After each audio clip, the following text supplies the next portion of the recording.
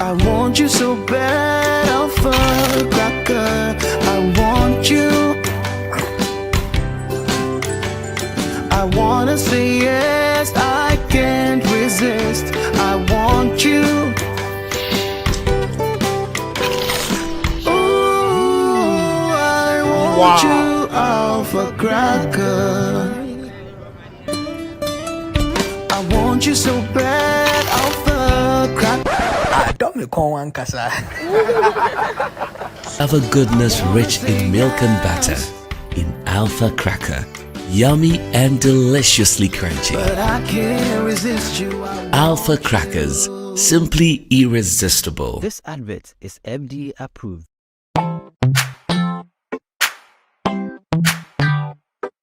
Sweetheart, be mindful of your health. Idea products na the makeup. I welcome you to Sigma Health and Beauty. You can call us the Beauty Embassy. We pursue beauty more revealed with quality makeup products. There is only one place. The Sigma Health and Beauty 2022 Ghana Makeup Awards Beauty Retail Business of the Year. Of course, we are the defending champions. World-class makeup brands and Quaniet on, you name it. Maybelline, Dark and Lovely, House of Tara, and many more. Your professionalism in the beauty industry is unmatchable. Ensure the proper way of applying our products. Sigma Health and Beauty, Yewa Accra, Makola, Georgina Stores, and Rollins Park, Gate 4. Fryer in 0248 138 596 and 0201 408 186. Or visit our online shop at www.beautyavenuegh.com. Sigma, your beauty, our joy. Luckiest, luckiest, luckiest. Luck is everywhere for everyone, yeah. Luckiest. Star 712. How to play and win online. Step 1. Go to the URL or website www.theluckiestafrica.com. Step 2. Click on Ready to Play and register. Step 3. Fill out your valid details to register. Step 4. Enter and confirm the OTP sent to your email. Step 5. Purchase your ticket or generate a random ticket. Step 6. Enter the ticket amount you want to buy. Step 7. Follow the steps to buy tickets for yourself or someone. Step 8. Confirm your ticket and choose your payment option. Step 9. Follow the steps to make payment. Step 10. Verify your phone number. I am Mr. Good Luck and I'm on a mission to spread luck all around. Nurse, Papa, driver, bouncer, friends, teacher, banker. Star 712 hash. You could be the luckiest.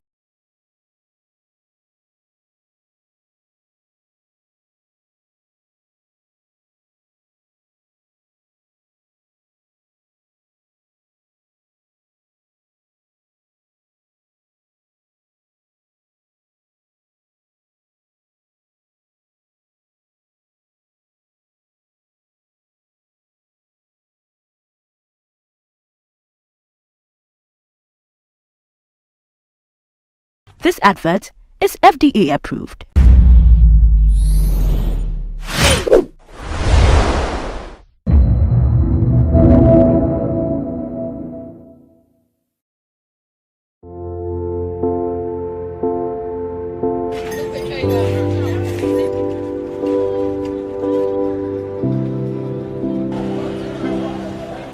Every year, thousands of people around the world fall victim to online fraud. From investment fraud, romance scam, recruitment scam, to online shopping fraud, criminals have developed various ways of using the internet to dupe people of their monies all around the world. Investment fraud, okay, where people create various businesses on social media and ask people to deposit some amount of money with them, and within a short period of time they guarantee you very high returns. Okay, now people send their monies and they do not hear anything again, where people assume the profiles of other people, soldiers, military men working in various countries, okay, and then they try to lure people, date them online, and then through that they are able to defraud them of several amounts of money. Recruitment scam also has to do with job seekers on social media. So someone creates again a page or a profile on social media, sometimes impersonating our various security agencies like the police, the military and all of that, and then they start making posts that we are recruiting and the processes involved and all of that. Now people also go on there and then they become victims. By when they go through the process, they are asked to pay certain amounts of monies and they do not hear anything again. Another one also has to do with online shopping fraud, okay, where businesses are being created on social media. I mean, during COVID, one way or the other, we're all shopping online, okay, and then it is dispatched to you, you receive, you make payment, or sometimes you need to make payments before you receive the item and all of that. Criminals also took advantage of that, created various, or they still do, create various pages of businesses online. Even some, they still even impersonate actual businesses, okay, and then they offer goods at very should I say relatively low price. Very, yes, I wouldn't even say relatively low, you'd say maybe it's a bit, but prices that you wouldn't find anywhere, just to lure victims into doing that. How do they operate? They gave me a PC and gave me directions and also give me websites. That was the thing that they gave to me for me to work. They taught me how to chat people online, tell them that this thing is like this, which is not, for me to collect money from them. Okay. So they taught you how to chat. Yes. They gave you a laptop, obviously. Yes. And what websites were those? Do you remember 2 or 3 websites? Just Korea. Korean websites? Yes. They will give you their website. You go in there. Sometimes you might even hack it. You go in there. You have hackers in? Yes. In our office. There are some websites? Yes. Like me. They taught me. Yes, they taught me. So you go in there. Depends on the years of the website. You can hack it. It be dating work, or you just before, because now I for start dating work. Na Ghana for start dating work. Na Ghana for Nigeria, na Bitcoin I feel they do. Bitcoin fraud. Bitcoin fraud. How? I feel they do. Like if you have 1,000 Ghana cedis, I will use it to change to 1,000 naira. 10K. If you have 10,000 naira, 10,000. I will give you 20,000 naira. That's the way they do it. They do the Bitcoin. So what you go tell client? I will tell her, if I don't post back or I don't post say giveaway, I do giveaway of 20,000 naira every Friday. Then I go see that giveaway. So that giveaway me I post for, and you'll be like your Instagram now. I call account. Or your post back or put. Maybe that giveaway. So I post on you. They your friends. They go to say now you. They go call the request. Say how they do it, and I get the money. You know, I tell them see the way you can get it. 50 to get 100, 20 to get 40. Is the way we do it. Between 2019 and 2022, over 6,000 reports of online fraud were made to the Cyber Security Authority. Through investigations, the authority confirmed about 3,000 of these reports to be truly cases of online fraud. According to the authority, perpetrators thrive on the weakness of their victims, which is trust. The criminals are using what we call social engineering. Okay, Ghanaians naturally we are gullible. Okay, so we tend to trust easily. That is what they use. So social media is more of playing on our minds, okay, to do or to commit crime. So we are seeing cybersecurity as more of a technical problem, but it is equally a very social problem. So our trusting nature is what is being used. The next thing that is being used is greed. So when you look at the various investment scams that are happening, okay, give me 500, I'll give you 5,000 in a week time. These are some of the things. And also we are very trusting. So social engineering has been the main form of modus, okay, through which these criminals are using. For instance, there is a new observed type of cybercrime that we are seeing, okay, or fraud that we are seeing, in which the victims or the criminals, right, are calling in the names of financial institutions, okay, telling the victims that you need to link your Ghana card with your bank account. So I'm calling from this financial institution. We realized that you had not linked your Ghana card, right, with your bank account, and I would want to help you go through the process to do that.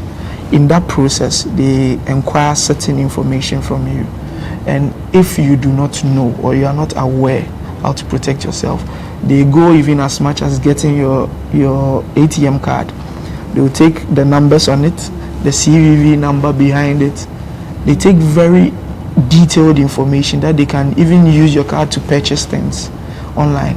In dating, we have stages that we chat before you put someone on consignment. First, you chat that person. You chat the person friend. Once you are friends, you chat that person care. After you have chatted the person care, you chat and love. If you chat and love, you chat and trust. Then after trust, because that's the final place, that's the final thing that will chat the person, then you place the person on consignment. In Ghana, hundreds are arrested for engaging in online fraud annually. Most of them young people under age 30. Areas like Kaswa, Tafo, and East Legon have been identified as hubs for such crimes, with many perpetrators often being arrested in Kaswa. Residents say though they agree the area is a crime zone, the perpetrators are mostly foreigners. Yeah, we had here. We say we be anybody, but we go on more. We go do anybody now.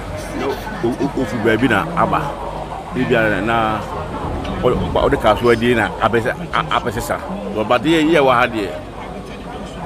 Bolivia any year. Na ha say so. No do kwa na minimum. So di bono kwa no abehu. I've been for Kaswa 30 years now. There's no any problem in Kaswa here. But those from outside, that Liberia peoples and Nigeria peoples who come enter now, they are giving problems and all they call it. So if you are fighting, then you fight about that peoples. Utimusa who wants to okron pa.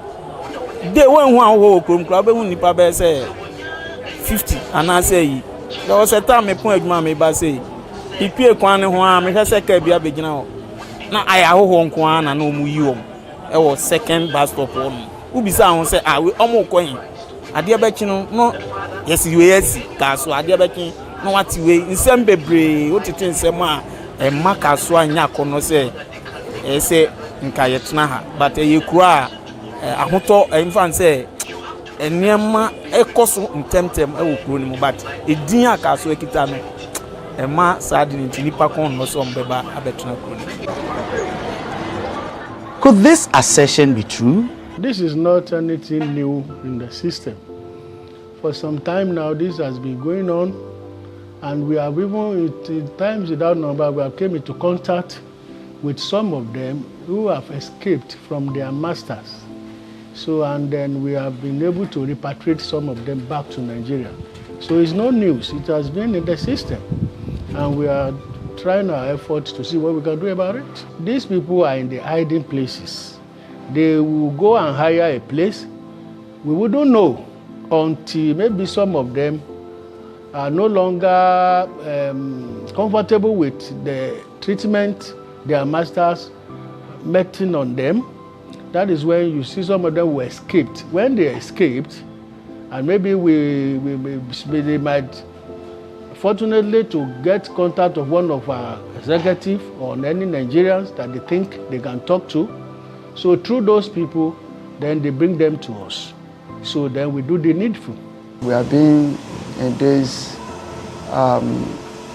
activities of curtailing the nefarious activities of our young boys and girls in the country.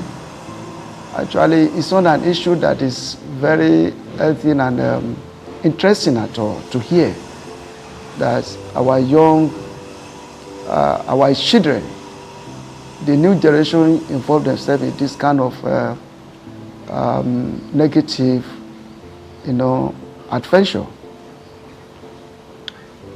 A good father or parents will not be happy seeing young children, involving themselves in cyber crime or cyber crime and every other,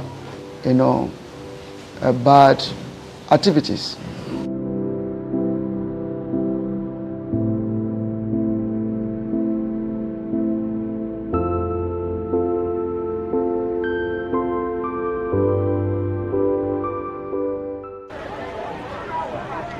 Criminals, they may be called, and guilty might be the verdict they get if they stand in a courtroom. But have you ever wondered how and why they do what they do? Imagine being locked in a room with phones or computers 24 hours in a day, but these gadgets are not to be used for your pleasure, instead for work. This is the story of many young Nigerians who come to Ghana to make money through any means possible. Victory, Austin, and Victor are three of these young men. I met a friend in the company where I work. So his brother is in this Ghana. He was the one, not my friend, that introduced me to that his brother. But before I come to this Ghana, I was not aware that it was fraud I'm coming here to do. He just told me that this kind of job that I'm doing in Nigeria, there is a place in Ghana where I will do it. If I do it, they will pay me higher than what I'm earning here. So I was very happy when I heard the news. He was asked to pay 50,000 naira for the job, which he did, and he was given a date to move to Ghana. Little did he know that the job working on that. Then when I came to this Ghana, they first took me inside the house, just in a building, in the house. It was fenced. I wasn't happy at first. I felt one kind, and I couldn't talk. I couldn't talk because there is no one there for me to talk to. I waited till night. I called that his brother, that my friend that gave me the job, that he claimed so. I called him. He told me that, bro, this is how it is, so, and anything that I'm seeing there is my job. His story is quite different from Victory and Victor, who both knew what they were getting themselves into before they moved to Ghana. I work not called the go where. No, I call the see they give me work. First maybe say me I learn the work self. We call they give me work again. I don't call they see anything. Me and my friend, me get I learn the work now. Me I will see the way the out bless. He called it tell me say me enter. Your friend enter your home? Yes. Me see everywhere. Me bless. Me Yahoo bless. Me cause say me see try it. If I feel see it, me I theater. After struggling to make it in Nigeria without any success, he decided to relocate to Ghana. I call they do the Bitcoin. The Bitcoin, they call they pay me very soon. We call cast. You know, call it pay again. You know, let me want to call it when I call even rent herself. When that my friend only me say, since I don't try for me to come out. Because he may only me want to do. Money not be coming again. That my friend, my sister, friend, called tell my sister, say, in get person, me dey Ghana, yeah. They look for boy. What I be will go. And called and say, okay, I will go. Which work is the work? Because say no, but you go give me number, make me return. And called to give me that my chairman me dey Ghana, yeah, in number. The other side what I say, or give me number, we call talk. Say, see work me they do channel work. Now because I never do channel work before, now dating work. Now yeah, Bitcoin now they do for Nigeria before. Then because say, okay, man, no worry, say this one so now just new all day. Whether I know what to be QQ, WeChat. That's why I don't know that before. See if I come before 3 weeks to 2 months, 1 month if I don't collect money. See when I come. Now waiting tell me. He packed bag and baggage and moved, but what he was promised wasn't what he got. As a carry me when I go his house, he lock me put for his house. He told me say see the way that they do now. Because our phone now we they use. That time I have to 12 my library on this country. This Ghana so as God they tell me say see the way that they do now. I go so I say I'll fit do one. Me I all the work and the work. They all use 1 month, 2 months. Money no the come. I call tell me say you know the collect money. Boys may call me for there. They never see collect money. About 5 boys may call me for there. An entertainer who wanted the fast way up, Victory met some people when he went for a gig and asked them for help. He got their contact and tried several times to reach them, but they blocked him. He then resorted to text and finally got through to them. The next Monday I started calling, Tuesday I calling. So they say it's wrong number. They don't wanted to help me before. So as the 9 minutes of it, like on Saturday, they called me because I was texting them through SMS. They blocked me on WhatsApp because they are big boys. So I was texting them on WhatsApp. So they go through my texting, like they say, like this person will be intelligent and know how to chat with women. So let them just give me a try if they can carry me along. So at the 9 minutes, they put me on call. Hello, is this Victor? I say, yes, I'll be waiting for your call. Okay, come and meet me so and so estate. So I'll be waiting for you there. So that is how I left. When he went to meet them, they asked if he was willing to move to Ghana with them the following day, but he refused due to his previous experience in the country in 2018. They, however, convinced him to come with them. They were like convincing me, like, no, don't worry, you are safe, and I'm not like that. I'll give you everything you want to work, this. So I'm not coming to stay for months or a year or so.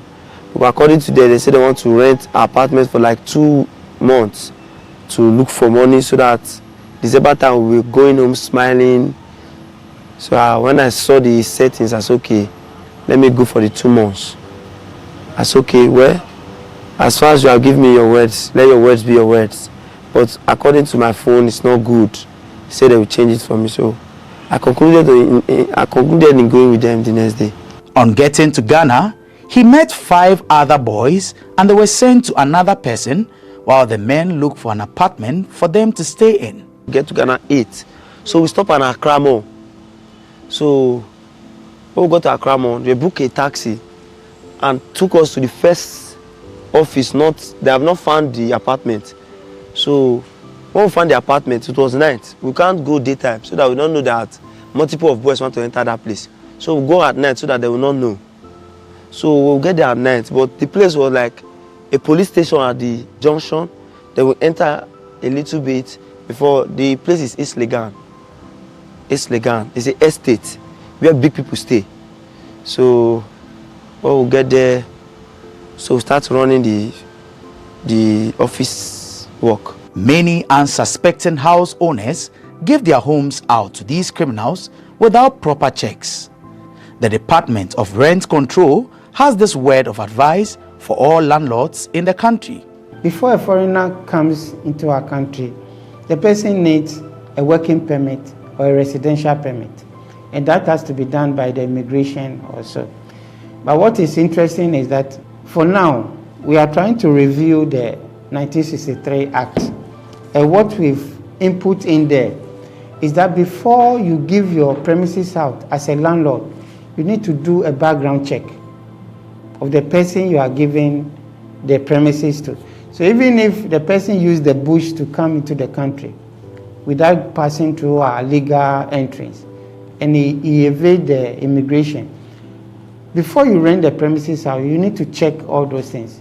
If you don't check, and we come to realize that you've given your premises to somebody who is coming to do illegal, immoral services, just like fraud and all those things, then you will be liable to answer. So Parliament has given us the assurance.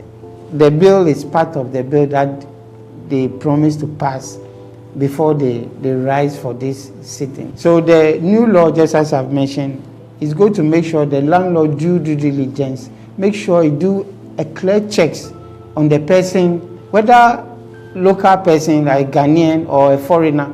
You need to know what the person is doing, the kind of business activities the person is doing, so that you know about somebody who is coming to do illegal things in our country. So let me rest assured everybody that when that bill is passed, we will make sure that it's implemented to the full.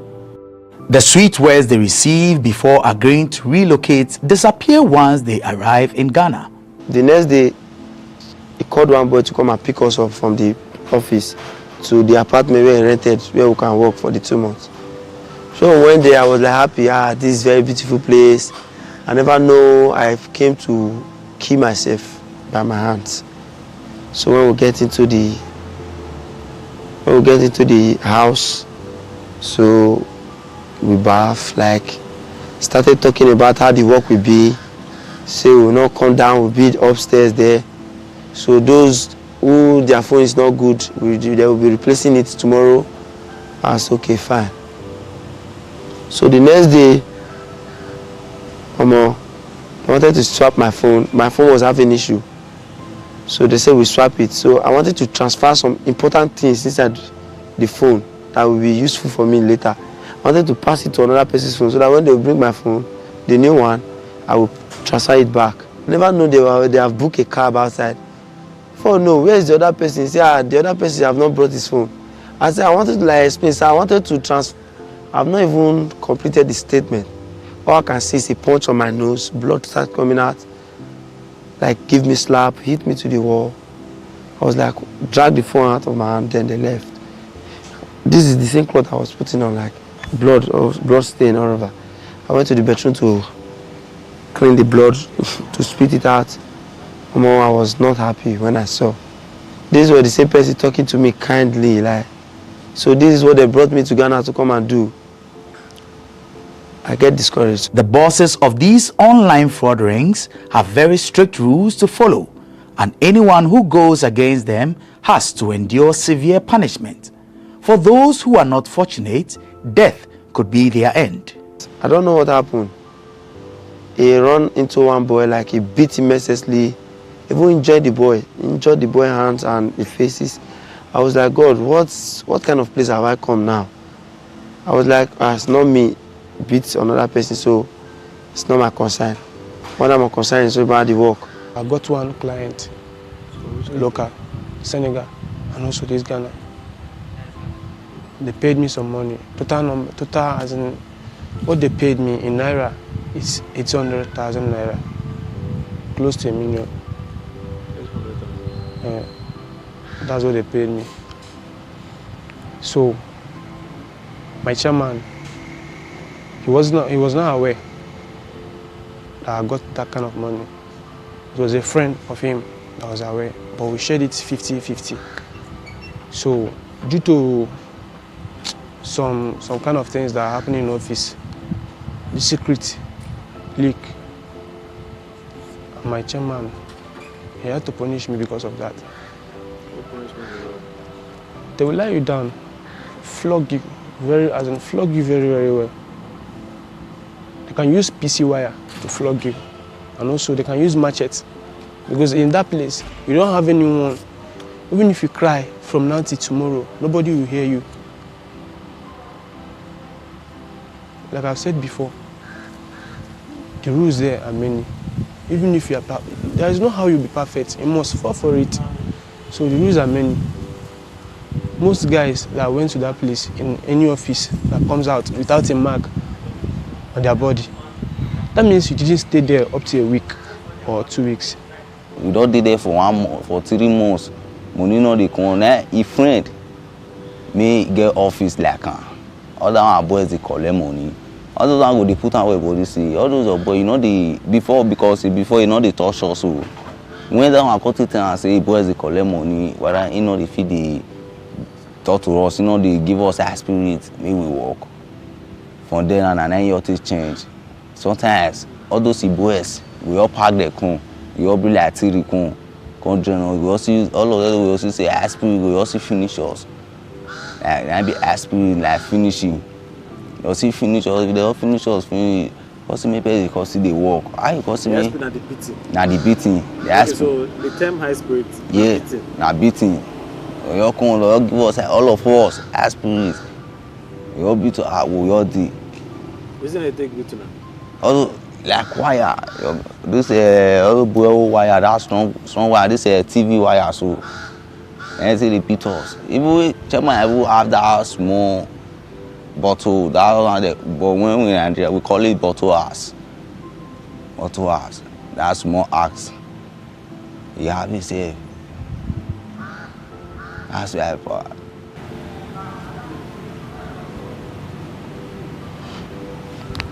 And they also have a strict routine they follow daily. They have time to work and time to relax.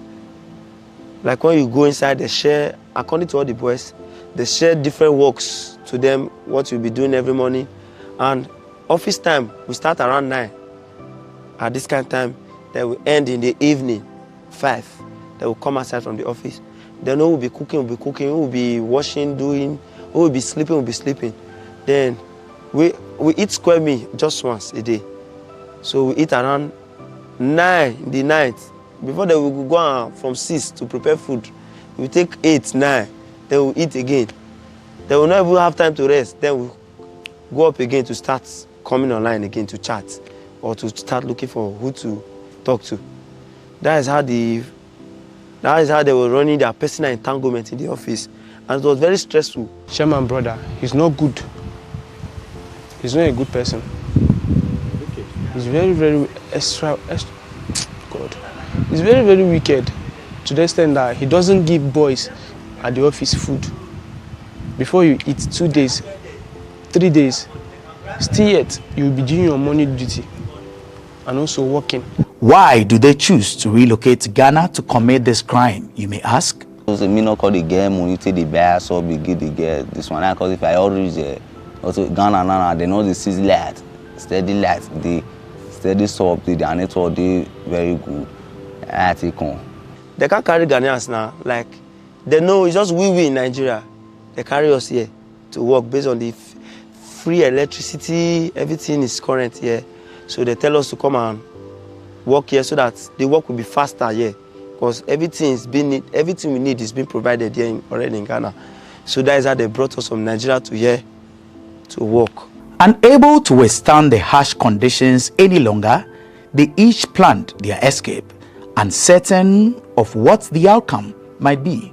They had a fight in the office and they bust his head and also used machete to butcher his face here. From this place to this place. It now looks like he has 2 mouths. So some people that the guy was nice to had to pick call, as in had to pick phone, snap the picture of the guy's face when he was lying on the floor and call chairman that he should come to us, he should come online on WhatsApp. Let them show him something. When he came online, they forwarded the pictures to him. He saw it. He got very, very upset. Then he said that everybody at the office should leave the office, else he's going to put everyone in jail, as in give everybody that is inside our office to police. So some people, not some people, people like me, I had to look for my way on time. But I didn't look for my way that particular minute. I waited till next day. And that next day, was the day that police people came to the office. They arrested 28 boys in that office. They took 28 boys with them. So the rest of the boys had to fly fence and run for their lives. Not just that, they arrested them, they were beating them with stick. They broke some of them, their heads here. Yes, beating them. So that's it. Me, I escaped through fence. So I jumped fence. I had to run for my life. I don't have to wait till the police will put handcuffs on my hands before I will know that I had to look for my way. So that's how I escaped. Call lock the door, call go short. And we say, okay, I will cut it down. Call follow again one mile, made the day up of silly. That up of silly, so now we got to follow the mile. As we follow the man, we call go inside silly. We look everywhere. Now we call the break all those blocks. Made the thing set all those edge. Call the break and come on. Before coffee break and after we break and come on. That under so the PVC may say do one. I will call cotton. Call his knife tear and call come outside. And we take come outside. We come outside. Now we look everywhere. Nobody because we want Ghana. And that Ghana and I can show a circle for you. So when I come to the parlor, they lock the front door. So I checked the back door. It was open. I say, wow, thank God. So I climb upstairs so that they will see me for the last time, so that they will not notice my movement.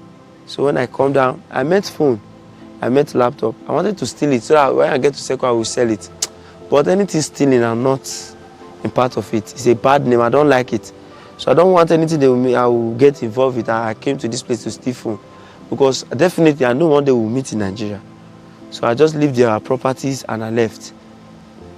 Though when I get to the back door, there was protector everywhere and cameras everywhere. So I made up my mind. So I jumped to the other apartment. So when I get to the gate,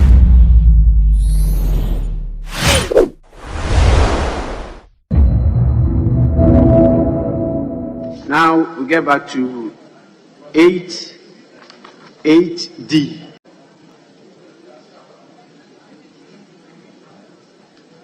Annual statement by the Audit Committee of the Dambai College of Education for the year 2022.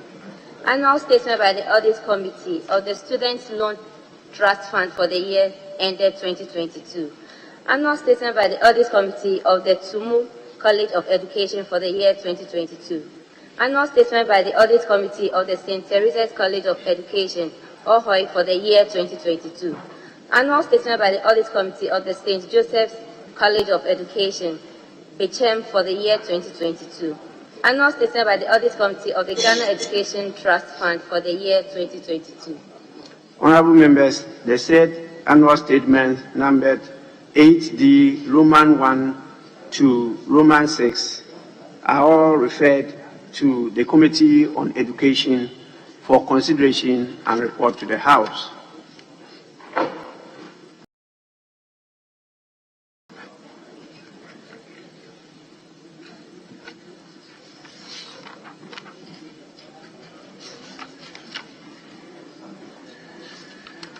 The Committee on Lands and Forestry, are your reports ready?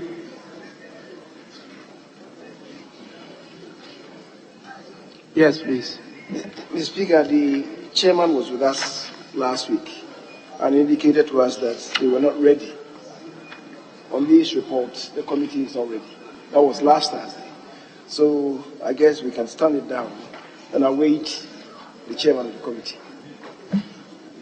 What about gender and children? Yes, please. Yes, you can go on. I think the majority is there, right? Even the ranking is not here, so we'll wait on that.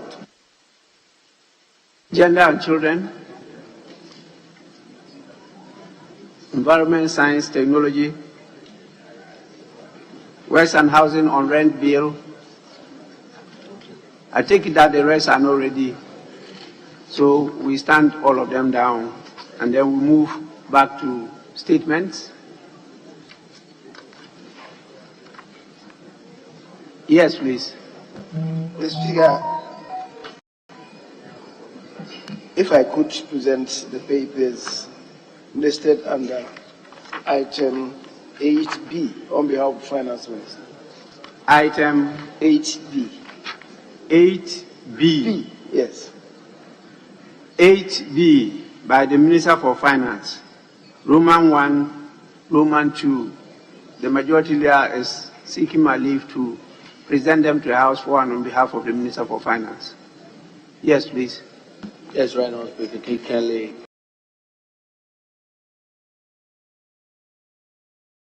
Majority leader, you may do so.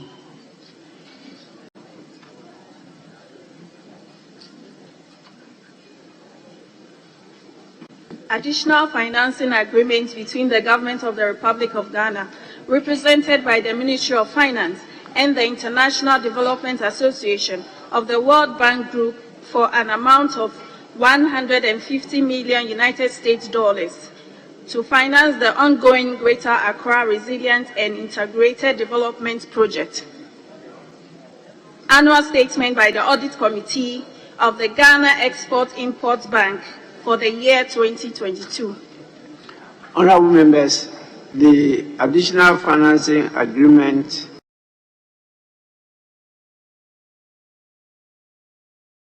and the annual statement by the Audit Committee are both referred to the Committee on Finance for consideration and report to the House.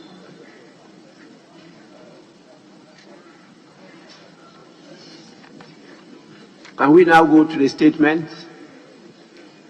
Mr. Speaker, that now that the Minister is here, he could be asked to respond to the questions, because there are so many Majority that the questions are many. Yes, he could respond to the So questions. we could use this, the time between this time, which is 11:53 and 12:30, to do the statements. Then after listening to the Minister, then we can go back to the questions. There are very many, and the Minister will take quite a time to answer the questions. Is that the sense of the House? We shouldn't take the statements now. Honourable Speaker, I think yes, we take the statement now, especially because the Minister has a lot of questions. He's also scheduled to. The statement is about. There are short statements. One is just a day of the disabilities. Just a statement on disability. Yes, disability day, and then the issue of the tools, where they are raising some concerns about their removal and non-payment. And the other one is on the recent disturbances at Sampa. There's a statement on that. There are two. 1 page, 2 pages. Yes, Majority Leader. Mr. Speaker, respectfully, we all do know at this time how incumbent the Minister responsible for education is. He's here with us. There's a tall order of questions for him to respond to. And when we finish, the House will have to recline, as we have discussed, into a committee of the whole to discuss this very important matter relating to the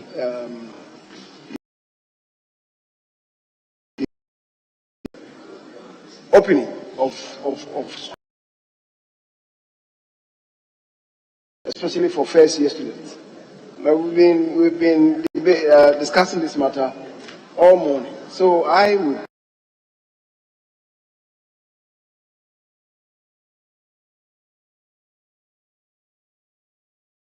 allow the Minister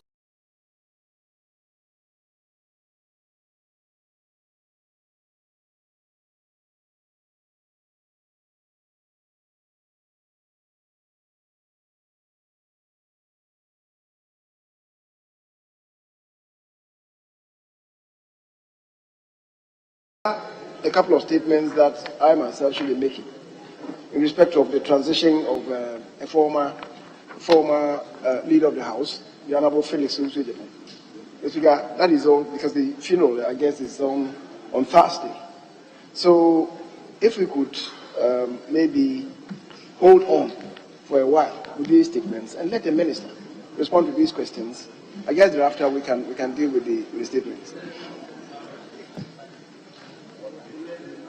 Madam Speaker, I think we will let you make that decision here over this very important issue. This is not a matter that we should play here on. We had a very brief statement on a piece in Sampa, and I thought we could get it over with. I thought we could get that over with quickly. Well, I know. So, Madam Speaker, we will defer that to you, judging from the sense of the House, and then you can make that decision. Actually, I've been trying to get a sense of the House because we gave the minister 12:30 to brief the House and then after that take the questions. So I wanted to use these few minutes to do the statements. I don't have my lieutenants with me today. You can see that my lieutenants are not here. The first deputy and the second deputy speakers are not here. So, yes, please. Speaker, the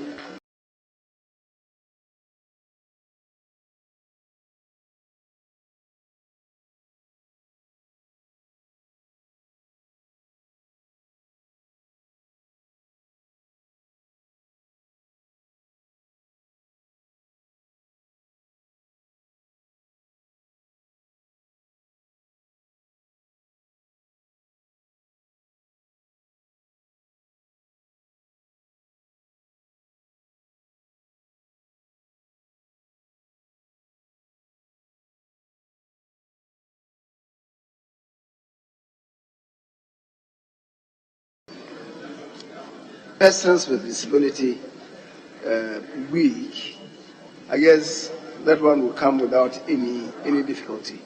The other one, in respect of what occurred at Sampa, respectfully, it's a statement that requires the presence of the Minister of the Interior to respond to whatever may be raised in the statement. I have not cited the statement. I don't know a Minister of Interior. So I would want to urge that we stand that one down. If we have to do the one with disability, I don't worry, even though I have not seen that one as well. But the one with disability and the preparedness of the country to exhaust what must be done for persons with disability, I think it's important. So if you can take that one, fair and fine. But the other one, I don't know. I would. We can use these 30 minutes to handle the two statements. Regarding to the presence of the Minister for Interior and National Security. Mr. Speaker, the Honourable Member for German North represents the good people of German North. There is an incident in his constituency. He is coming to draw the attention of the House and the nation to that issue. The Minister for National Security, Defence, Interior, and they are all ministers. If they also see that there is a need for them to brief the House, Mr. Speaker, the House can give them that opportunity. So, leader, let's use the 30 minutes to do the two quick statements and come to that of education. Because we got the Minister for Education on the floor. We don't need to go to committee of the whole or joint caucus before he can even do that. He can combine.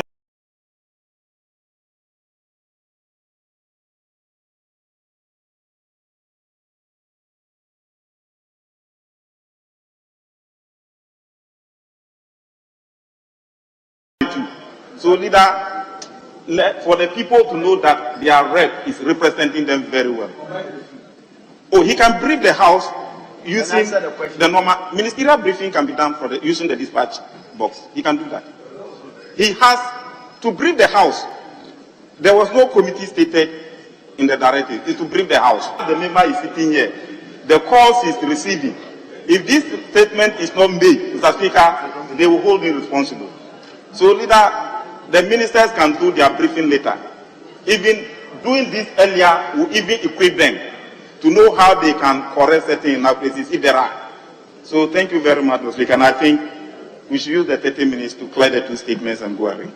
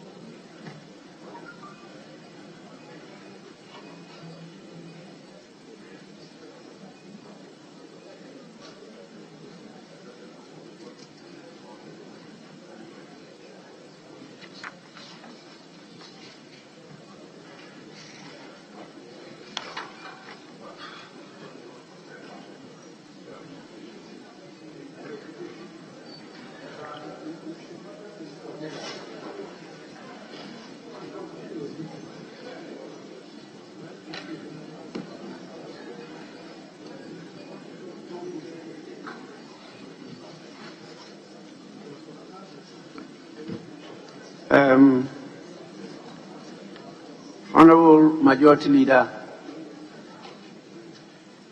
if the Minister for Interior is within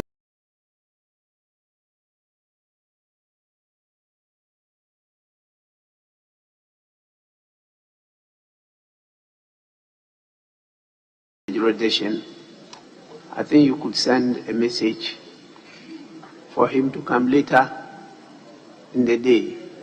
Then we could take the two statements together at that time. Because of the urgency of the matter in issue, he needs to be present. I just went through the statement, and there are some issues that will need some reaction from the sector minister in charge of. And so I will plead with the Honourable Member of Parliament just to give a few more time for a few more hours for the minister to appear, for the statement to be read for and on behalf of the people of Sampa. Yes, please. Speaker, wait for a minister, then the Minister of Roads and Highways should also be here. Frankly, that whole sector is where is the center of the issue. And that's where the individuals with disabilities went to really present. So it will be important for the Minister of Roads to also be here so that he can brief us on what is being done to address their concerns. But if you read the text of the statement, it is that ministry that must decide the future of these individuals with disabilities. So I suggest that we also invite the Minister of Roads. Well, Majority Leader, take that on board. But let's move to the questions for the Minister for Education. The questions on the order paper calling for the response of the Minister for Education, which are itemized, two as urgent questions. I think, yes, two. That is 5C and D. The rest are 6 normal questions. So we'll start with the urgent questions. 5C. The Honourable Member for Bolsa South, Dr. Clement Abbas Apak. You may ask the question now. Most grateful, Right Honourable Speaker. Mr. Speaker, I rise to ask the Minister for Education when capitation grants will be disbursed to basic schools in Ghana. Thank you. Honourable Minister.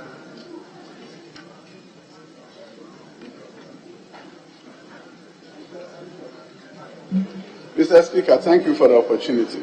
Mr. Speaker, capitation grant arrears of 15 million cedis was disbursed to schools in May 2023.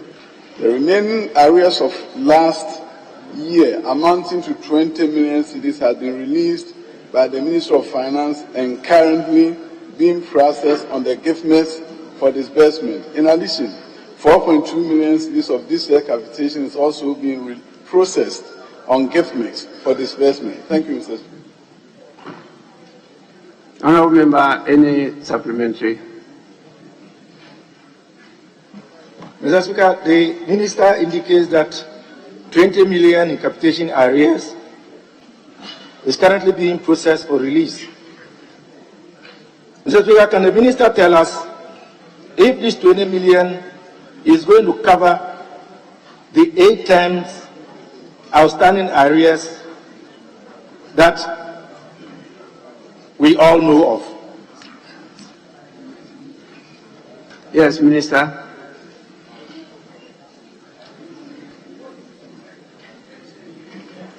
Mr. Speaker, we have 30 million, the other one is 4.2 million, and already 15 million has been disbursed. So together it will cover the arrears for the year. Actually, what the Minister said was that 50 million have been released and 50 million have been released and dispersed. And then 20 million have been released. And then 4.2 million is what is being processed by gift mix. Yes, please. Thank you, Mr. Speaker. Mr. Speaker, given the importance of capitation grants, any delays in disbursements of capitation grants to our public basic schools.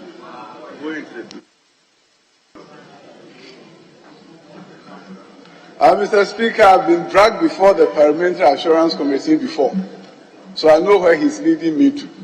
Mr. Speaker, as a minister, we have the resource. When we get the resource, we will disburse. Thank you, Mr. Speaker. In other words, he's not in the position to give you assurance. Let's move on to question number 5D. That's an urgent question. Who stands in the name of the honourable member for Doma West? What steps, urgent steps, is taken to complete all ongoing... Read the question. What urgent steps are being taken to complete ongoing projects at the ground of the existing old structures, making academic work suffer as a result? Thank you. Yes, Minister. And the 6-unit classroom block. The Ministry will continue our engagement with the Ministry of Finance for enhanced budget allocation to enable us to refurbish supplementary government since 2016. All of them were about 80% completion level. You have not been able to complete any of them. Thank you. In 7 years, boys dormitory, about 80% complete any of these structures. For 7 years.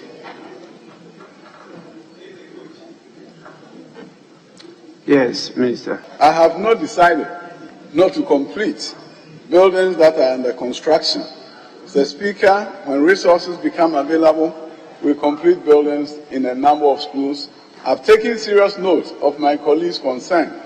Our school are to see completion, but it's all based on availability of funds. Thank you, Mr. Any further supplementary?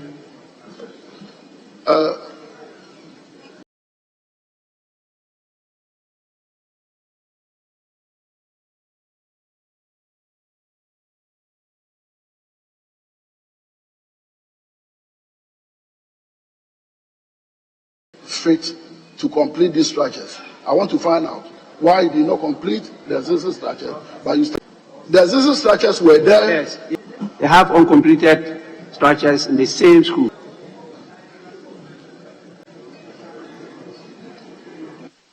Mr. Speaker, I've taken serious note of the concerns raised by my colleague, and I'm going to is alluding to. Thank you, Mr. Speaker. We want to take your last option. Yes, if my minister can offer some timelines, I'll be very, very grateful if you can offer some timelines. Yes. Timelines as to what? As to the completion of those structures. Completion? Yes, completion of those structures. All contractors will come back to site. Honourable Member, let's get what you want. The contractors come back to site or completion? Completion.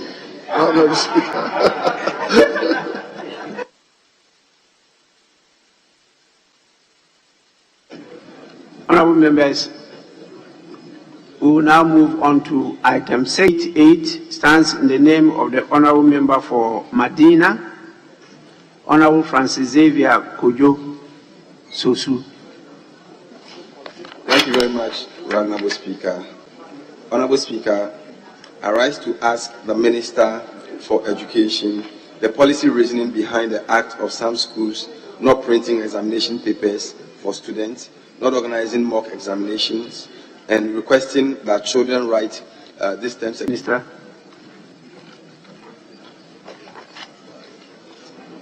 Mr. Speaker, one of the key funding mechanisms for basic schools in the country is the capitation grant.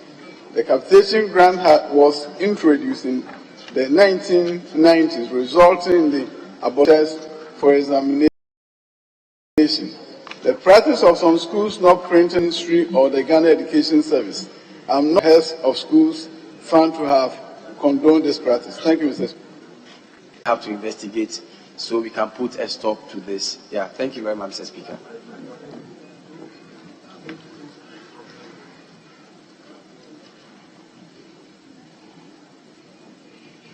Well, honorable members, then we'll move on to the next question. Honorable members, the next question stands in the name of the honorable member for Bongo. That's question number 189. Honorable Edward Abambire Bawa. Right, Honorable Speaker. Yes, please. Honorable Abambire Bawa is unavoidably absent, but he has asked me to stand in his stead and ask the question with your kind permission.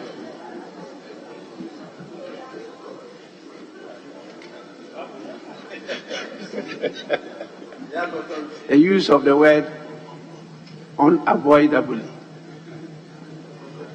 It only applies when it comes to the speaker, not to members. How can members be unavoidably absent? And there must be a reason why he's absent. But the speaker's reasons they may have some implications with national security and other things. That's why they use that term. But you represent your people, how can you be unavoidably absent? May I humbly withdraw the word unavoidably? Yes, so he's absent. And he has authorized you to ask the question for and on his behalf. That is so, Mr. Speaker. Yes, okay. Mr. Speaker.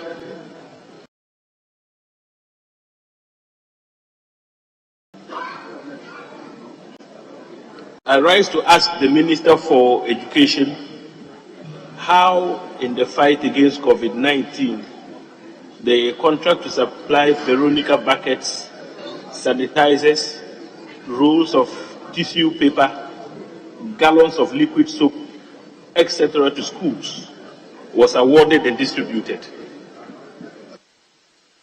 Yes, Minister. Mr. Speaker, the contract for the supply of the items was awarded by the COVID-19 Interministerial Committee through the Ministry of Health and the various MMDAs. Accordingly, the distribution to the schools was also done through the same medium. Thank you, Mr. Speaker. Yes, honorable member, in a supplementary.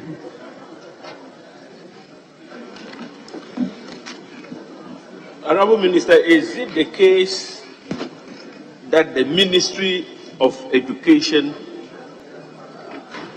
had no role whatsoever with regards to the award processes?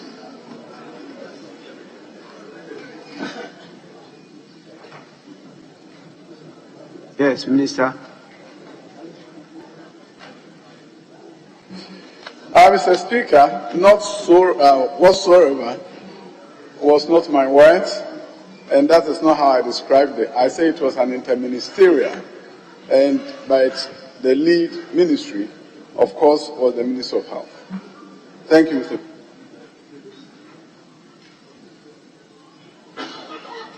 Yes, please.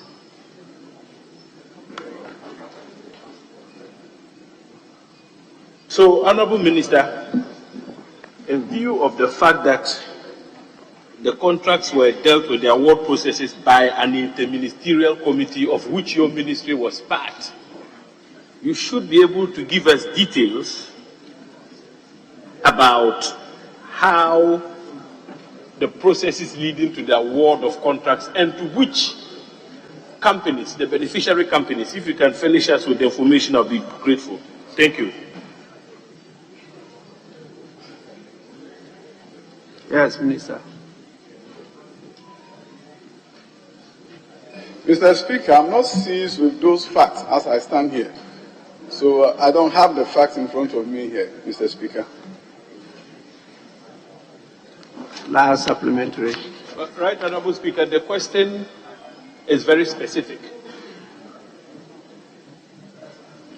That the minister, to ask the Minister of Education how in the fight against COVID-19, the contract to supply Veronica bucket sanitizers, rolls, tissue paper, gallons of liquid soap, etc., was awarded and distributed.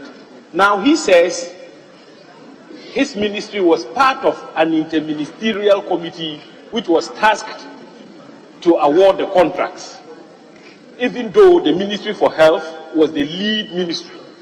I'm saying that given the fact that his ministry was part of the interministerial committee, he's definitely seized with the facts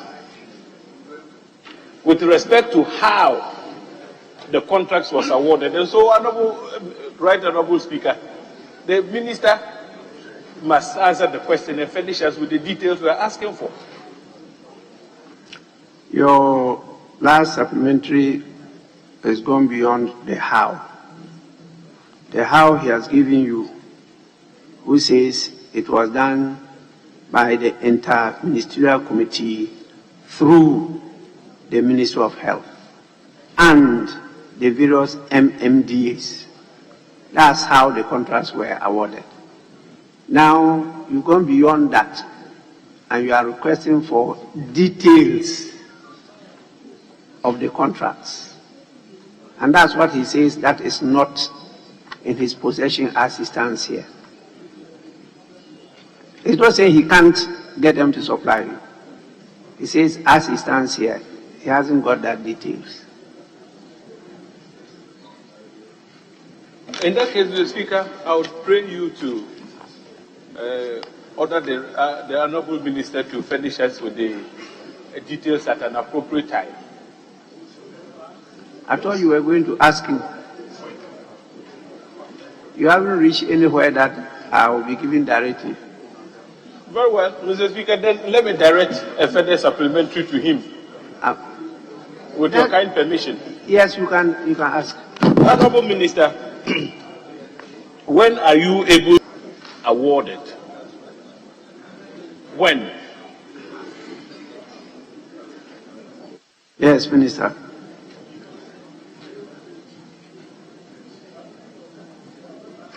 Mr. Speaker, I'll have to liaise with the Minister of Health to get the related documents as requested. So, Minister, you are not able to give us a rough idea of how long it will take for you to do that, to make it available to the House. You can't have rough estimates.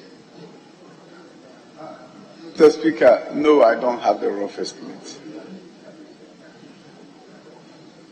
Yes. Right, Honourable Speaker. The Honourable Minister should at least be charitable by giving us some time frame so that if he doesn't act, we can always come back and insist. That's what he's afraid. That's what he's afraid of, because the Assurances Committee is there to generate that information. And how long the MMDAs also take to generate their portion. That is what he having difficulty with.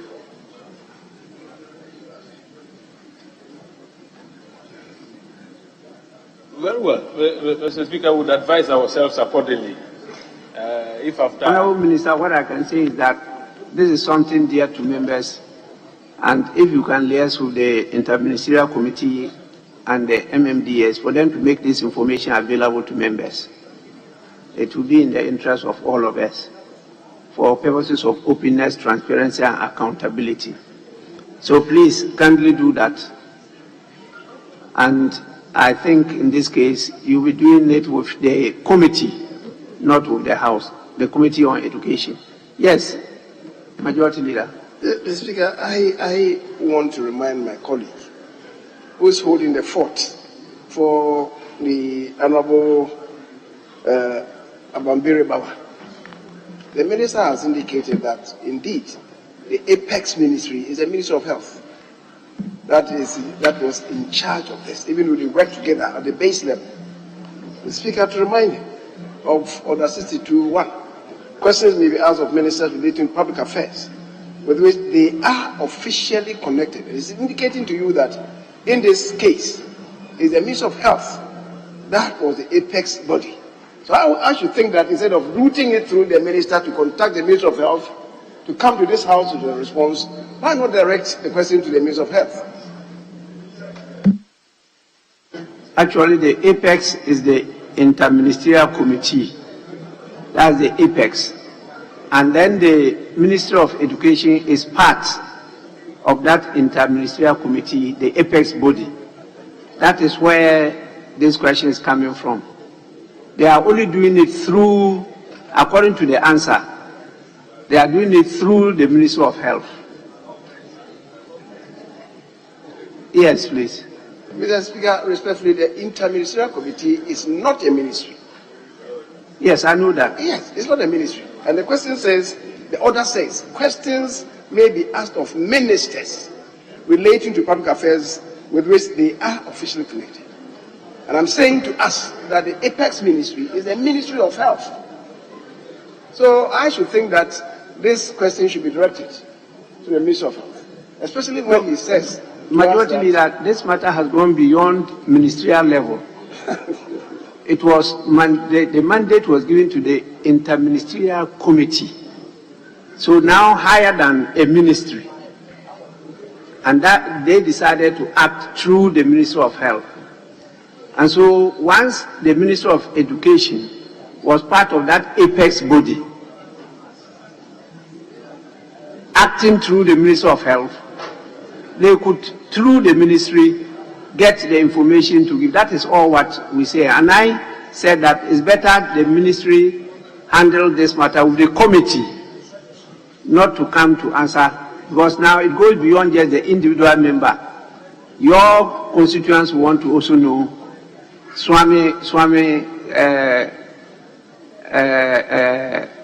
voters want to know what came to Swami constituency and how it was handled by the various institutions. So it's something of national interest.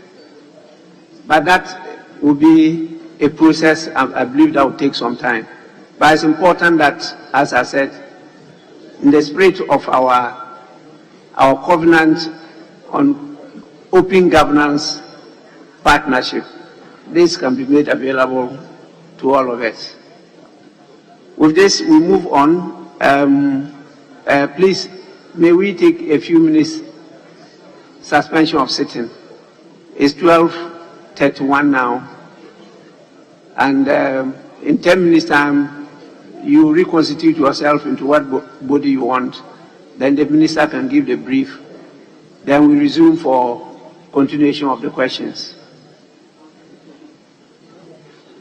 Honorable members, sitting is accordingly suspended for 10 minutes.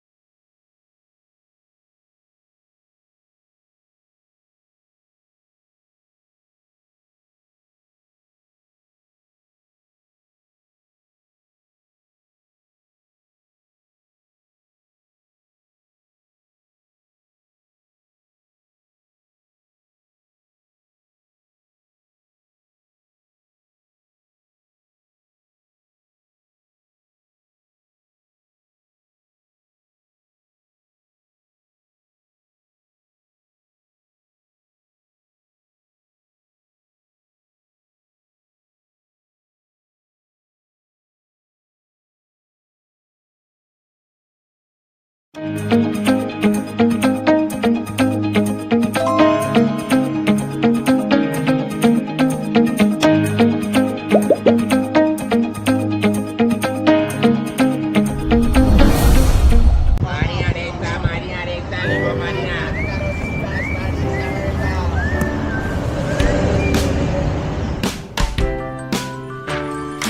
want you so bad, alpha cracker. I want you. I wanna say yes, I can't resist. I want you. Ooh, I want you, alpha cracker. I want you so bad, alpha cracker. Alpha goodness rich in milk and butter. In Alpha Cracker. Yummy and deliciously crunchy. But I can't resist you. Alpha Crackers. Simply irresistible. This advert is FDA approved.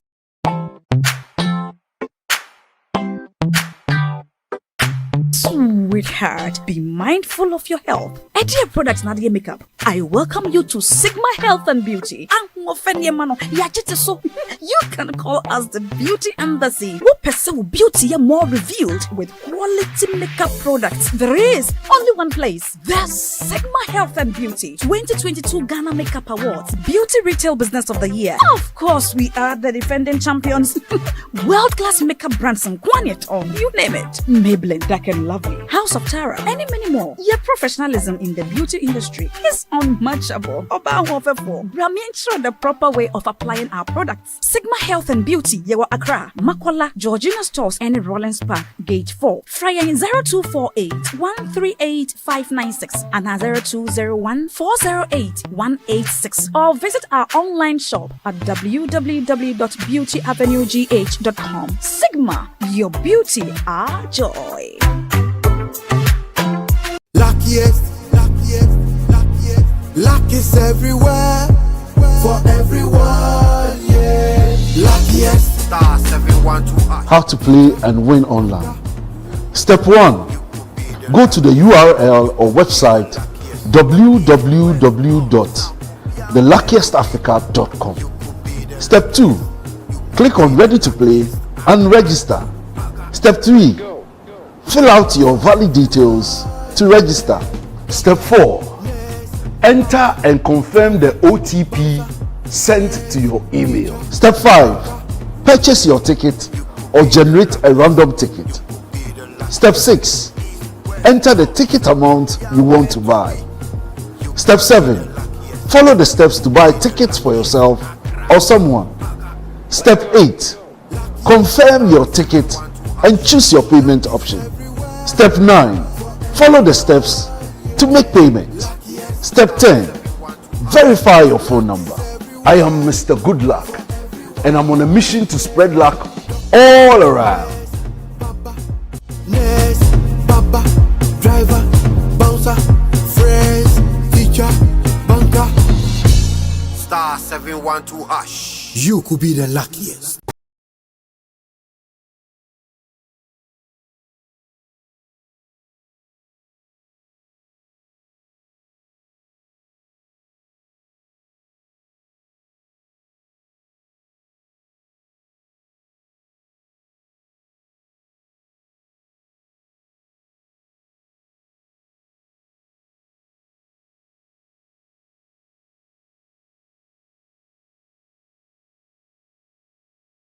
This advert is FDA approved.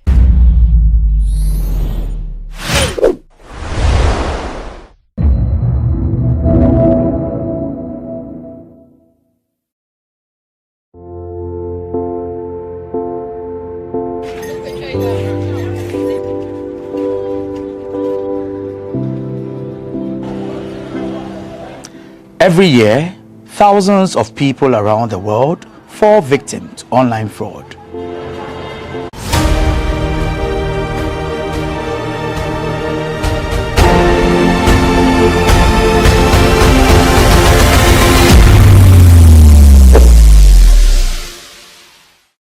My guest for this episode of Everyday People is with one vibrant young man who says his fire can't cool because there are a lot of things happening in the country he doesn't understand. Let's get into the life of Emmanuel and understand where he is coming from. This is Everyday People on GhanaWeb TV. My name is Abigail Johnson. Watch it.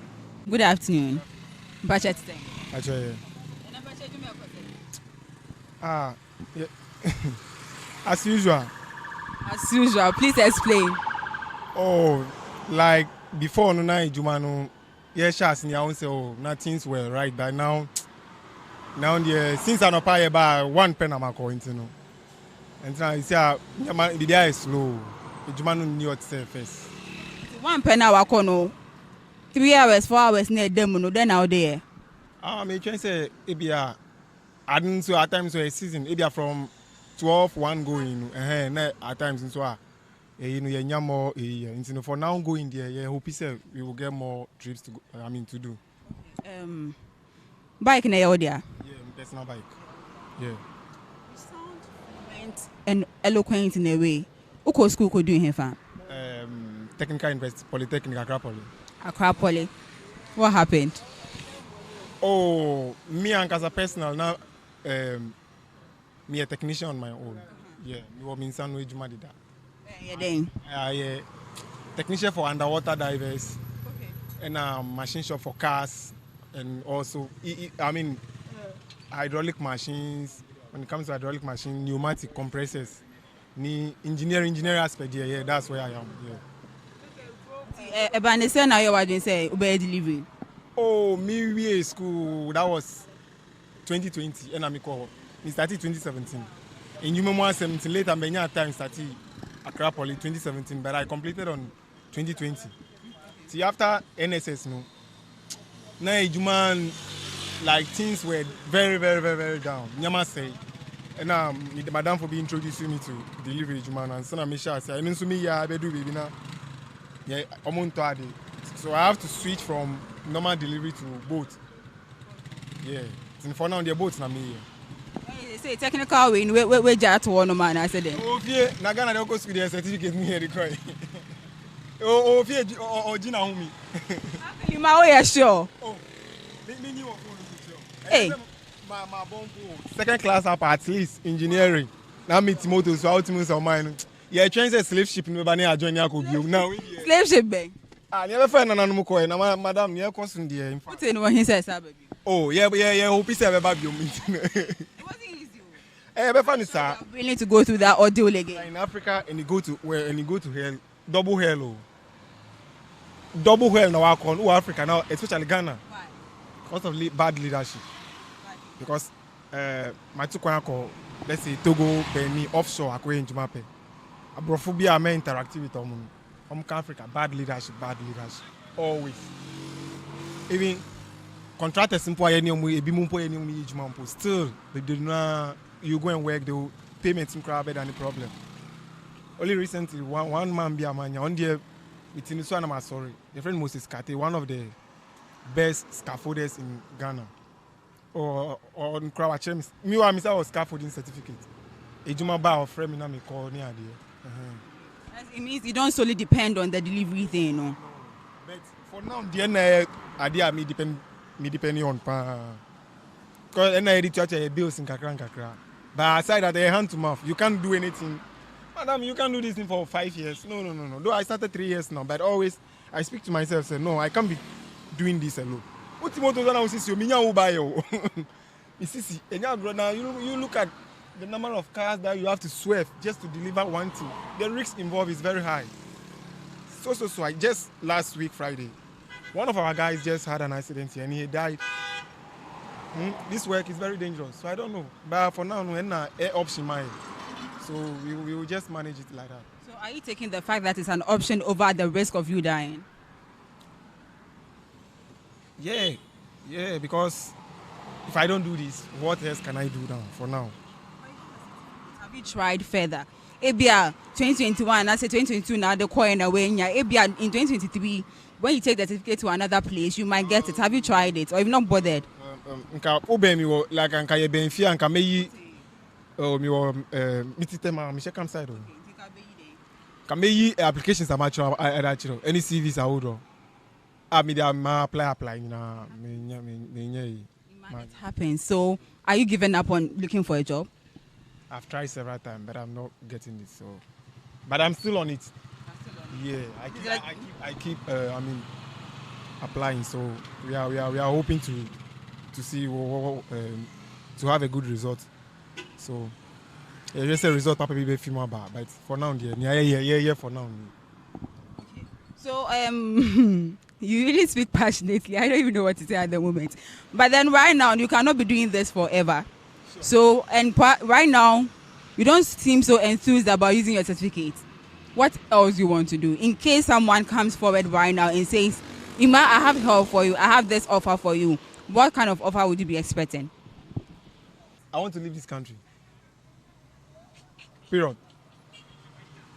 Not to waste about that. No. Why do you want to leave Ghana? Madam, no. Ghana, they forget. Bye.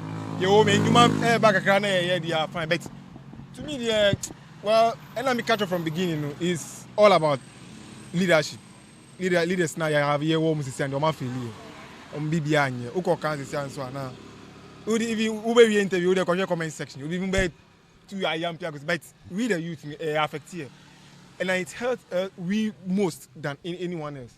You need the future. And you make it we. Me never for people. You don't have to coin. Why? What if you can stay behind a public help? Help who? Nipa na ono be page me now. Ye nyina ya boy ehun onye. So who am I going to help or you never for yourself? How sure are you that when you travel out you are going to make it? If our colleagues are not making it, then what that mindset say you understand? And even if payments no man one and yeah, but at least we can manage it. Why not? Yet your man will say yeah, do the future what they are. I think no, that's not the way to go. No. Let's come back to the job. That emunye no, how much I do you get? The emunye no. Well, Mimi said yeah, mean to be more figure about me yen weekly. It be a weekly emunya, be a 500, 600. So Mimi ye jo Monday. That emunye no. Emunya be 800,000. 1,000 bra me brain won. And matching the work. No. Who this cow? Who employ me? We force the commission, either Yango or Vitesse or both. So you just wire calculation send a car. Even weekend scrap prepaid at me tompo. Nyagro. I always buy about 100 cedis prepaid every week. Me in Canada for one fridge now. You see, I'm missing me call complain. 100 cedis. And I say me produce pure water. Now I say me use it for fabrication. A machine simple film. 100 cedis a week. Why? One fridge. What if someone is offering you money to stay in Ghana and use your certificate to fabricate machines or whatever for us? Won't you do it? If is molding can, we are not buying. What am I going to fabricate for my fellow Ghanaians to buy? Even our own things, we are not patronizing. So what else? Though we have the knowledge, I have the skills to do anything that I can want. Me. Yeah, my margin say we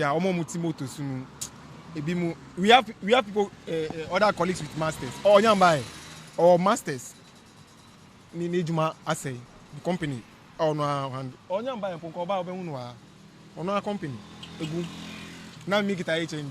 Oh bro that try abanisa by minim ya make problem because leadership in your affiliate but for now the nya ya won ya pese be de bet tisi Ghana no I don't know meaning they are being canon. First, ba betu ya wa na nyina ye juma nyama akoso. So we're doing this up if Ghana has it. Miami boss. The whole machine shop. Boom. Those days, you call offshore versus a whole draw. Juma ye. On crowd to shop. This is then I'm going to fabricating. Edema. Though maybe I bet my power and say me met my shais is na a concan. Yeah, but for now Agina the mindset you person free mind. Enjoy my phone. Baby omunye. This is the story of Ima. He believes that the only way he can make it is to travel out of Ghana. He doesn't believe that he can achieve anything in this country. This is Everyday People on GhanaWeb TV. My name is Abigail Johnson. Join us for the next edition next week. Stay tuned.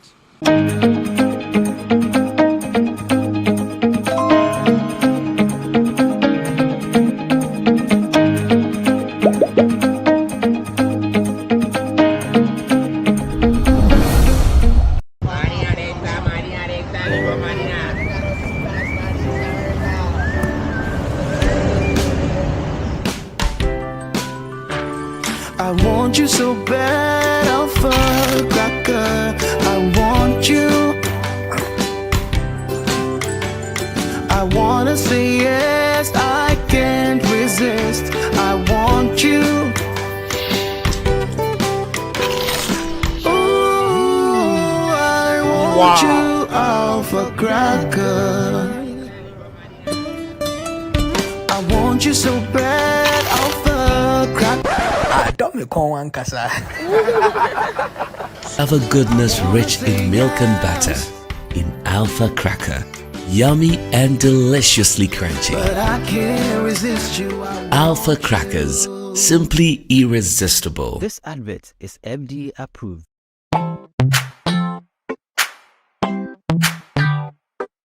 Sweetheart, be mindful of your health. Idea Products Nadia Makeup. I welcome you to Sigma Health and Beauty. You can call us the Beauty Embassy. We pursue beauty more revealed with quality makeup products. There is only one place. The Sigma Health and Beauty 2022 Ghana Makeup Awards Beauty Retail Business of the Year. Of course, we are the defending champions. World-class makeup brands and Kwanyet on, you name it. Maybelline, Dark and Lovely, House of Tara, and many more. Your professionalism in the beauty industry is unmatchable.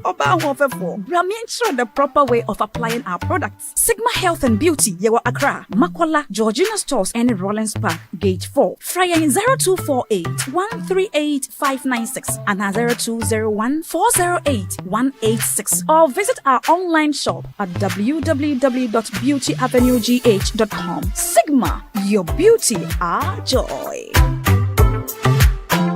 Luckiest, luckiest, luckiest. Luck is everywhere. For everyone, yeah. Luckiest. Star 712. How to play and win online. Step 1. Go to the URL or website www.theluckiestafrica.com. Step 2. Click on Ready to Play and register. Step 3.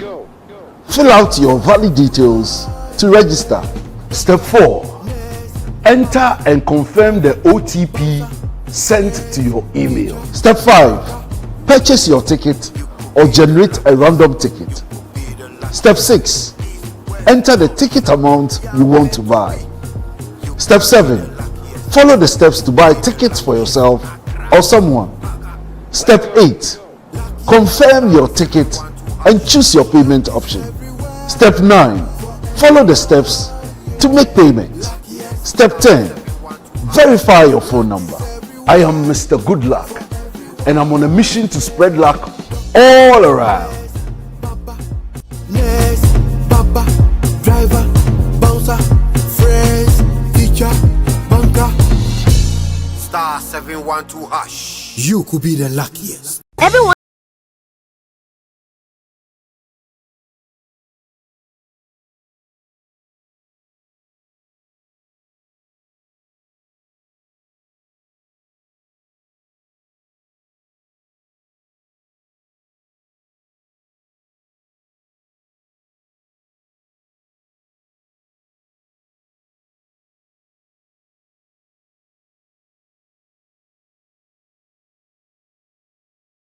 This advert is FDA approved.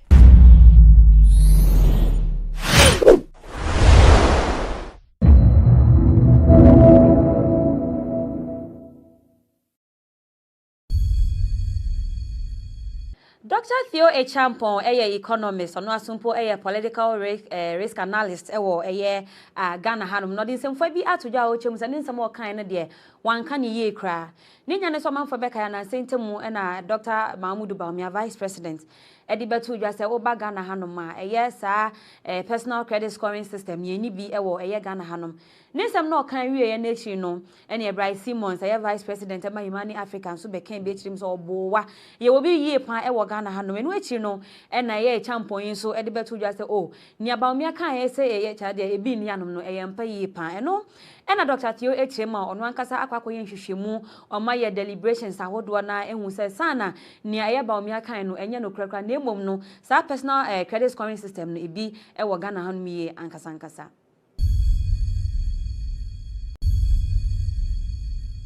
Enche ye bia na ye bebo mo amanye se ekuo bi a ye frɛ no se Global Info Analytics.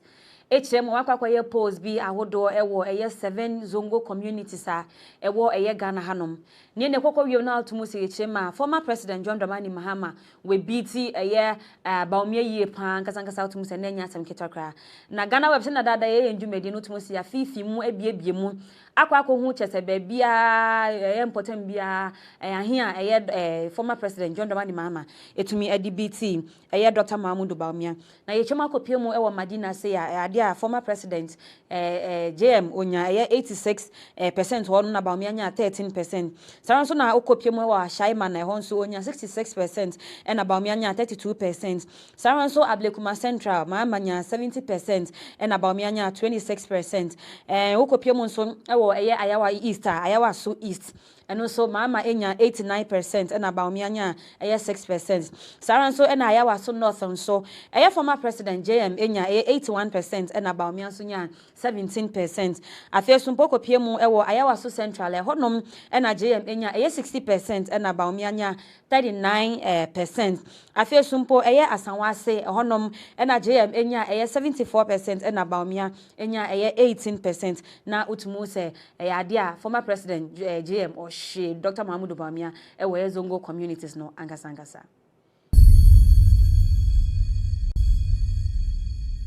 Wuko piemu ewo Bogatanga eno so ewe Tifido Mantemu ye kirema eye suku bi ewo honom aye fe no se CK Teda University of Technology and Applied Sciences eno no waye na vrongo ye kirema omumpenimfo mienu de ade a court ruling so omunyino omufo omudwumedie nyina engu form ni nyane so omu kirema nkofo enyo omanya 60 years ha chese retirement age achi omo nso omugusu ate honom na chese omu di sika ewo honom na ye kirema baako eye vice chancellor aye fe no se Professor Eric Magnus Wilmot na afi eye registrar aye fe no se Dr. Vincent A. Ankamalo Mote omumieni na chese court kirema omufo omudwumedie nyina entu form na eye graphic.com gh na dey report ne ba omu kiremu se Abrantu we bi aye friend no se Joseph Poawuvi Weguri ono na chesoko file case March 20 na cheso de tu dwasan papa mienu nkafo mienu we omo time aso muguso ho na sikapodo no mujie de no court nhwe na chese mo munja omudwumedie nyina no na babeto dwasan ne court no ko asetena wo so no omu kirema ania Joseph de bae no ampa no ntino nkofo nyina mo cheso mu ntu omo nan enfensi suku mo no chese me ehu ba bia dampo se omo ne nam school no ho ba bia.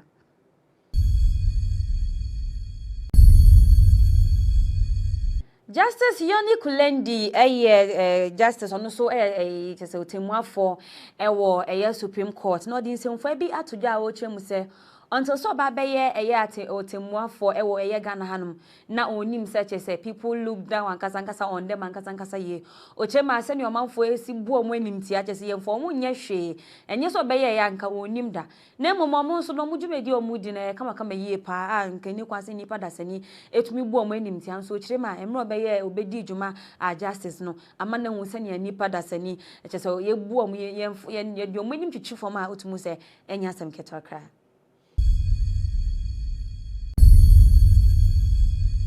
Asin Central Mrashebedwani Honorable Kennedy A. Japan ono anso na chese na okopre se nkobe frankatofo ediama MPP amanyoko nanso amba so odi nsemfo bi atodwa otwemu se efiti dom kwa abato no chese wosua ne mahudo bebre afesumpo wenhu se oji nipa di yie ankasa asisia no walene ne lessons yie panti going forward no ene bibi ono ankasa nimu no de ne ho behiem bi obebo no modia na waye ne prepare ochirema okwa abato no nko feel so ye very perfect until say ne mebi asisi no wenhu se ya san ye ntu ye sheda nji nipa ndisa esanso ko ji nipa dia anhye kwa wiem na chese o ma ye showdown enu ntu no ochirema nyema ya abato omuko mu ne de ade a wasua nyansa ewo mu ye ankasa.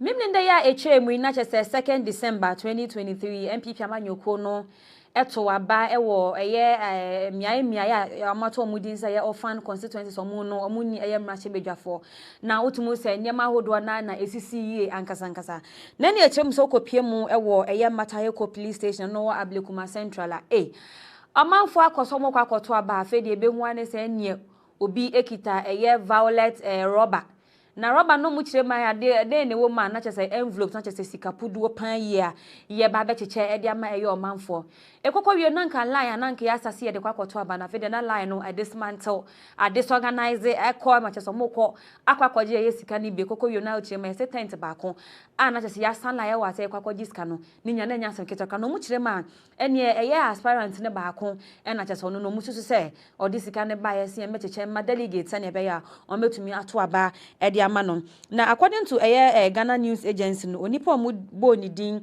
so no na chese e bia ono na diska ne bae ne chema ye friend no Mr Collins amwa no no ne kae nipa fo a no mo kwa aspa so me ye mrahye bedwafo e wo matayeko anampo no ye ablekuma central honom.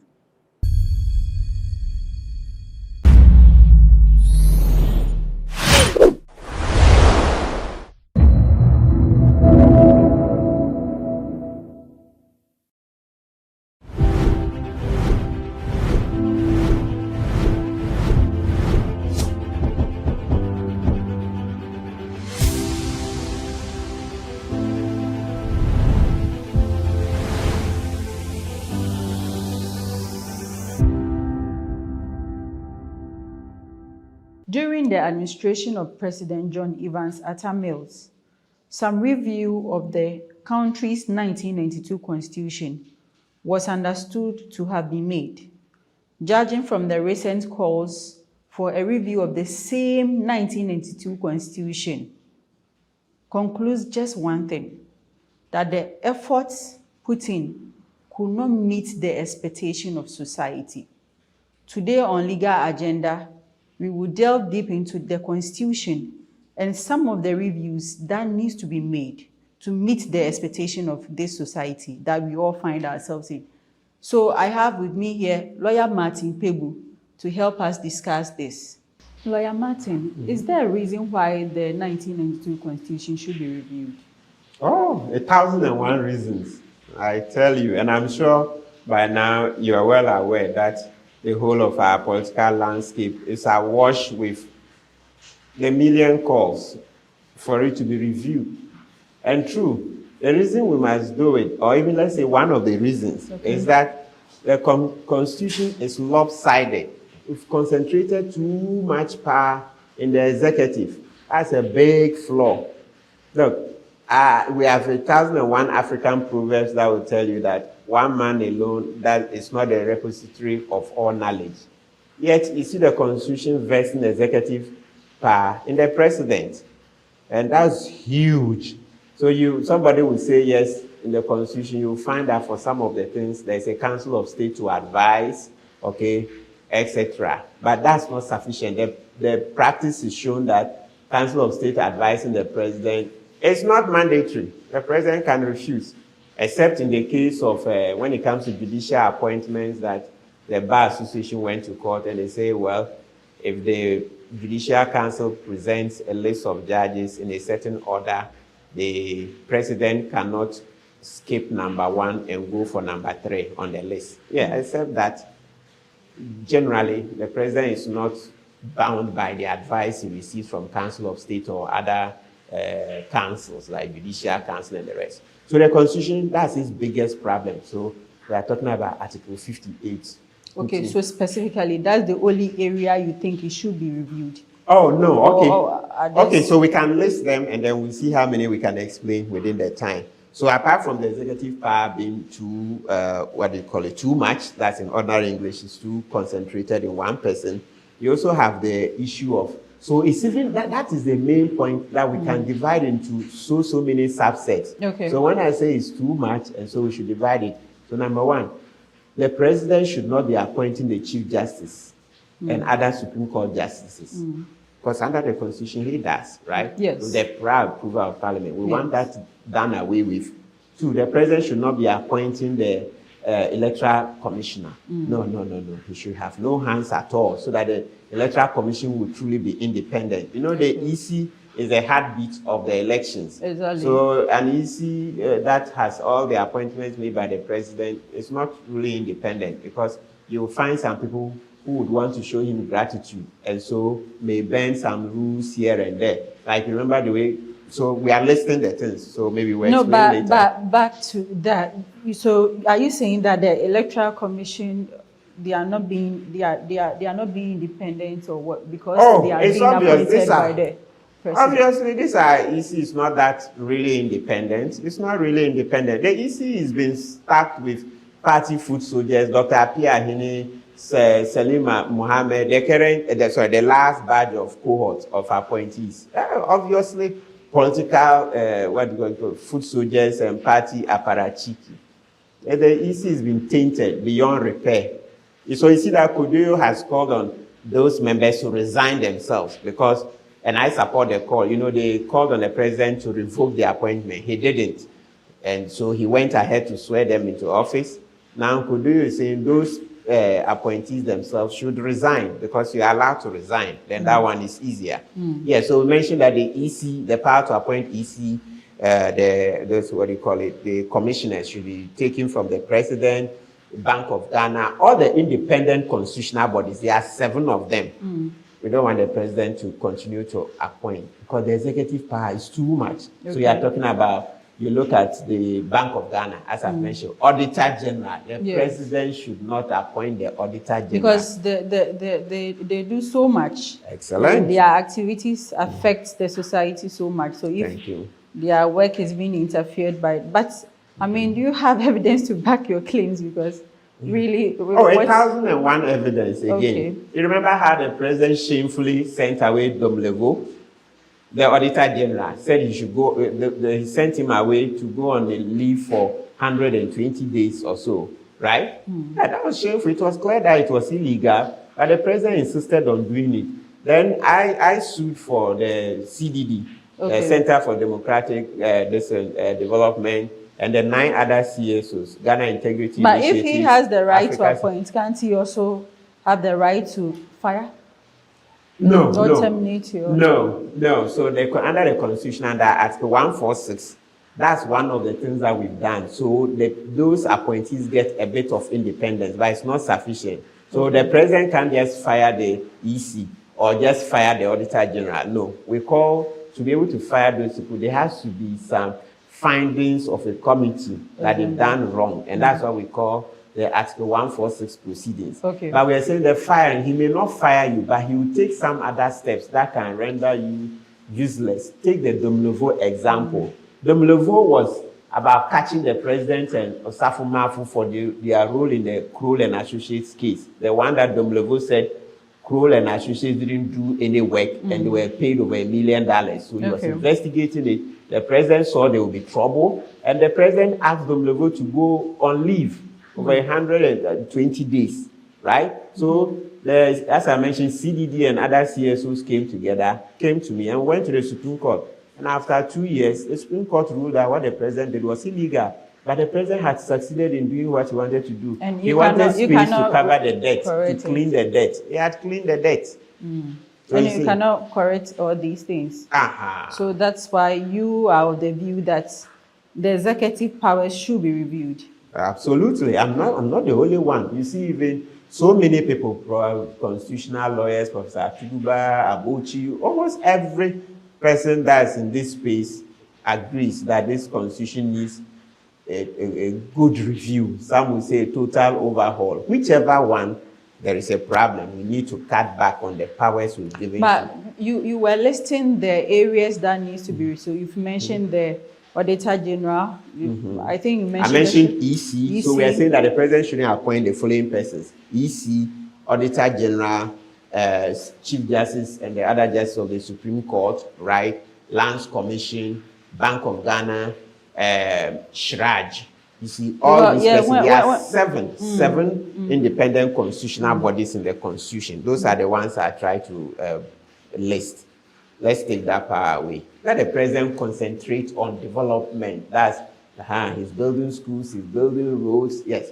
But these 7 institutional, independent constitutional... should not be done by them. So that they will be stronger. They should be elected. Yes, so we can have the election, yes, and citizens participate. Yeah. We should do that.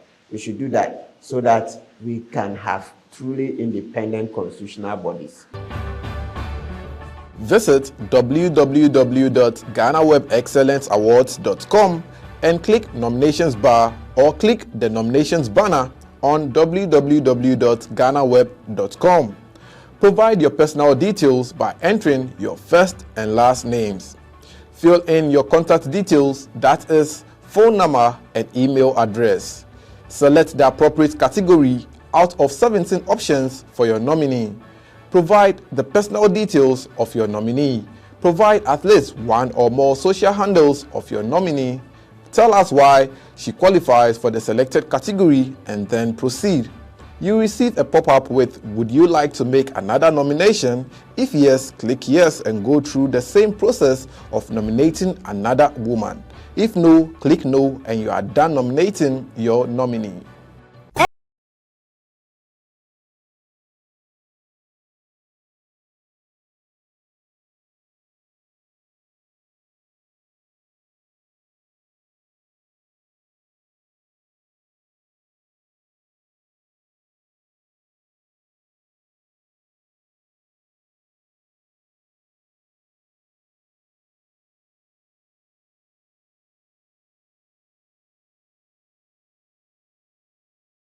This advert is FDA approved.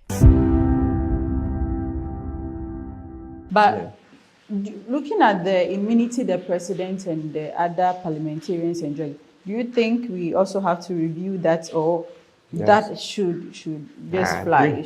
I agree. So that will come back to how I was trying to list all the things we want. So the immunity is one of those things I mentioned the last time. I'm interested in that. We'll review Article 57 to reduce the immunities of the president. Then let me list a few of them, then we'll come and develop. Then also we want the election of the MMDCs, right? Yeah. So that the MMDCs will be truly accountable to the citizenry at the local level to strengthen local governance. Right now, it's the president who appoints, so there's no true accountability, right? Yes, we want those things done. So, and then fiscal discipline, we think we should strengthen the constitution, put in more clauses that will give Parliament more power of oversight over the purse. Right now, as it stands, you see that sometimes they pass a budget, but the executive go and they overspend and come back, and then Parliament is forced to just ratify. We put provisions that will make it in such a way that it will be difficult for the executive to overspend. So, to recap, cutting down the executive power by taking away the 7 appointments of the 7 independent constitutional bodies away from the president, right? We're talking about cutting down also on the immunity. The immunity is too broad. We are talking about the election of MMDCs. Then also you are talking about strengthening the oversight of Parliament over the public purse, putting more provisions to make Parliament more in control, rather than Parliament just... So are you saying that currently Parliament is not, they don't have so much control over some of the things they do? Oh, absolutely. That's obvious. And Parliament themselves, they admit it. Parliament is the weakest link in our governance architecture in terms of the 3 arms of government. But in recent past, people were rather complaining about the judiciary. Oh, so, yes, the judiciary people always complain. I know, but by and large, the judiciary is stronger than Parliament. Okay. Yes, by and large, the judiciary is stronger than Parliament. Parliament is the weakest. They know it.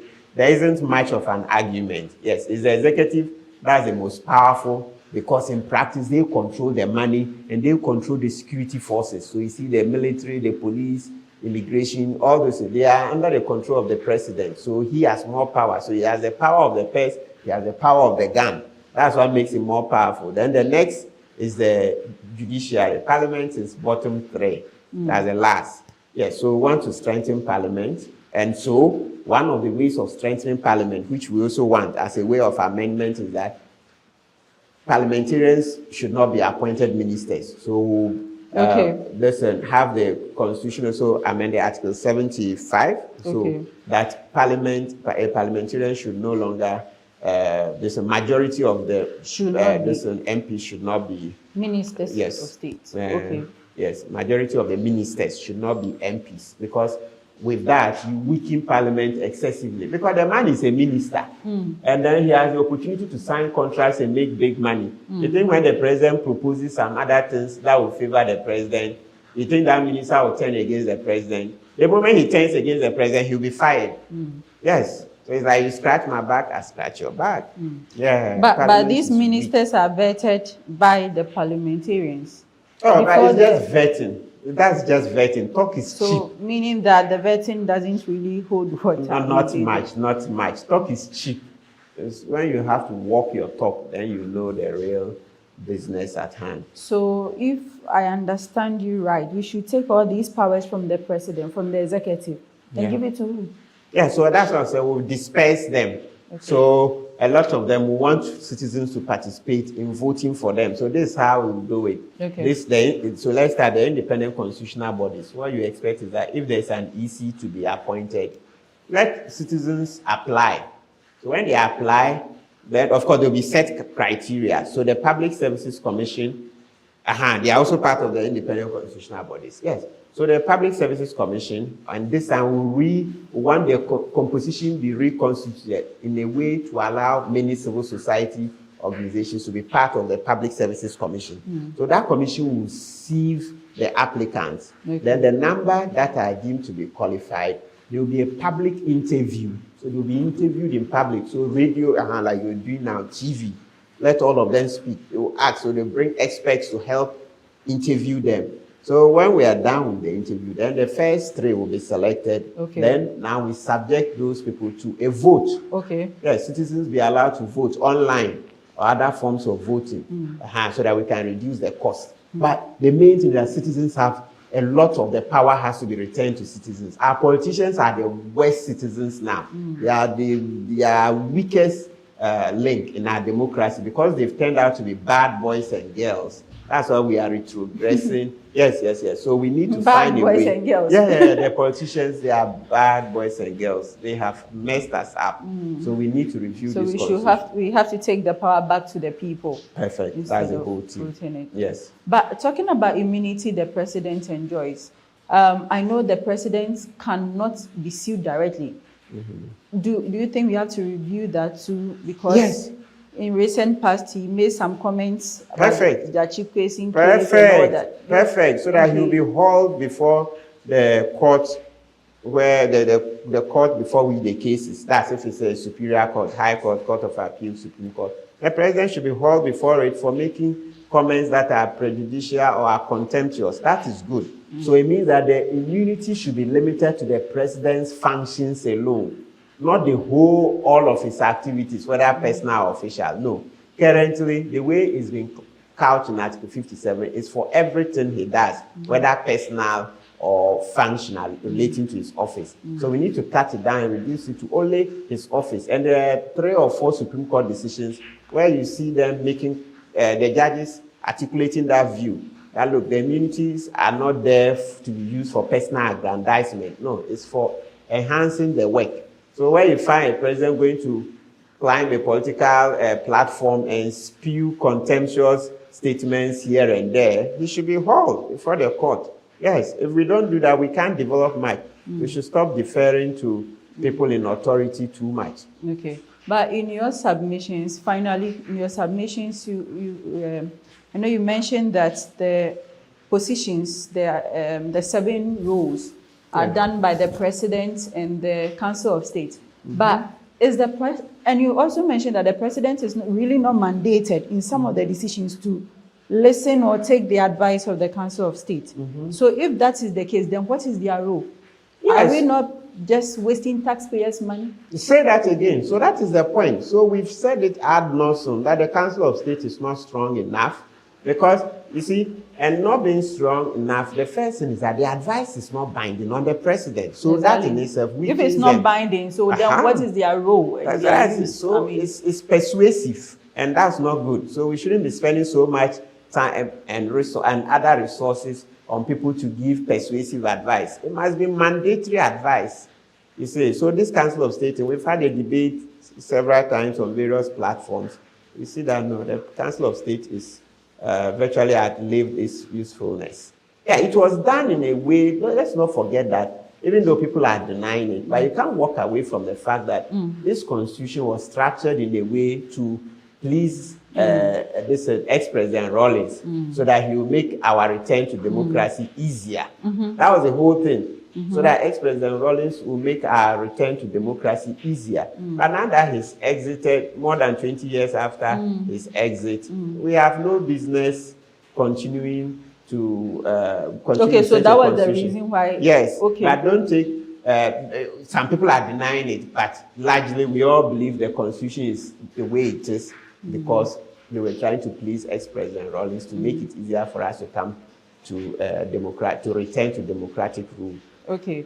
So far we've been concentrating on the executive powers, but I know also that parliamentarians some enjoy some form of immunities by not serving them letters, court letters, powers from court and powers from parliament or going to parliament.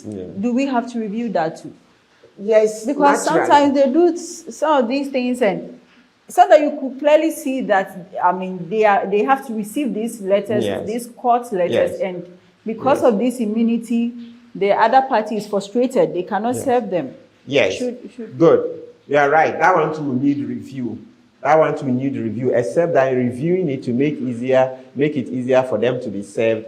One of the things we should guard jealously is that as for arresting them, we should be slow to make it easier for arrest. Otherwise, the way we are still very crude in this part of the world, an executive president can use the police to cause arrests of parliamentarians unnecessarily. So please, as for arrest, let's guard it jealously. In actual fact, when it's time for review, I will support a call for it to be made more difficult to arrest a parliamentarian. Okay. Because, you look at it, in 2023, see some of the very what do you call it, openly crude political games both parties are playing. It's not good. So it tells you that it could get worse. It will get worse. So let's tighten the rules. With the kind of political system we have here in the country. Excellent. Yeah, it's terrible. It's terrible.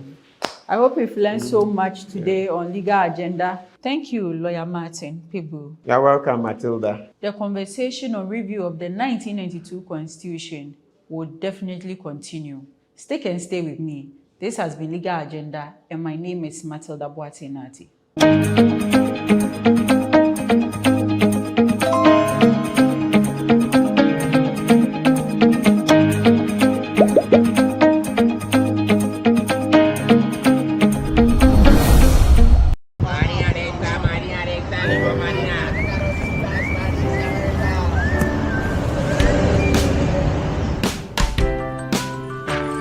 I want you so bad, Alpha Cracker. I want you. I wanna say yes, I can't resist. I want you. Ooh, I want you, Alpha Cracker. I want you so bad, Alpha Cracker. Alpha goodness rich in milk and butter. In Alpha Cracker. Yummy and deliciously crunchy. But I can't resist you. Alpha Crackers. Simply irresistible. This advert is FDA approved.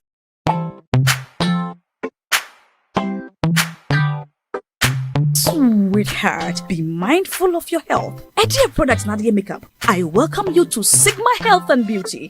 You can call us the Beauty Embassy. Who pursue beauty more revealed with quality makeup products. There is only one place. The Sigma Health and Beauty 2022 Ghana Makeup Awards Beauty Retail Business of the Year. Of course, we are the defending champions. World-class makeup brands and Quaniton, you name it. Maybelline, Dark and Lovely, House of Tara, and many more. Your professionalism in the beauty industry is unmatchable.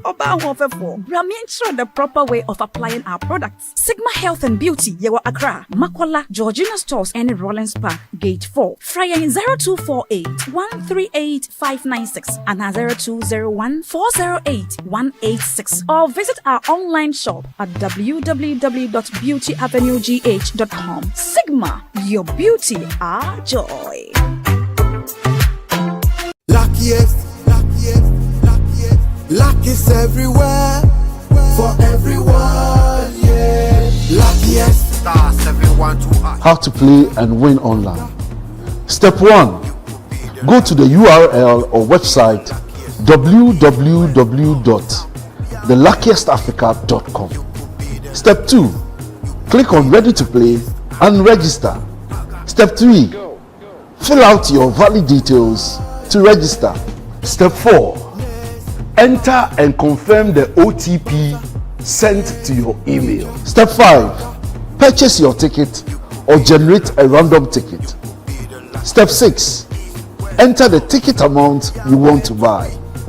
Step 7. Follow the steps to buy tickets for yourself or someone. Step 8. Confirm your ticket and choose your payment option. Step 9.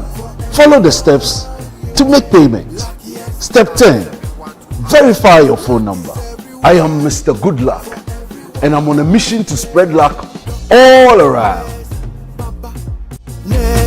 Papa, driver, bouncer, friends, teacher, banker. Star 712 hash. You could be the luckiest.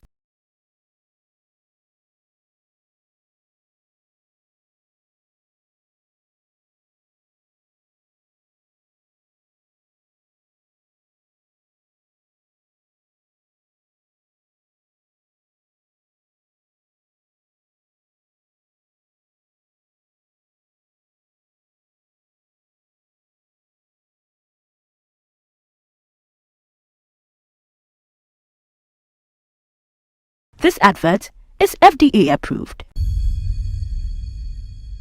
Dr. Theo Echampon, economist, ono asumpo political risk analyst, Ghana hanum. No din semfo bi atoja o chem sanin samo kan ne de wan kan ye kra. Ni nya ne so manfo beka ya na sentemu na Dr. Mahmoud Bawumia vice president. Edi betu dwa se oba Ghana hanum a sa personal credit scoring system ye ni bi Ghana hanum. Nisam no kan wiye na echi no ene Bryce Simmons vice president ema Yimani African so be kan be chirim so obowa ye wo bi yie pan Ghana hanom enu echi no ena ye champon so ede betu dwa se ni Bawumia kan ye se chade e bi ni anom no mpa yie pan eno ena Dr. Theo Echema ono ankasa akwakoye nhwehwemu oma ye deliberations ahodo na ehu se sana ni Bawumia kan no enye no krakra na emom no sa personal credit scoring system no ebi Ghana hanom ye ankasa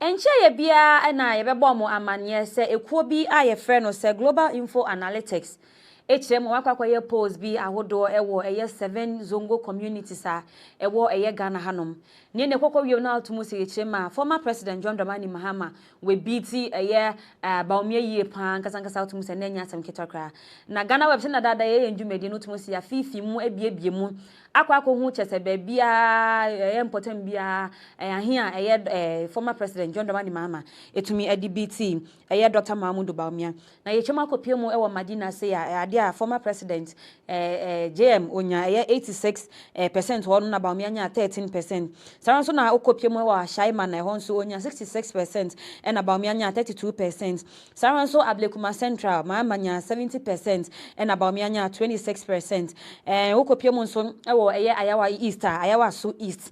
And also Mama enya 89% and Bawumia nya 6%. Saran so ena Ayawa So North and so former president JM enya 81% and Bawumia so nya 17%. Afia sumpoko piemu Ayawa So Central honom ena JM enya 60% and Bawumia nya 39%. Afia sumpo Asanwase honom ena JM enya 74% and Bawumia enya 18%. Na utumu se adia former president JM or Dr. Mahmoud Bawumia zongo communities no angasa.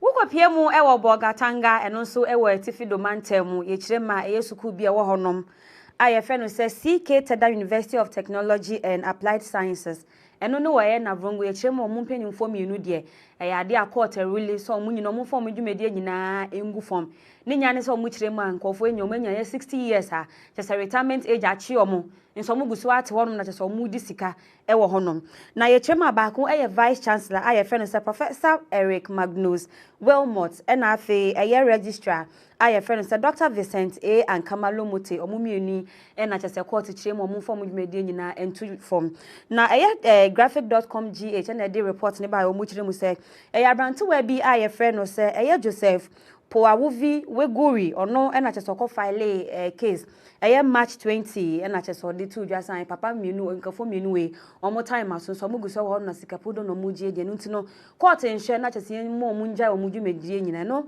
na babeto dwasan ne court no ko asetena wo so no omo kire mania Joseph de bae no yampa no ntino nkafo nyina mo cheso mo ntu omo nan enfensi suku mo no chese me ehu ba bia dampo se omo ne nam school no ho ba bia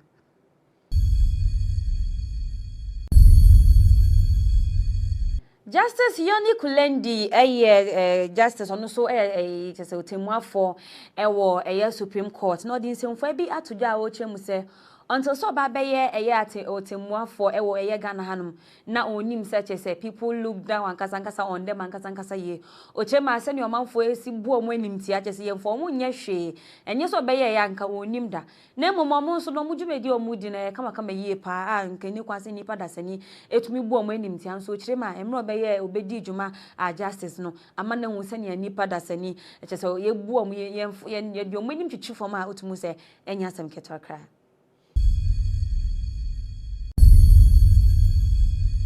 Asin Central Mrashebejani Honorable Kennedy A. Japan ono anso na chese na okopre ese nkobe frankatofo ediama MPP amanyoko nanso amba so odi nsemfo bi atoja otwemu se efiti dom kwa abato no chese wosua ne mahudo bebre afesumpo wemu se oji nipa di yie ankasa asisi ano walene ne lessons ye part going forward no ene bibi ono ankasa nimu no de ne ho behiem bi obebo no modin na waye ne prepare ochirema okwa abato no nko feel so ye very perfect until say ne bi asisi no wemu se yeah san ye ntu ye sheda nji nipa ndisa esanso ko ji nipa dia anche kwa wiem na chese o ma ye showdown enu ntu no chirema nyema ya abato omuko mu ne de ade a wasua nyansa ewo mu ye ankasa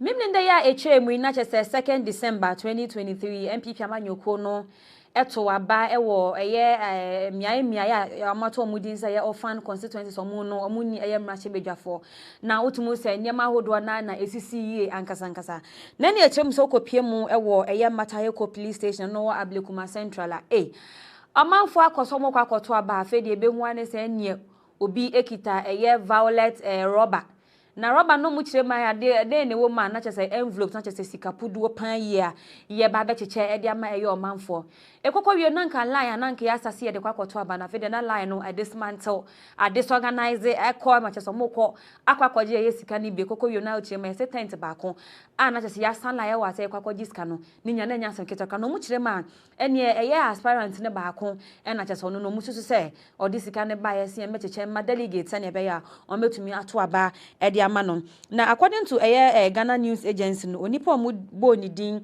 so no na chese bia ono na discane buy ni chema ye friend no Mr Collins amwa no ne kaye nipa fo a no mo kwa aspa so me ye mrachebedwafo ewo Mataheko anampo no Ablekuma Central honom. I see you have SMS and print bill as well. Exactly. So you can send it via text and you can get the paper as well. Yeah. So if I Yeah. Okay. Go ahead. Print bill. Okay. That's it. So the person doesn't have to wait for 30 days. No. This is like on the go. Yeah. And if you are fast with your fingers, we can do it in 1 minute.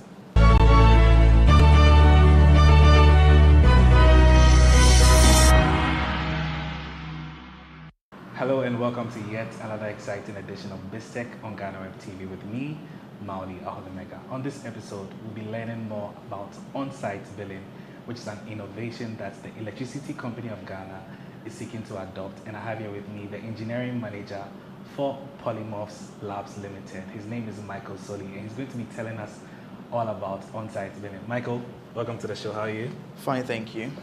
Good to see you. How's everything? We can't complain. There's a lot of pressure, but we are managing.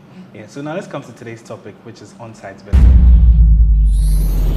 At the time, yes, I'm just trying to find out whether you are trying to say the buck did not stop with you. No, he was responding to a question. And the question was to the effect that whether at the time of the award, he was the minister. And he said he was not the minister. That Speaker, we didn't go to the issue of responsibility. Yes, so I'm asking whether he is implying that the buck did not stop with him. Yes, Majority Leader. Yes, I believe my colleague knows that he cannot seek the opinion of the minister in this matter. Why? Why is in the outstanding orders?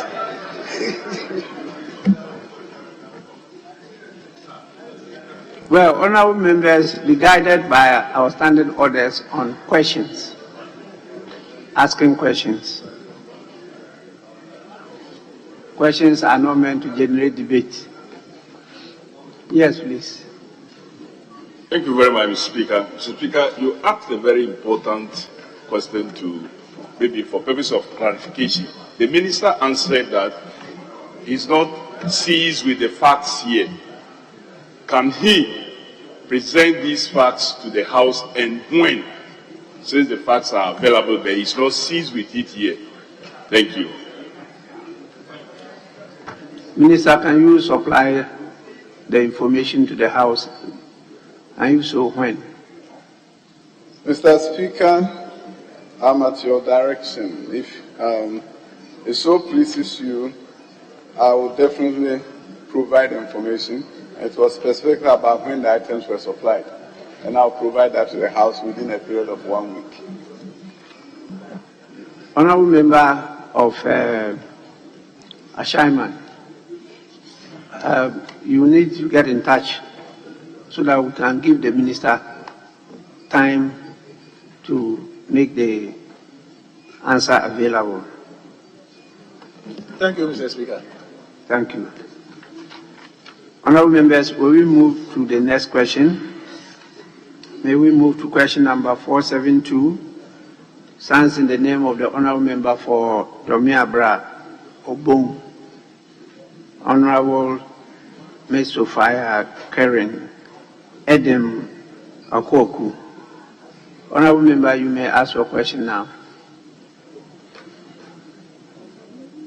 Yes, please. Speaker, respectfully, I have the permission of the honorable member to ask the question in her stead. And so I seek your permission to ask the question. Yes. Yes, so you have her authority. Yes. Yes, Mr. Speaker. You may do so. Thank you. Mr. Speaker, I rise to ask the Minister for Education what plans the ministry has to provide secondary, technical and vocational schools in the Tomiabra Obum constituency as a means of providing closer access to such secondary education for junior high school leavers. Thank you. Yes, Minister.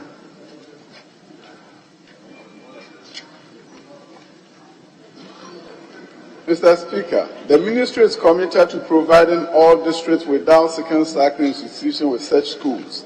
The ministry will engage with the Ghana Education Service, the Ghana TV Service, and other stakeholders to evaluate the provision of a second cycle institution in the constituency. Thank you, Mr. Speaker. Any supplementary question? Well, honorable members, we'll move on to question number 751. It stands in the name of the honorable member for Wa East, Honorable Dr. Godfred Seydou Jassau. Thank you, Right Honorable Speaker. I rise to ask the Minister for Education what specific steps are being taken to provide furniture for the over 7,000 pupils who currently sit on the floor in the schools in Wa East District. Thank you. Yes, Honorable Minister.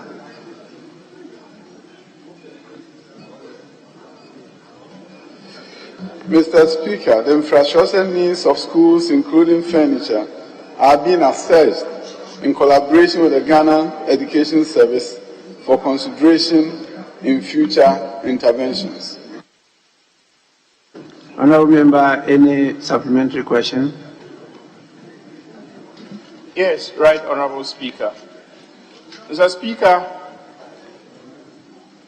I wrote to the Minister for Education on this subject with referral letters from the District Director of Education and Regional Director of Education in September 2021. I subsequently followed with chiefs from the area to the office of the Minister in pursuit of this furniture needs. Mr. Speaker, my question is, what do I tell my people as the specific steps you are taking to address this issue? Yes, Minister.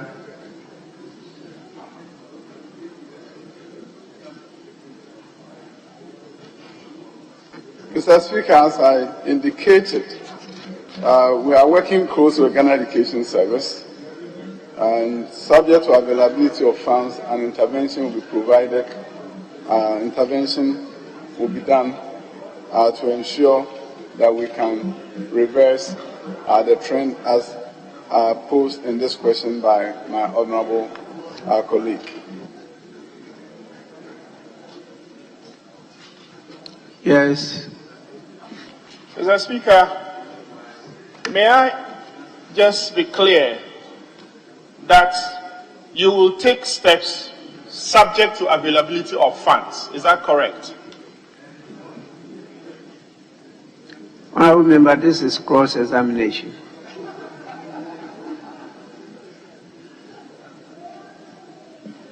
Thank you, Mr. Speaker. Thank you for the guidance. Let me rephrase then. Mr. Speaker, when do you expect availability of funds to be able to solve this problem? Because it's not acceptable. Yes, Minister, is it in your program? If so, when are you expecting funds to be made available for furniture or needs of school, particularly the general term infrastructure needs of schools, to be provided for you to supply the schools? Mr. Speaker, every year the GET Fund makes allocations in their formula for infrastructure and furniture interventions. At the appropriate time when the formula is being done, we're going to see how we can provide some funding for furniture through the formula that will be coming to this House for approval. Thank you, Mr. Speaker. Honourable Members, this is a very critical matter. I'm sure the House will take it when we are looking at the GET Fund formula. A lot of the schools in the country lack furniture, and that speaks volumes of the quality of education we are delivering. So please, let's take note of that and take it seriously. We've been trying to follow up with the Minister of Finance on this issue to release monies to the GET Fund for some critical interventions in the education sector. And the majority leader and leader of the House is aware of this, is also part of the effort. So let's take it serious when we are looking at the GET Fund formula. With this, we move on to the next question. Question number 774 stands in the name of the Honourable Member for K2 South, Honourable Ms. Abla Jifa Gomashi. Thank you, Right Honourable Speaker. I rise to ask the Minister for Education when the Community Day Senior High School in K2 South will be completed, commissioned for use early enough for the coming academic year. Right Honourable Speaker, the question was filed last year, but I I still have questions around it. That's why I read it as it was published. So we proceed to answer as is captured. Then Yes. your supplementary questions can come. Yes, Minister. Thank you.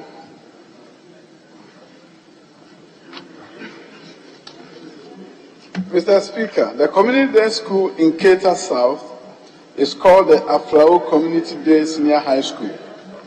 The school was commissioned by His Excellency, the President of the Republic, Nana Addo Dankwa Akufo-Addo, on 13 September 2022, and has since been in operation with a student population of 399. Mr. Speaker, one of the few schools, community schools, that has been furnished with top-of-the-line science labs, and equipment are about to be sent there too. Like, go to the school and look at the science lab, you want to do science. Thank you, Mr. Speaker.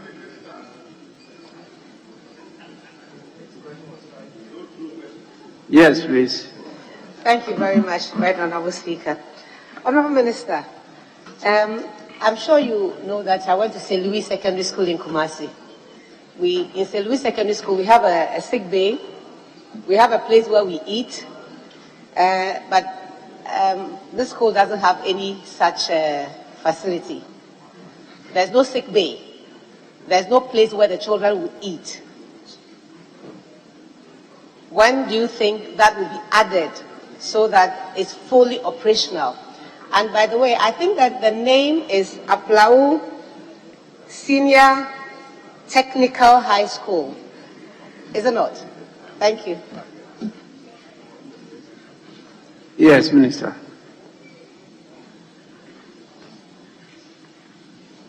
Mr. Speaker, as I earlier indicated, this school started with a science lab, biology, chemistry, and physics, and other facilities will be added in due course.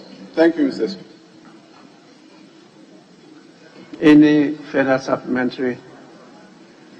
Right Honourable Speaker, yes. Minister, reading the response that you gave of how it's completed, and the response you just gave leaves me rather confused.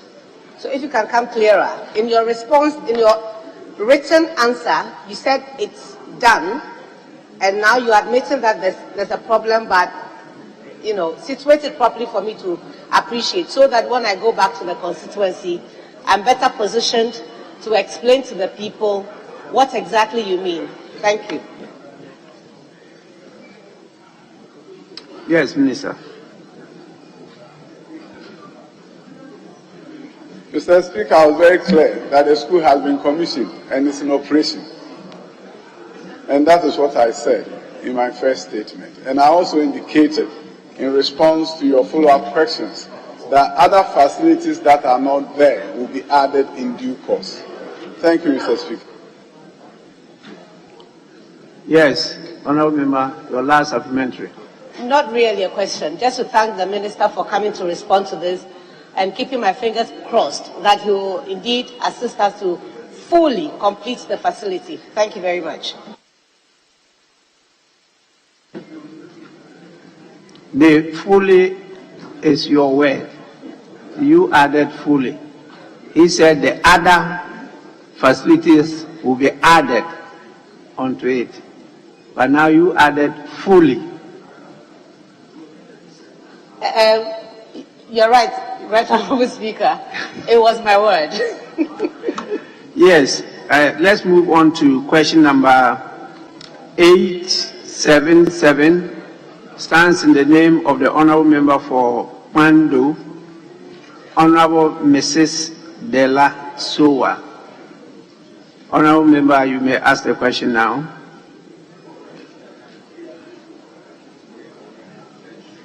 The Honourable Member is not. Right.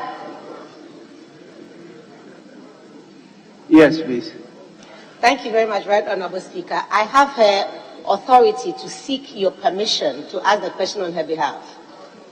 You may do so. Thank you, Right Honourable Speaker.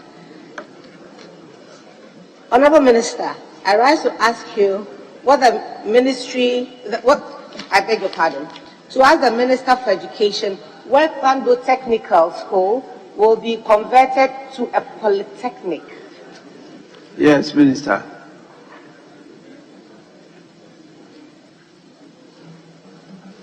Mr. Speaker, there are no plans currently to convert the Pando Technical Institute into a polytechnic. Honorable Member, any supplementary? No, please. Thank you. We move to question number 1296. Stands in the name of the Honorable Member for Techiman North, Honorable Mrs. Elizabeth Ofosu Ajare. Thank you, Right Honorable Speaker, for the opportunity. Mr. Speaker, I rise to ask the Minister for Education when the Ministry will construct classroom blocks for the Drobweja RC Primary School in the Techiman North District. Thank you. Yes, Minister.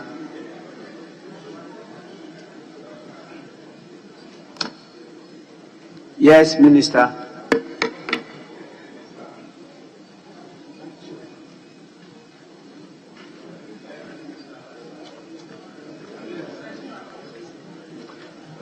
Mr. Speaker, the Drobweja RC Primary School is located in the Techima North District of the Bono East region and has a total student population of 206 on 10th May 2020. A total population of 206. On 10th May 2023, the temporary structure pavilion, which housed the school, was ripped off by a rainstorm. A team from the GES District Director of Education visited the school and assessed the level of damage. However, the Ministry will prioritize the school in our subsequent projects. The Government of Ghana, through the Ministry of Education, determined to achieve free compulsory universal basic education. Infrastructure provisions such as classrooms, furniture, and other forms of teaching and learning resources are vital for the achievement of the above goal. Government, therefore, is continually investing in school infrastructure across the country. Given the scanty resources, the Ministry is unable to provide infrastructure in all schools and communities at the same time. The Ministry will, per the availability of funds, construct classroom blocks for the Drobweja RC Primary School in the Techima North District. Honorable Member, any supplementary? Thank you, Mr. Speaker. Mr. Speaker, I want to ask the Minister for Education whether he has any plans for providing at least a temporary structure for these people as they sit under trees. When it rains, they live. When the sun is too hot, they also live. So the life of 206 children are at stake in Drobweja. What do you intend to do as a way of providing a temporary measure? Yes, Minister.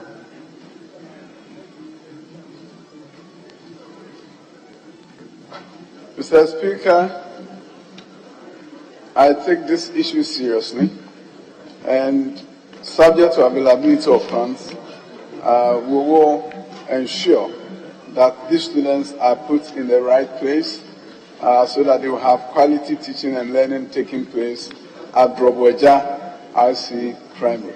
Thank you, sir. Yes, Honorable Member. Any further supplementary? Information. It is sad that the Minister cannot even agree to put a temporary structure. But the information is that I wrote to the Minister for Education about 2 years ago when I was not getting any information from him in a positive way. I also applied through the District Director of Education to the Japan Embassy. I'm happy to inform the House that I led the District Director of Education to sign a contract at the Japanese Embassy for the construction of a 6-classroom block for the Drobweja Primary School after I had undertaken that if the money they provide is not enough, I'll make up for the difference. So at least in the 1 year, the Minister should be able to provide a temporary structure in the form of roofing sheets or wood for them to make learning and teaching interesting. I thank you, Mr. Speaker. Well, that is information. We'll move on to the next question. Question number 1384 stands the name of the Honorable Member of Parliament for Pusiga, Honorable Miss Ladi Ayi Ayamba. Honorable member, you may ask the question now. Honorable members, the honorable member is not presently in the house. We'll move on to question number 1868. Stands in the name of the honorable member for Timpani, Honorable Miss Lydia Lamisi Akamvarba.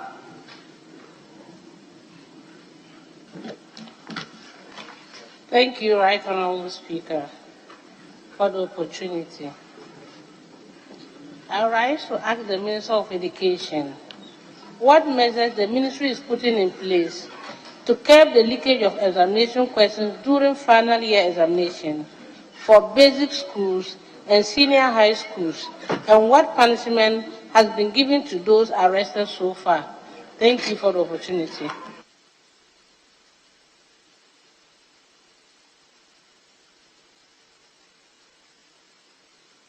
Yes, Honorable Minister.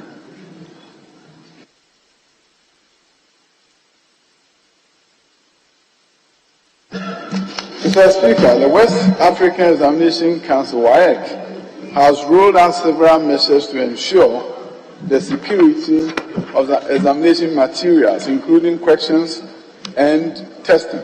These measures include printing of all question papers for the various examinations in-house, collaborating with the National Intelligence Bureau and other security agencies to monitor the printing of the question papers, working closely with a number of security agencies to track and arrest dealers and operators of rogue websites, multiple choice randomization of the objective test papers for some subjects, movement of question papers from strong rooms to depots in batches, issuing of question papers not earlier than 45 minutes before the start of each paper, use of security number combination padlocks and seals for question paper bags. These measures have helped in curbing examination leakages during final year examinations at BECE and WASI levels. Whenever there's an infraction, the security agencies have handled them in accordance with the law. Thank you, sir. Yes, Honorable Member, supplementary. Thank you once again, Right Honorable Speaker. Right Honorable Speaker, I want to find out from the Minister. The question is in two parts. The first part has been answered, but I want to follow up. What punishment has been given to those that have been arrested so far? Thank you. Yes, she wants to know the sanctions aspect. Mr. Speaker, as I earlier indicated, if you engage in any of these infractions, it's the law that takes its course. If you're a teacher, of course, the Ghana Education Service has the prerogative to also determine your future as a teacher. And of course, if you engage in such practice, you don't continue to be a teacher. So in terms of the law, it is the law court that ensures that the punishment that is due or given the infraction then takes place. Thank you, Mr. Yes, Honorable Member. Thank you, Right Honorable Speaker. I don't agree with the Minister, so I'll continue to find out from him. According to the answers, he said that they are using some of the security agencies to track and arrest dealers and operators of root websites.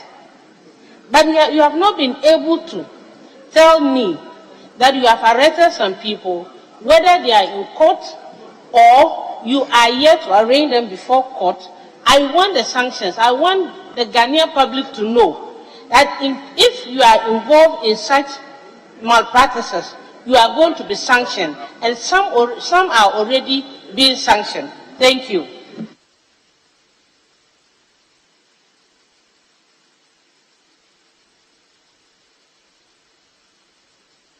Minister.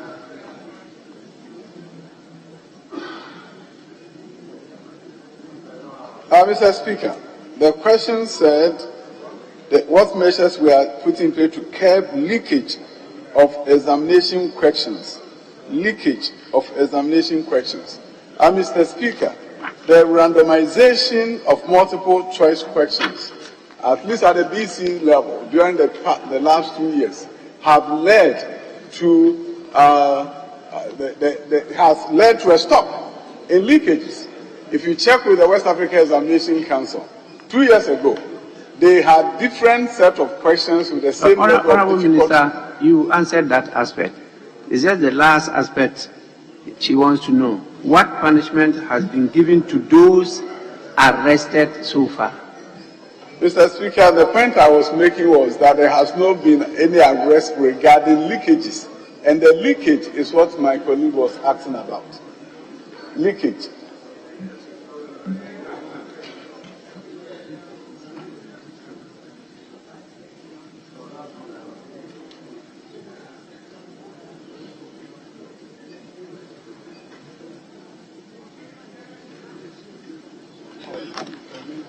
Thank you, Right Honourable Speaker again. I want to find out from the Minister. He mentioned MCR, objective test papers for selected or some subjects. Why not all the subjects but some? Does it mean that all the other, those that we are selecting are the papers that have the issues of the leakage? Thank you.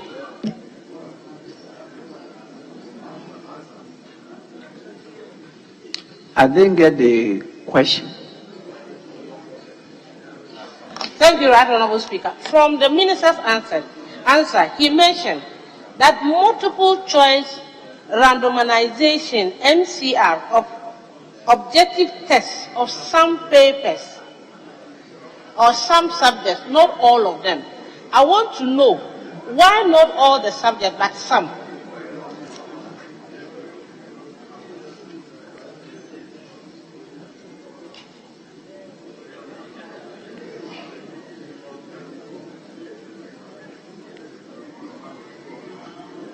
She's referring to bullet number 4 on the answer.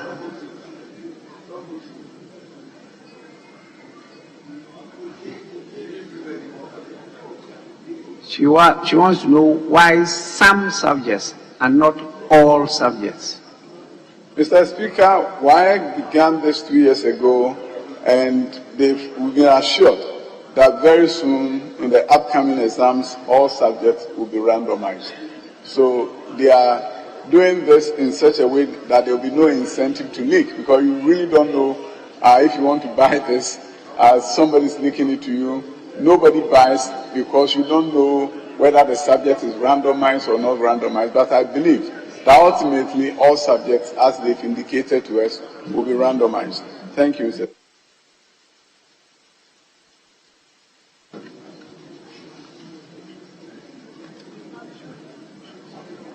Honourable members, I think we've supplementary question. Yes, please. Thank you, Mr. Speaker. Mr. Speaker, the Honourable Minister indicates on his last bullet that the use of security number combination padlocks and seals for question papers, for question bags, paper bags. May I know the kind of locks that are currently used? What kind of locks do you use currently? Such that you think that if you use a combination of padlocks and seals, it will help solve the situation. Thank you.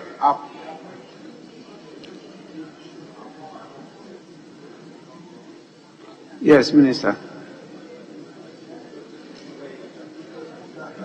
If you could please repeat it for me.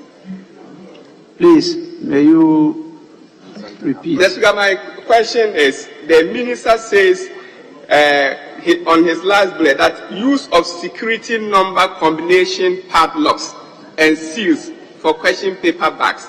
And so I want to find out from the Minister, currently, what method do you use in locking the paper bags? What kind of locks do you use currently? such that you think that if you use a combination of the seals and partners, it will save the situation. What method do you currently use? Yes, Minister. Mr. Speaker, what was indicated there was that it's currently in use. So we are not saying we are going to use it in the future. It's currently in use. Thank you, Mr.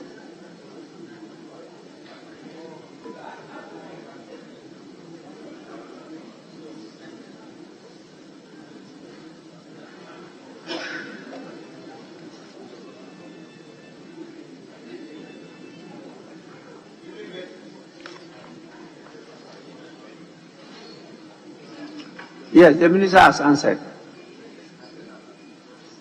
Because the answer he gave is that the West African Examination Council has ruled out several measures to ensure the security of examination materials, including questions and testing. These measures include, so they are already ruled out, and therefore they are in place.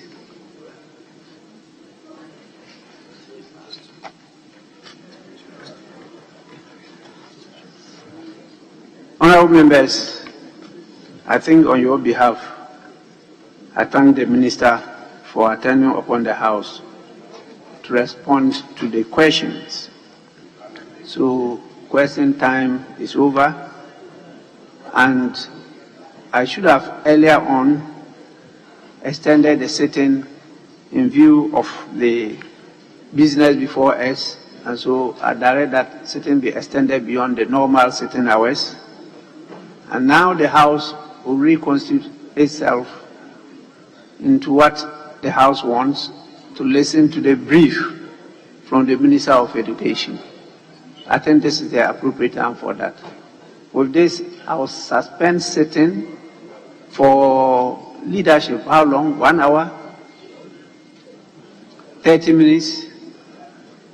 30 minutes. Honorable members, sitting suspended for 30 minutes to enable the House reconstitute itself to receive the Minister and to listen to the brief. Sitting suspended.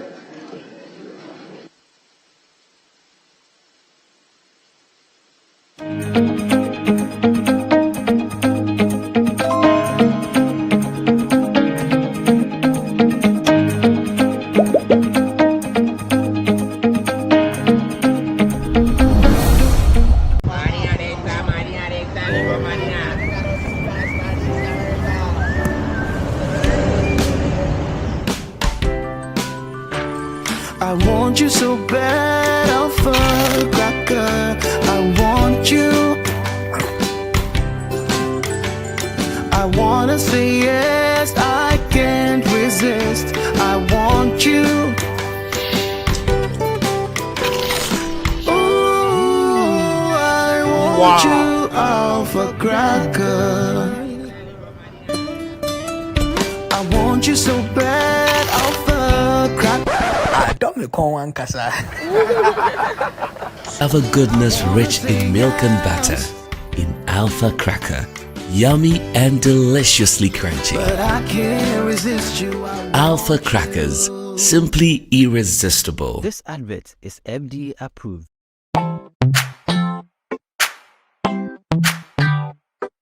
Sweetheart, be mindful of your health. Idea products na the makeup. I welcome you to Sigma Health and Beauty. You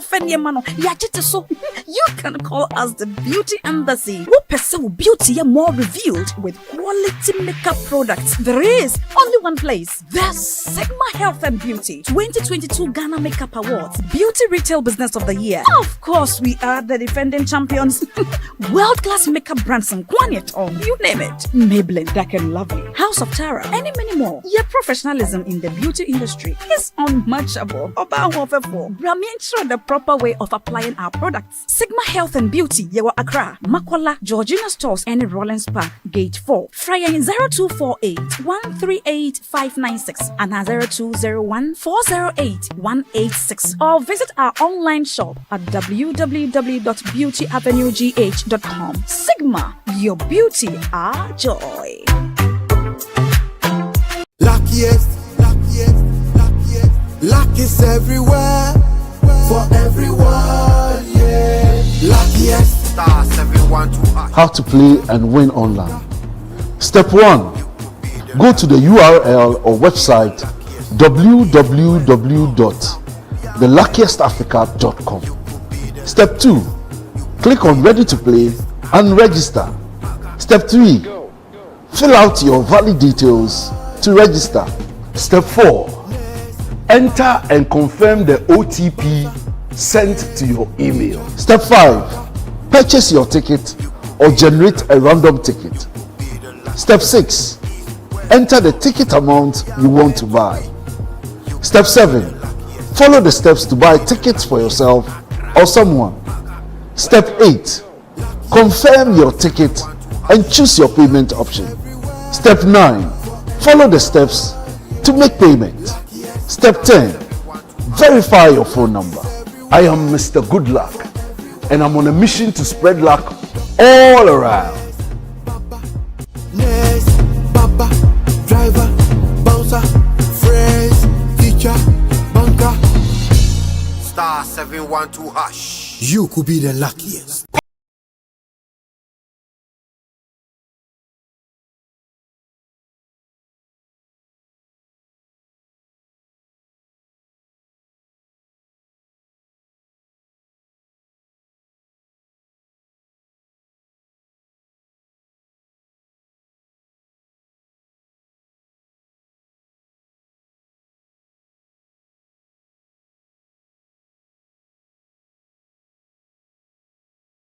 This advert is FDA approved.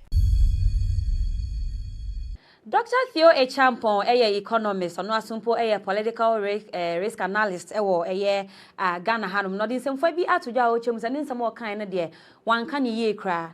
Ni nya ne so manfo beka ya na sentemu na Dr. Mahmoud Bawumia vice president. Edi betu dwa se oba Ghana Hanum sa personal credit scoring system ye ni bi Ghana Hanum.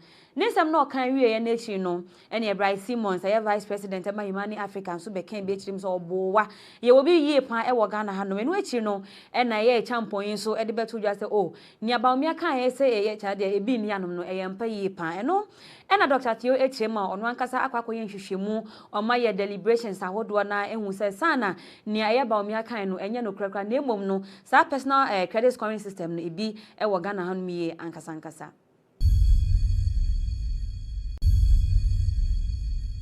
Enche ye bia na ye bebo mo amanye se ekuo bi aye frɛ no se Global Info Analytics HM wakwakoye polls bi ahodo eye 7 zongo communities Ghana Hanum ne kokko wi na atumu se HM former president John Dramani Mahama we BT Bawumia yie pan kasankasa atumu se nenya asem ketokra na GhanaWeb se na dada ye ndwumedi no atumu se afifi mu ebiebie mu akwako hu chese bia important bia ahia former president John Dramani Mahama etumi ADBT Dr. Mahmoud Bawumia na ye chema kopie mu Madina se ya former president JM onya 86% ho na Bawumia nya 13% saranso na okopie mu Shaima na ho nso onya 66% na Bawumia nya 32% saranso Ablekuma Central Mahama nya 70% na Bawumia nya 26% okopie mu nso Ayawa East Ayawa so East and also Mama enya 89% and Bawumia nya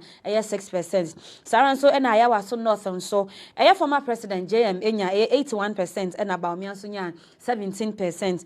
Afia sumpoko piemu Ayawa so Central honom and JM enya 60% and Bawumia nya 39%.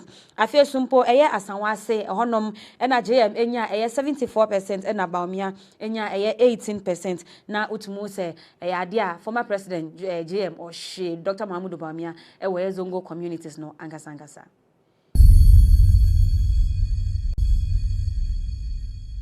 apia mu ewo Bogatanga eno nso ewo Etifi Domantemu ye kirema eyesuku bi ewo honom aye fe no se CK Teda University of Technology and Applied Sciences eno no waye na vrongo ye kirema omu mpanimfo mienu de ade akọt release so omu nyina omu form dwumedie nyina engu form ne nyane so omu kirema ankofo enyo manya 60 years ha chese retirement age achi omu nso omu gusu ate honum na chese omu di sika ewo honum na ye kirema baako eye vice chancellor aye fe no se Professor Eric Magnus Wilmot ena afi eye registrar aye fe no se Dr. Vincent A. Ankamalo Mote omu mienu ena chese court kirema omu form dwumedie nyina entu form na eye graphic.com gh ena dey report ne ba omu kiremu se eya brantu we bi aye friend no say eye Joseph Powawuvi Weguri ono ena chesoko file case eye March 20 ena cheso de tu dwasan papa mienu nkafo mienu we omo time aso muguso ho na sikapodo no mujie de ntino court nhwe na chese mo munja o mudwumedie nyina no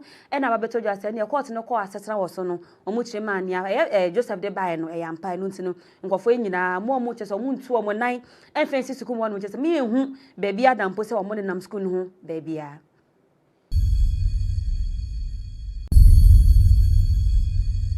Justice Yoni Kulendi Justice ono so chese otemuafo ewo Supreme Court no din semfo bi atodwa a wo kyeremu se until so ba beye ate otemuafo ewo Ghana hanum na onim se chese people look down ankasa on them ankasa ye ochema ase ne omanfo esi bu omo animtia chese yemfo omo nye hwe enye so beye anka onim da na momo so no mudwumedi omudi na kama ye pa ankani kwase nipa dasani etumi bu omo animtia nso chirema emro beye obedi djuma justice no amana hu se ne nipa dasani chese ye bu omo ye di omo anim twitwi fom a otumu se enya asem ketokra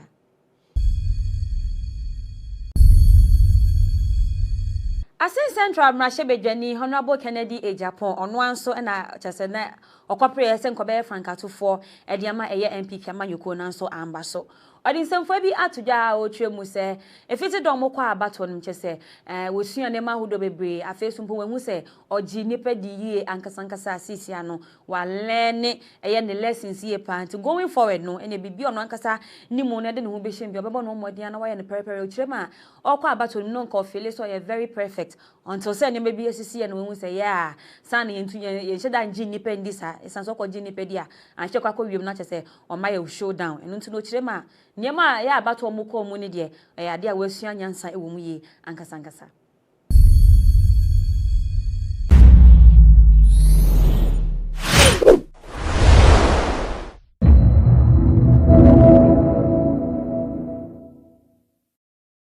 I see you have SMS and print bill as well. Exactly. So you can send it via text and you can get the paper as well. Yeah. So if I okay. Go ahead. Print bill. Okay. That's it. So the person doesn't have to wait for 30 days. No. This is like on the go. Yeah. And if you are fast with your fingers, we can do it in 1 minute.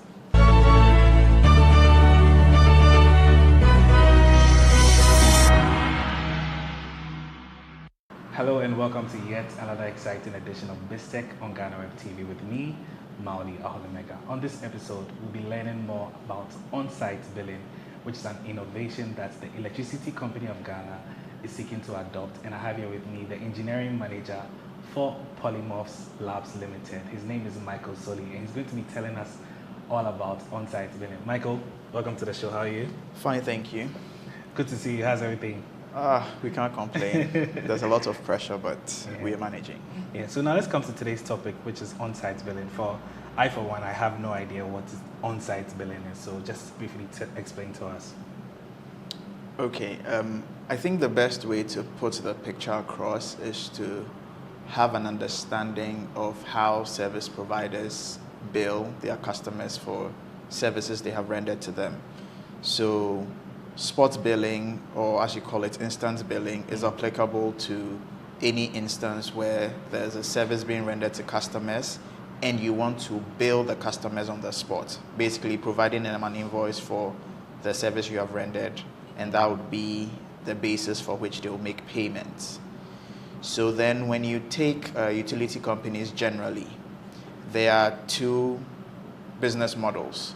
There's what we call post-paid model and then the prepaid model. So with a postpaid model, you utilize the service before you pay. But with a prepaid model, you pay before you utilize the service. Now with a postpaid model, once you're utilizing the service before you pay, there needs to be some sort of instrument that measures how much of the utility you have used, which we call a meter. So every postpaid customer will have a postpaid meter that will be recording in terms of kilowatt hours. So when you talk about electricity, the unit of measure of the power consumed is in kilowatt hour. Yeah. So the meter, which is installed at the premise of the customer, is able to capture the readings, and we are able to tell the customer's consumption by subtracting the previous reading from the current reading, and it will have like date differences. So for example, if the last reading that happened at your premise was on the 20th of September, and then the new reading happened on the 20th of October, there's a date difference of about 30 days. 30 days. So if we know the final reading and we know the initial reading, which was a month ago, we do the subtraction, we are able to tell how many kilowatt hours you used within that period, right? And we call that a consumption. Now, what happens with most traditional utility companies that do postpaid billing is that after they read the meter, they have meter readers who go around, especially for meters that are not smart, to be able to automatically send the readings across. When the meter reader captures the readings, it has to be sent to a central system. Okay. So let's say I'm a meter reader, I come to your house, I pick your readings, I send it to a central system. Now we go ahead and take the readings of every single postpaid customer, feed it into the system. Now the system has to be scheduled to generate the bills, i.e. do the subtractions, do the computation, get your kilowatt hour consumption within the period. That's for like 30 days or... Yeah, 30 or days sometimes, whichever period exactly. Okay. But Ghana adopts the 30-day cycle. Yeah, 1 month cycle. So what happens is that the consumption you've had over the period, then there are regulators that actually give these utility companies the tariffs that they should use in billing these customers. So then you do the computation and then the bill is generated and it has to be distributed back to these customers. So what you find in many utility companies, ECG inclusive, was the fact that if your meter is read today, the least amount of time it will take for you to receive a bill is 30 days. That's the next month. So assuming your meter is read in October, you will be getting your October bill earliest November. Earliest. Okay. Sometimes it ranges up to like 3 months before you get your bill. And I'm sure you probably have experienced that before. So let's just say that once you understand the problem, you also understand the implications. And thankfully, I have a little background in math. Okay. So, and I did a little finance as well. So then you understand time value of money. Yeah. If you're my customer, I have rendered a certain service to you.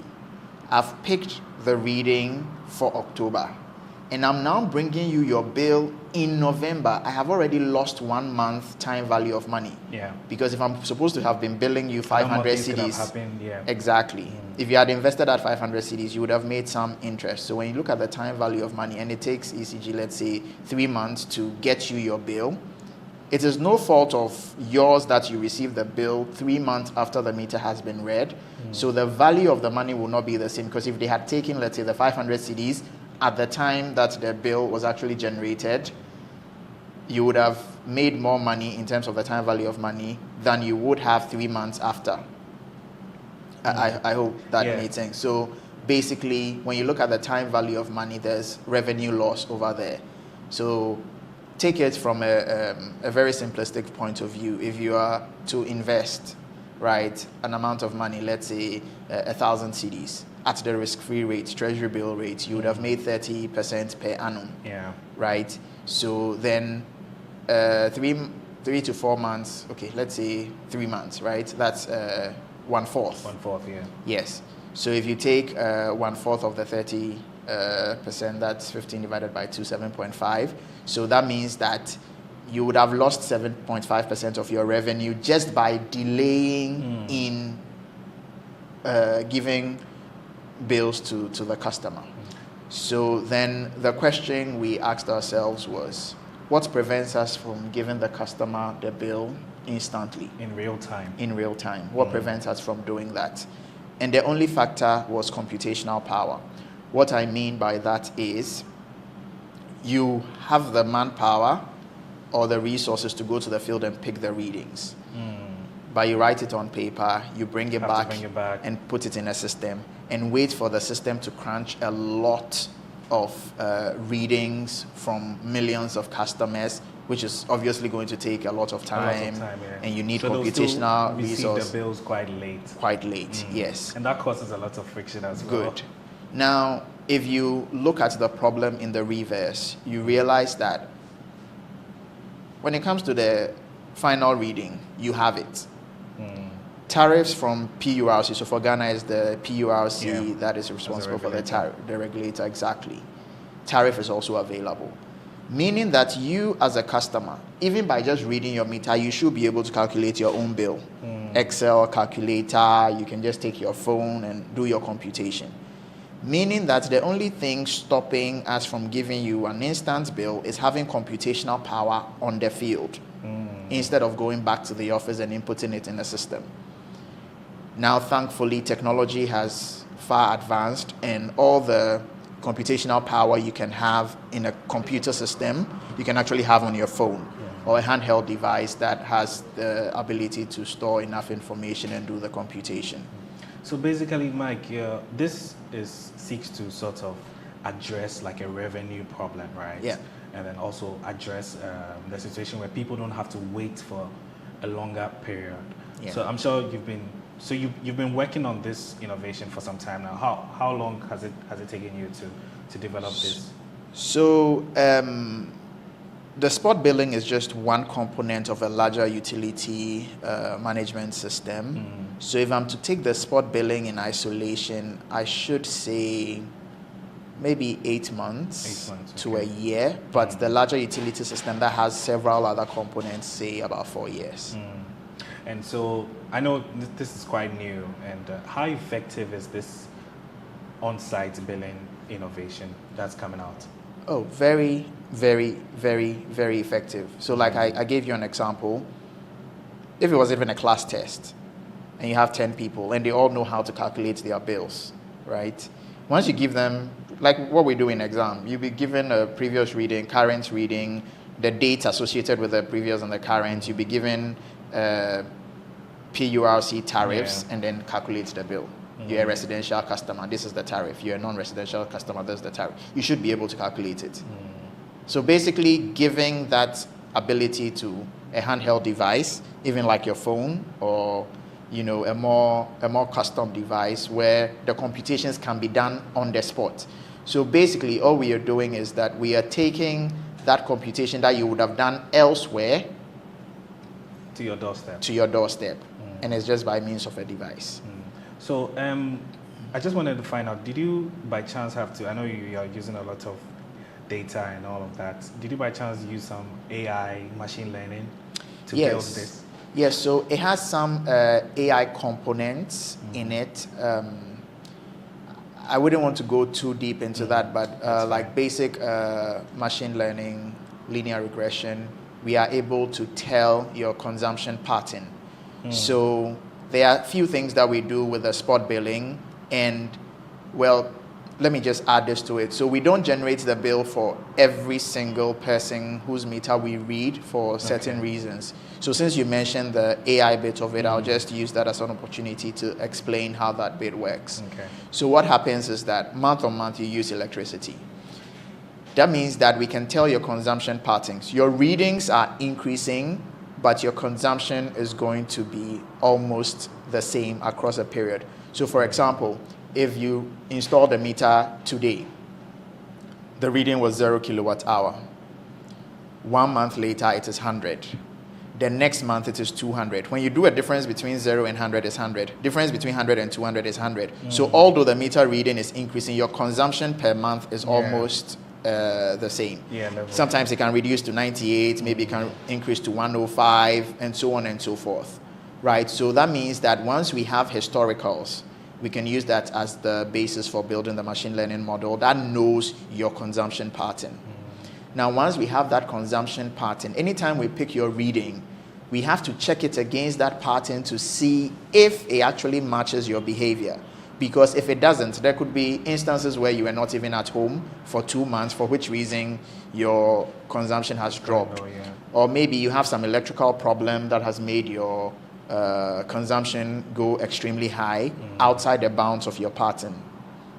So what happens is that once we do the computation of your consumption and realize that it falls beyond the bounds of your behavior based on the model that we have built, we throw it into what we call exception, which will allow extra verification, maybe come and check the meter, make sure everything is fine, or find out the reason for which your consumption is not what we think it should be based on your historicals.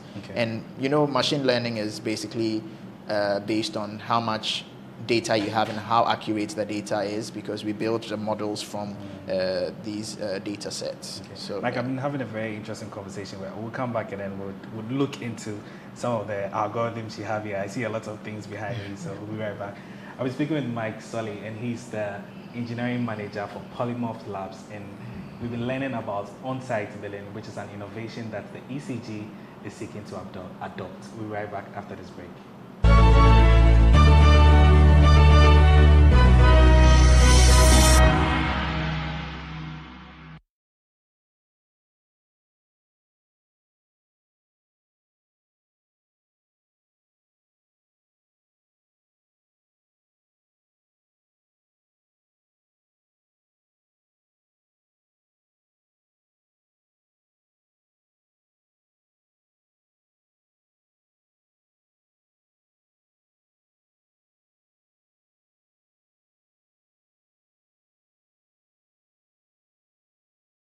This advert is FDA approved.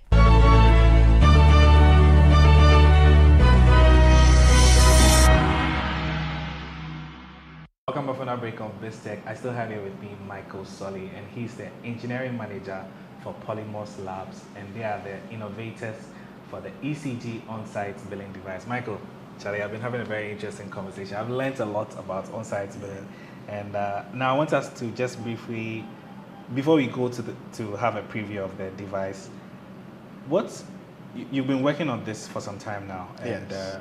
What are the data and security measures that you've deployed for this system to ensure that consumers are protected, and that of also ECG as well?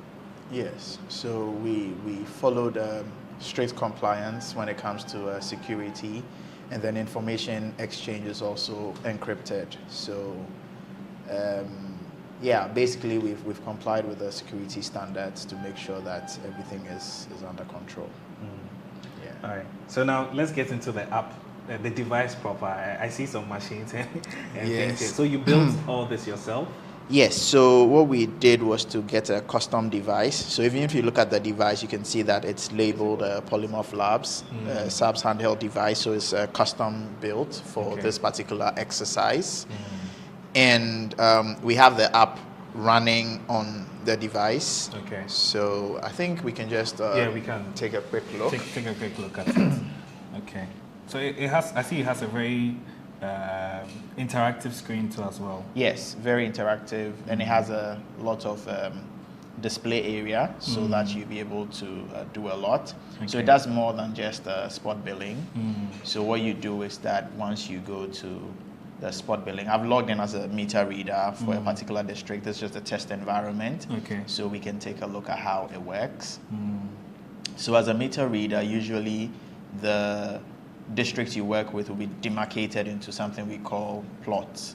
So the plots will be assigned to you as a meter reader, and you'll be able to see the number of customers within that plot, and then whether it's in progress, whether you've not started, whether it's completed, and so on and so forth. So it gives you like a progress report as well. Yes. So if you've not visited a particular place. Yes. Okay. And then the officers at the district office will also know how much work you have done for the day and everything. So it gives you so it's a whole monitoring platform as well. It's an end-to-end utility system. Like I mentioned, the spot billing is just one part of it.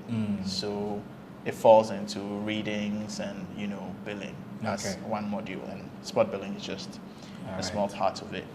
Okay. So when I select this, I see the list of customers that are pending reading, and then their tariff classes. So all these are residential customers. If I go here, I'll see the list of completed. That means I've read the meter for these people already. If I happen to be in a neighborhood and I don't find that customer in my list, I can actually capture them as uncaptured. For instance, somebody is probably an illegal customer who is not in ECG's database. The system allows you to capture it. So not only does it read, but it's able to make sure that everyone is in the operational line that ECG distributes its power. Yeah. Very interesting. So then let's go with Emmanuel Kofi. Okay. So you see that the first thing it does when you select Emmanuel Kofi is it triggers the camera for you to take a picture of the reading. So let's just use this as an example. Okay. So we capture. If you don't like the picture because it's blur, it's not good enough, you can cancel, and then you can take another one. Interesting. Then if you like it, you go ahead and choose it. Then it brings Emmanuel Kofi's data, meter number, everything, contracted power, and the previous reading for Emmanuel. And Emmanuel was last read on Tuesday, 7th March 2023. So Emmanuel can hide. Yes, Emmanuel can hide. Then you capture the reading. So previously, since it's a test, I mean, you will see the reading on the meter and you also see it on the screen. But for verification, you enter the reading. So this is 43156, right? Yeah. So let me do something like 44000. Okay. So this is what I was trying to explain to you the other time. New reading. 44000. Okay. Right, and another 44000. This is like reading and confirm reading just to make sure that you're not making mistakes. Then I click on continue. Now see what happens. It throws me into an exception. So it's giving me customer details, meter number, tariff class, previous reading, current reading, consumption. It's 844. Good. Okay. Meaning that the minimum kilowatt hour we expected you to use from that 7th January till today, the minimum is what? 231. And then the maximum 769. Meaning that what you have consumed is above what we expected you to consume within that period, looking at your historical. Meaning that we'll throw this into exception for somebody else who is a superior to come and verify. So if you're using more than you should. Yes. So this is an example. So I'm just going to go back and going to enter something that will bring the consumption less so that we can generate the bill. So with something like this, it's not going to generate the bill for you. It's rather going to generate an investigation. Because you are doing more than what we are expecting you to do based on the model that has been used. So I'll just go back and then we'll do 43, let's say 500. Okay. Right? Let's do that. So let's do 43500. 43500 and 43500 again. Yes. To confirm it. Exactly. Okay. So once we do 43500, it says, okay, this one seems... It's legit. It's between... the model has given us your thresholds and you're within that threshold. So once everything is fine with you, just click on submit readings. If everything is correct, it'll tell you meter reading successful. Okay. Once you close, it generates the bill. That's all. So you can, you have SMS and print bill as well. Exactly. So you can send it via text and you can get the paper as well. Yeah. So if I, okay. Go ahead. Print bill. Okay. That's it. That's it. So the person doesn't have to wait for 30 days. No. This is like on the go. Yeah. And if you're fast with your fingers, we can do it in 1 minute. So basically you would also be cutting down on the time that for postpaid and prepaid, they would have to. Does this only apply to only postpaid or just prepaid? So currently it's applicable to postpaid, but you can actually use it for reconciliation on prepaid. Okay. So prepaid meters also have readings. So we can come and pick your readings, calculate the bill, and then use it to match the purchases you have made. Okay. all the purchases that you made. Exactly. So let's say this month you have bought credit 200 cedis, 200 cedis, right? And you were able to use power the whole month. Then I come to pick your readings, and then I realize there's 1,000 kilowatt hour within that period, which is equivalent to, let's say, 4,000 cedis. Meaning that you have most likely bypassed. Some of your equipment are not passing through the meter or something of the sort. So there's something illegal connection somewhere. Interesting. So that means that we're going to extend the spot billing to prepaid customers as well.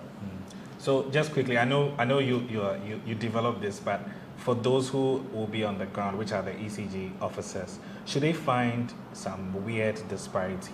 Can they arrest the person on the spot, or they will have to? So once it is reported, the system picks it up, and a new team will be dispatched who are well resourced. They have the equipment to come and check your meter for illegality, and then if that is the case, there's a procedure that there's also the evidence to as well. Yes. As to what was found on the ground. Exactly.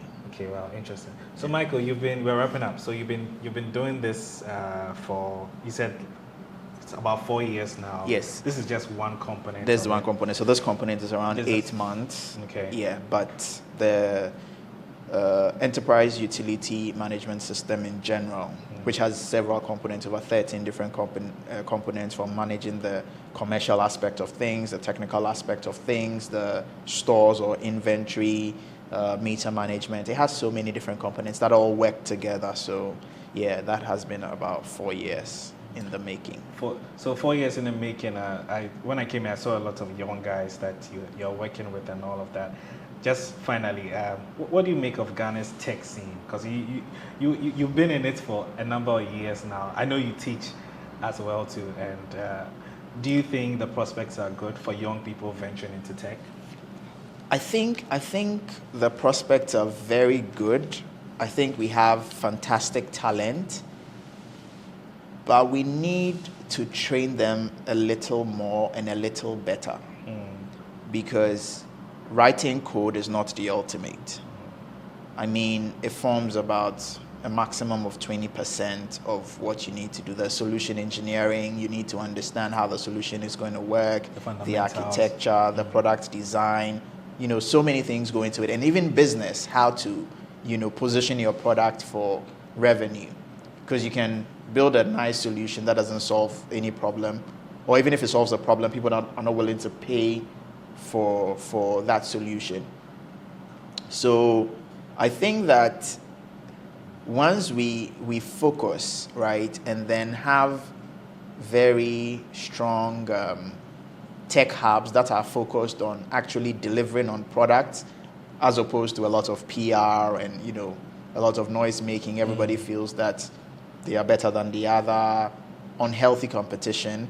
I think if we synergize, we have people coming together, putting their resources together, what we can do is over and above what anybody imagines that Ghanaians can do. And I think that opportunity is also really crucial, because once you experience something, I mean, you can build a solution that works for 100 people, a few 100,000, but that same solution might not be able to scale for 10 million customers.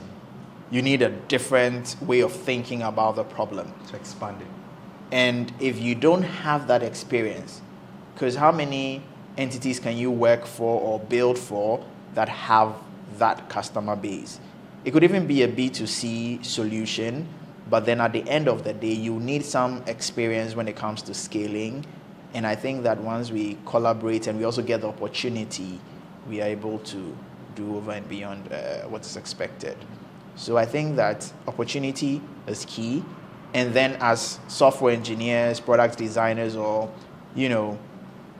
actors in the tech space, we should be aiming for the best, because like I mentioned previously, the potential is there, and we just have to take the bull by the horn.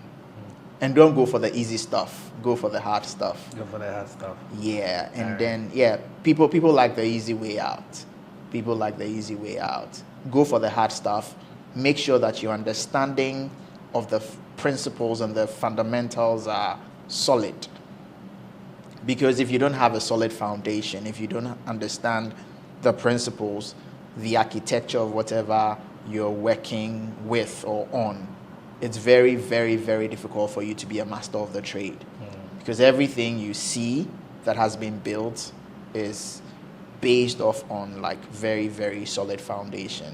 And they are basic principles. So even if you can do it yourself, I think as part of your team, you should have someone who is seasoned when it comes to understanding the fundamentals of computing.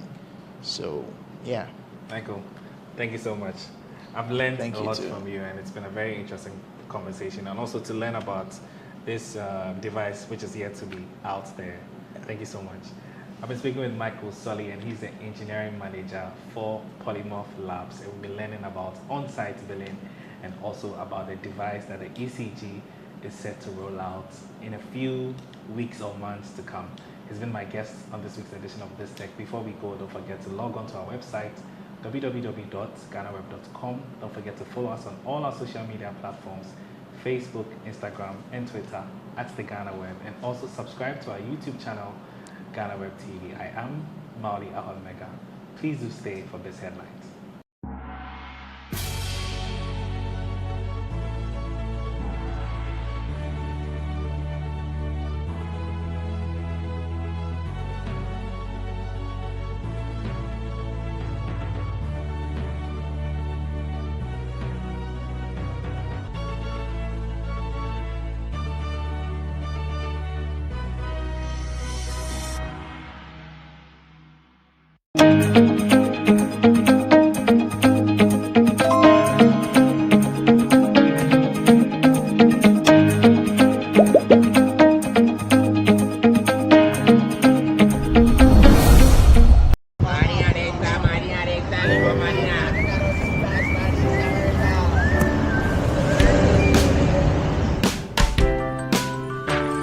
I want you so bad, Alpha Cracker. I want you. I wanna say yes, I can't resist. I want you. Ooh, I want you, Alpha Cracker. I want you so bad, Alpha Cracker. Alpha goodness rich in milk and butter. In Alpha Cracker. Yummy and deliciously crunchy. But I can't resist you. Alpha Crackers. Simply irresistible. This advert is FDA approved.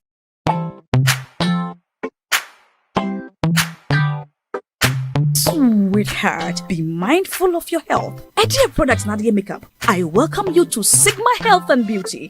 You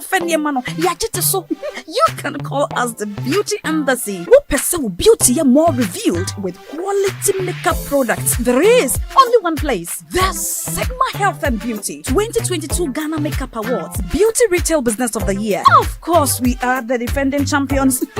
World-class makeup brands and Kwanyet on. You name it. Maybelline, Dark and Lovely, House of Tara, and many more. Your professionalism in the beauty industry is unmatchable. Bramientra the proper way of applying our products. Sigma Health and Beauty, Yewa Accra, Makola, Georgina Stores, and Rollins Park, Gate 4. Fryer in 0248 138 596 and 0201 408 186. Or visit our online shop at www.beautyavenuegh.com. Sigma, your beauty, our joy. Luckiest, luck is everywhere, for everyone, yeah. Luckiest stars, everyone to us. How to play and win online. Step 1. Go to the URL or website www.theluckiestafrica.com. Step 2. Click on Ready to Play and register. Step 3. Fill out your valid details to register. Step 4. Enter and confirm the OTP sent to your email. Step 5. Purchase your ticket or generate a random ticket. Step 6. Enter the ticket amount you want to buy. Step 7. Follow the steps to buy tickets for yourself or someone. Step 8. Confirm your ticket and choose your payment option. Step 9. Follow the steps to make payment. Step 10. Verify your phone number. I am Mr. Goodluck, and I'm on a mission to spread luck all around. Nurse, Baba, driver, bouncer, friends, teacher, banker. Star 712 hash. You could be the luckiest.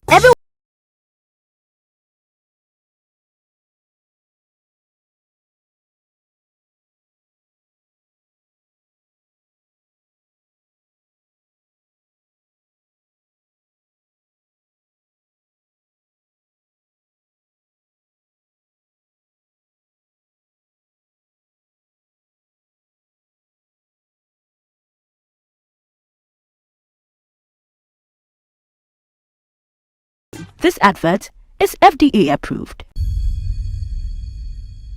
Dr. Theo Echampon, economist, ono asumpo political risk analyst, Ghana hanum. No din semfo bi atoja o chem sanin samo kan ne de wan kan ye kra. Ni nya ne so manfo beka ya na sentemu na Dr. Mahmoud Bawumia vice president. Edi betu dwa se oba Ghana hanum a sa personal credit scoring system ye ni bi Ghana hanum. Nisam no kan wiye na echi no ene Bryce Simmons vice president ema Yimani African so be kan be chirim so obowa ye wo bi yie pan Ghana hanum enu echi no ena ye champon so edi betu dwa se ni Bawumia kan ye se chade e bi ni anom no mpa yie pan eno ena Dr. Theo Echema ono ankasa akwakoye nhwehwemu oma ye deliberations ahodo na ehu se sana ni Bawumia kan no enye no krakra na emom no sa personal credit scoring system no ebi Ghana hanum yie ankasa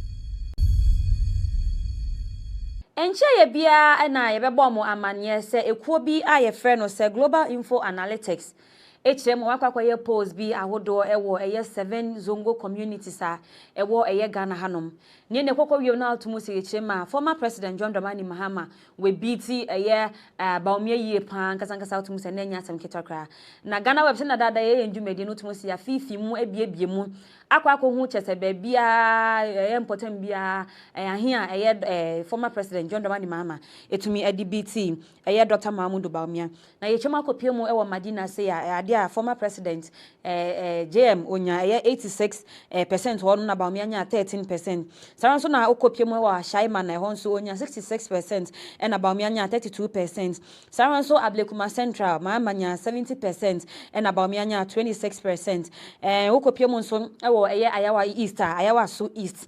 And also Mama enya 89% and Bawumia nya 6%. Saranso and Ayawa So North and so former president JM enya 81% and Bawumia so nya 17%.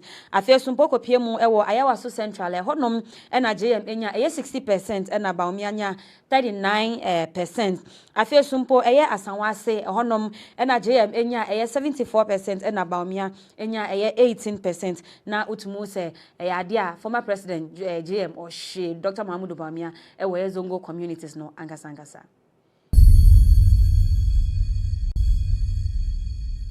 Wuko piemu Bogatanga and also Tifido Mantemu yechirema suku bi honom ayefeno se CK Teda University of Technology and Applied Sciences eno no na vrongo yechirema omumpeni mfomienu de ade court really so omunyino omfom dwumedi nyina engu fom ne nyane so omuchirema ankofo enyo omanya 60 years ha chese retirement age achi omo nso omugusu ate honom na chese omudi sika honom na yechirema baako vice chancellor ayefeno se Professor Eric Magnus Wilmot na afi registrar ayefeno se Dr. Vincent A. Ankamalo Mote omumieni na chese court chirema omfom dwumedi nyina entu fom na graphic.com gh na dey report ne ba omuchiremu se Abrantu we bi friend no say Joseph Poawuvi Weguri ono na chesoko file case March 20 na cheso de tu dwasan papa mienu nkafo mienu we omo time aso muguso ho na sikapodo no mujie de ntino court nhwe na chese mo munja o mujumedie nyina no na babeto dwasan ne court no ko asetena wo so no omo chirema ania Joseph de bae no yampa no ntino nkafo nyina mo cheso mo ntu omo nan enfensi suku mo no chese me ehu baby adampo se omo de nam school no ho baby a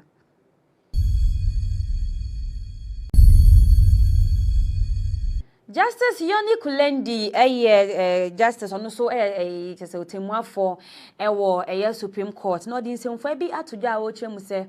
Until so babaye ayate or temwa for a Ghana hanum. Na onim such as people look down and kasankasa on them and kasankasa ye. Ochema send your man for a simple when him tiaches ye for moon yeshe. And yes, obey a yanka or nimda. Nemo mamon so no muju medio mudine come a ye pa and can you quasi nipa dasani. It me bo when him tian so chema and robey obedi juma a justice no. A man who send ye nipa dasani. It is so ye boom ye your winning to chew for my utmuse and yasam ketokra.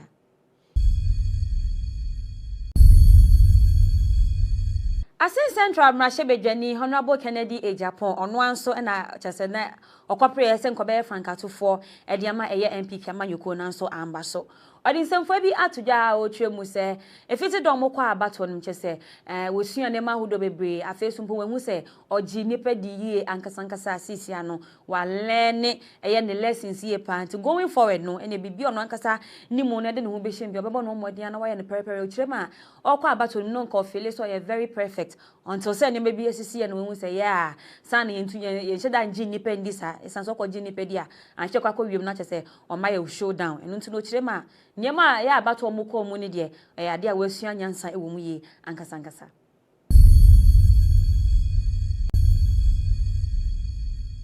Mimnende ya echemu na chese 2nd December 2023 MPP amanyoko no eto aba ewo eye miaya ya amato mudin sa ye orphan constituencies omuni eye mrachebedwafo na otumu se nyema hodo na esisi yi ankasa na ne echem so kopiemu ewo eye matayeko police station no Ablekuma Central amanfo akosomo kwakoto aba afede ebehu ane se ne obi ekita eye violet rubber na rubber no mu kirema ya de ne wo ma na chese envelope na chese sikapudu pan ye ba becheche e de ama eye omanfo ekokọ wie nanka line nanka ya asase ye de kwakoto aba na fede na line no dismantle disorganize ekọ ma chese mokọ akwakoje ye sika ni be ekokọ wie na kirema se tent ba ko na chese ya san line wa se kwakoje sika no ni nya na nya san ketoka no mu kirema ene eye aspirant ne ba ko na chese no mu susu se odi sika ne ba ye se mecheche ma delegate na be ya o metumi ato aba e Manon. Now, according to a Ghana News Agency, onipo mu boni din so no na chese e bia ono na diskane ba eni chema ye friend no Mr. Collins amwa no ne kaye nipa fo a no mo kwa aspa so be ye mrachebedwafo wo matayeko anampo no ya Ablekuma Central honom.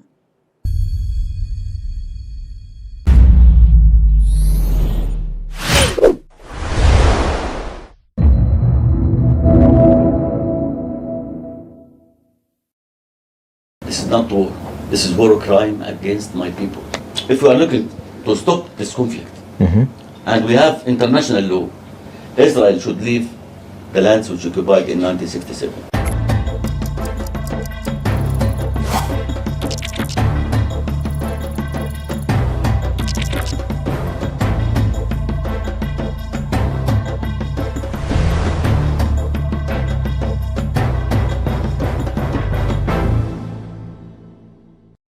Hi, good day and welcome to another edition of The Lowdown here on GhanaWeb TV. My name is Daniel Ojo. A few weeks ago, I brought you an interview with the Israeli ambassador to Ghana. She tried to explain from her perspective what is happening between Palestine and Israel. In fact, she mentioned that their war is not with Palestine, but with the Hamas group. Today, and like many of you had requested, we needed to bring you a response or a reaction from the Palestine people, and today we're privileged to be in the presence of the ambassador of Palestine to Ghana, His Excellency Abdul Fattah al-Satari. He's going to share his perspective on what's happening between Israel and Hamas and also the Israel and Palestine war. We would also bring you the latest updates of the war and what is happening with the international community. It promises to be an interesting conversation. Thank you very much, His Excellency. It's a privilege to join you. I know you're a very busy person. I know it's a difficult time for you as Palestine. How is the general mood back home? Are you in touch with your people back home? What are they saying about the situation in Palestine?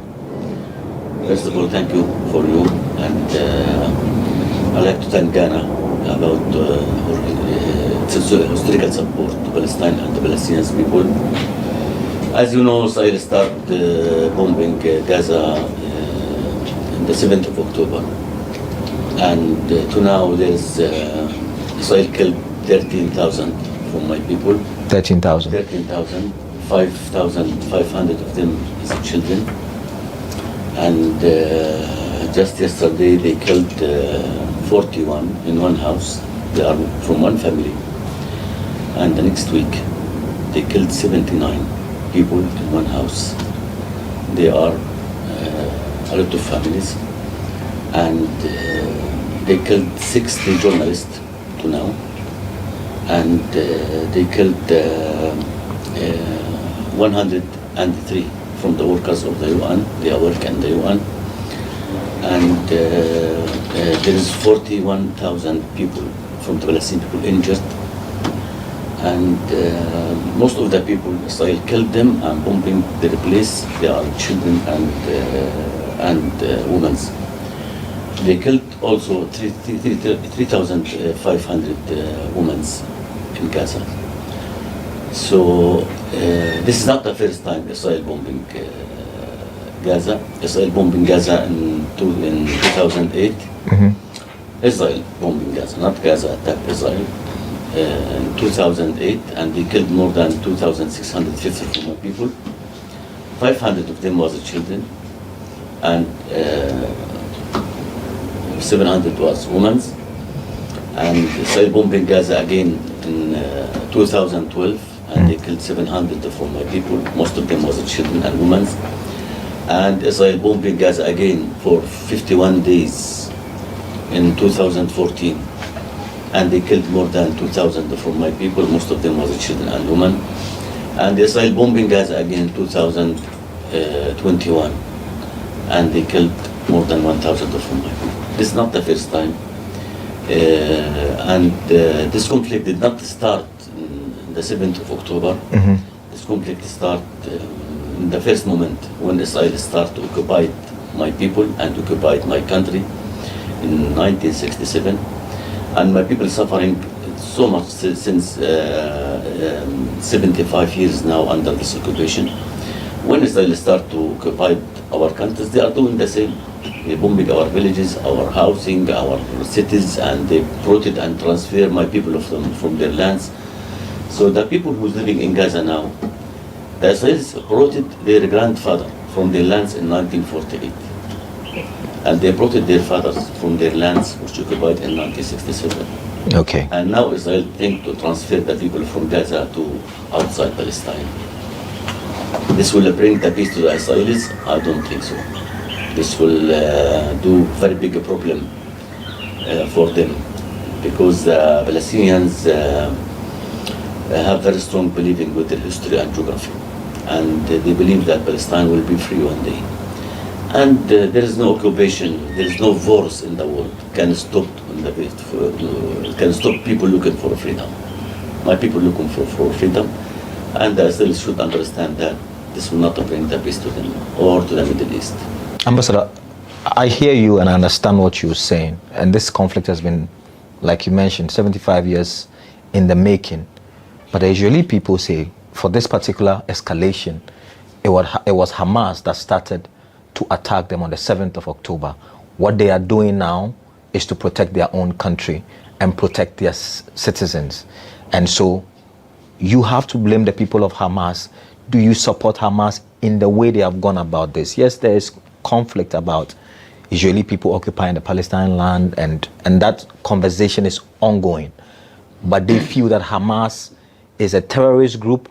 They are not at war with the Palestine people. They are at war with the people, the Hamas people, who they say are extremists, who are against Jewish people. Listen to me.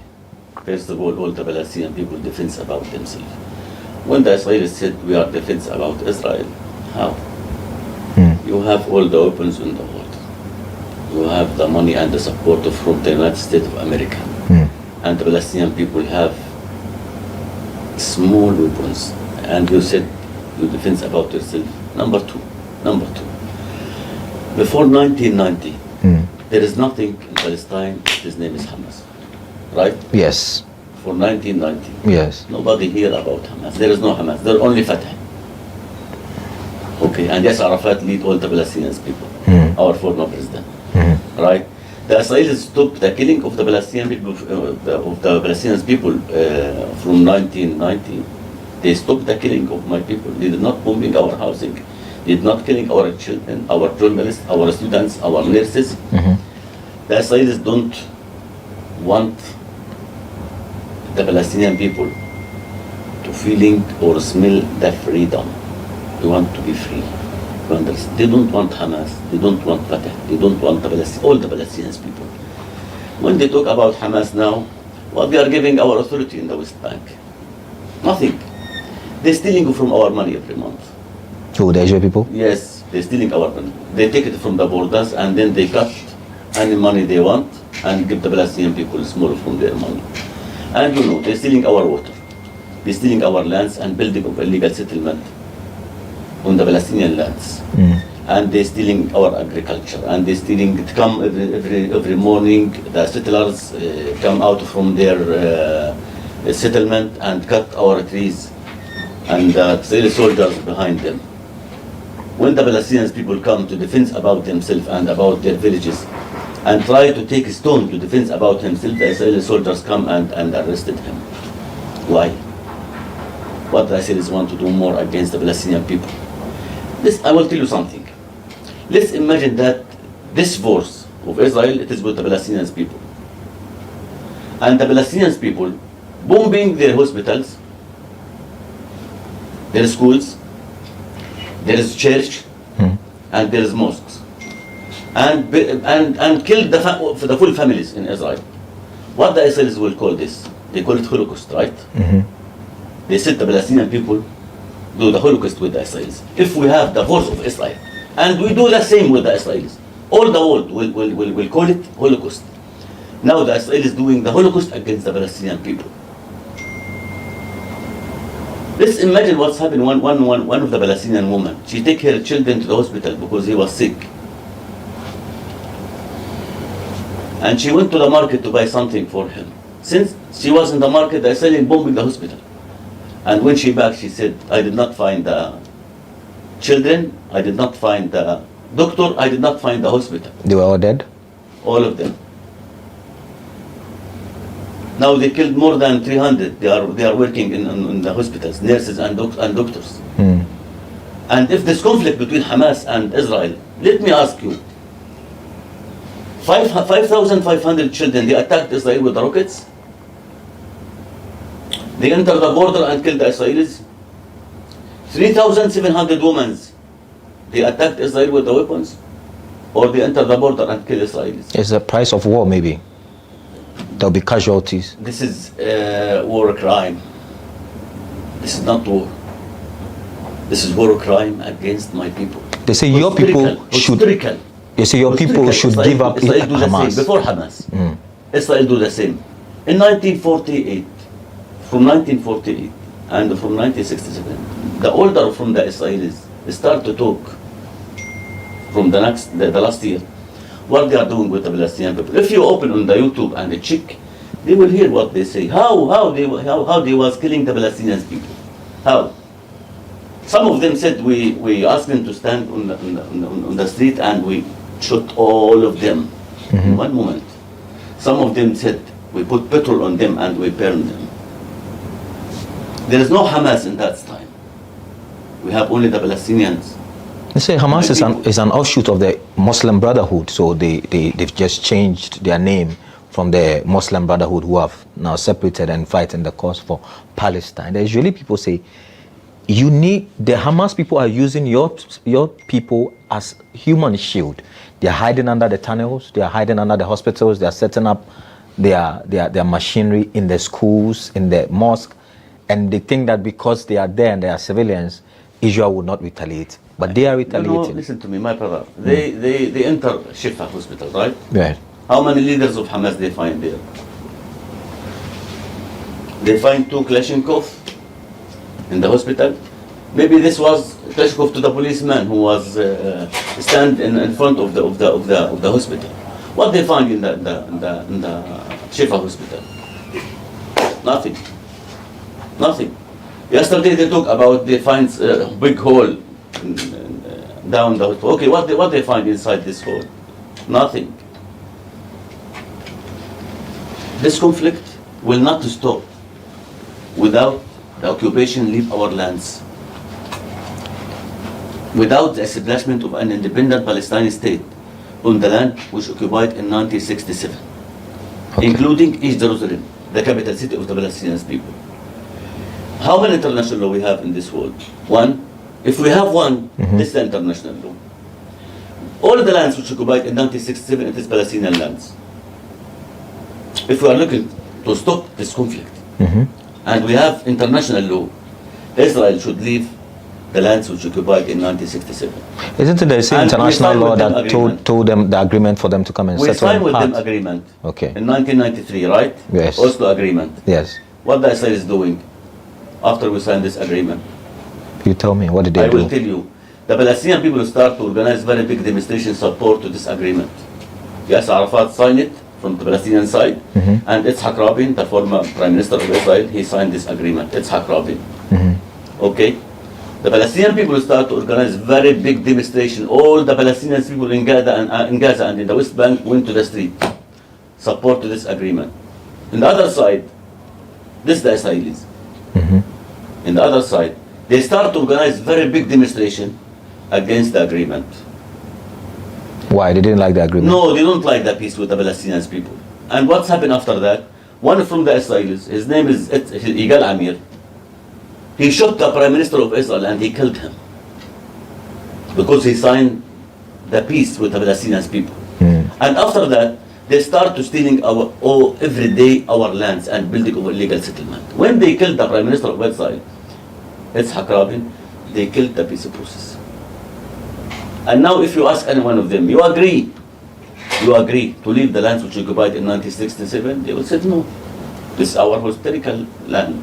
Yeah. God give it to us. Please, if you have the words up for God, give it to me. Maybe I will ask him to give you some land and give you my sister some land. And God did not director of company to give someone land and take land from anyone. You understand? Yeah. This is political. This is political conflict. You understand? Do you think it's a political conflict? Yes. The Israeli ambassador says not that. Religion conflict. She says it's a religion conflict. She says. The Israeli said it is religion yes, conflict? It says this is an extremist group Why? that has declared war on Jewish people all over the world. Why? Me, I am Muslim and I read the Quran and because I am from the Arab countries, I understand the Quran. Not only I read it. Maybe a lot of Ghanaian people here, they read the Quran, but they don't understand the meaning of the Quran. But I understand my Quran very well. My religion don't ask me to hate anyone because of his religion. Okay. He don't ask me to fight with anyone because of his religion. If he's a Christian or Jewish or any religion in the world, you know. Me, I believe with Jesus, he is messenger to all the people in the world.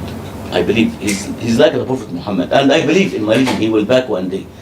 This conflict not between the Muslims and the Jewish. I did not hate anyone because of he's Jewish. You know, I did not hate anyone because he's Israelis. Okay, and I cannot fight with any one of them because he's Israelis. But I did not like the occupier.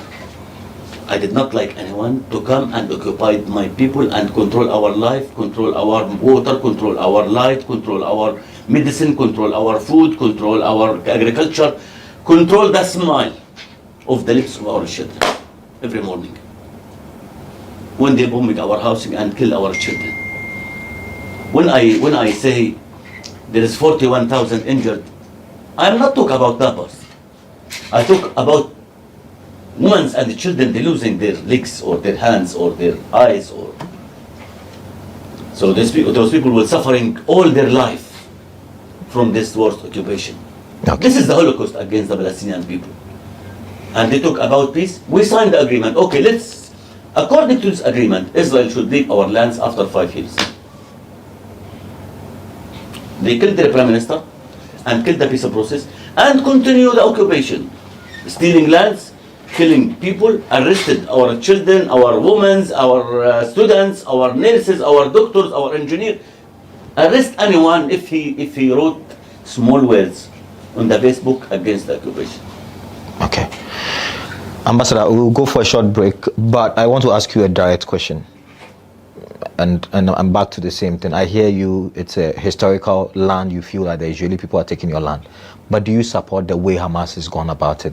Because those who support Israel say Hamas started all of this in October. My brother, do you support Hamas? My brother, you are human, and I am human too.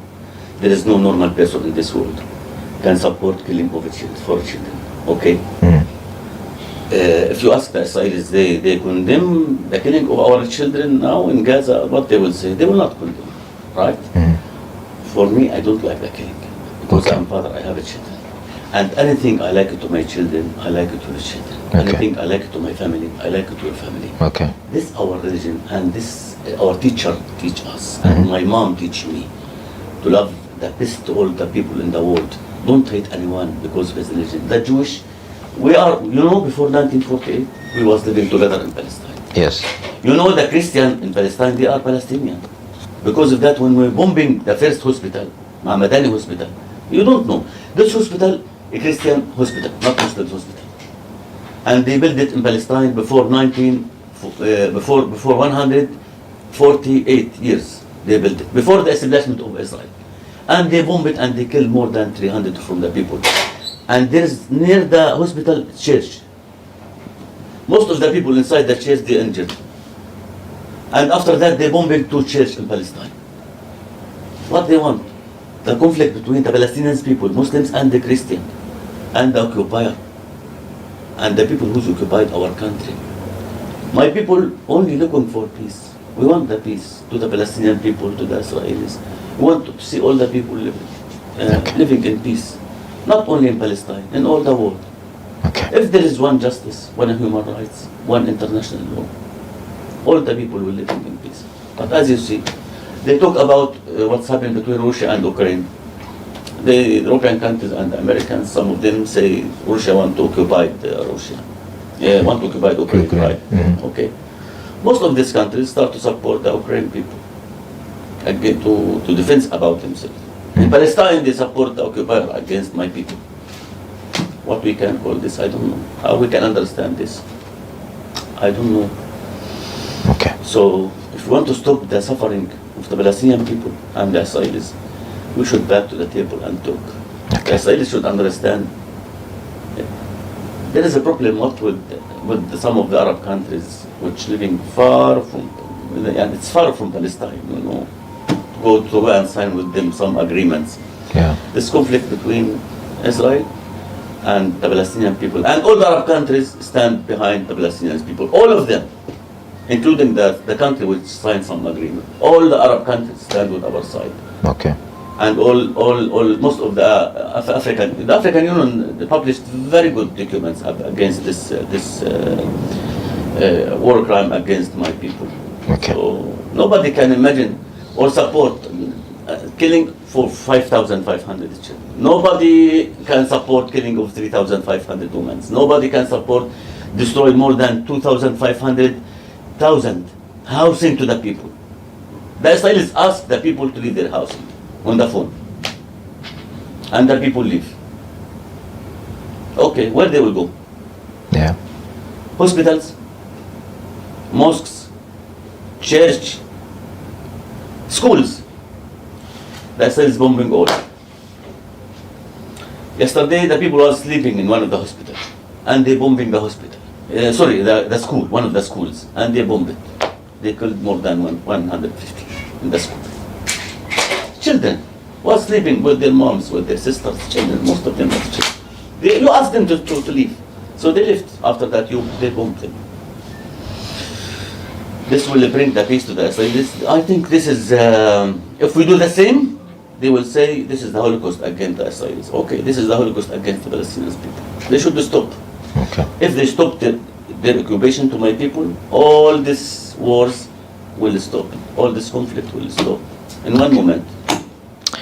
This is still the lowdown on GhanaWeb TV. My name is Daniel Ojo. Today we're speaking to the ambassador, the Palestinian ambassador to Ghana, His Excellency Abdel Fattah al-Sartari, and he's been very passionate about the war between Israel and Palestine and the need for them to go back to the negotiating table and for the need for eventually Israel leaving what the Palestinian people say is their rightful land and their biological land. We'll go for a break. When we return, we'll discuss what the ceasefire options are and what the ambassador thinks about the African countries that have declared support for Israel in this conflict. Stay with us. We're back after this break.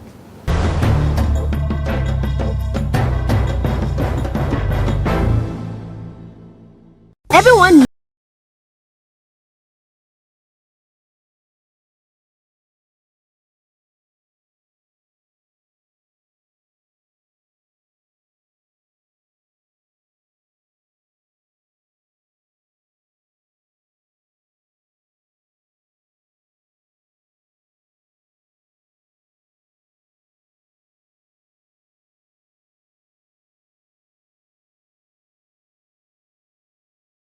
This advert is FDA approved.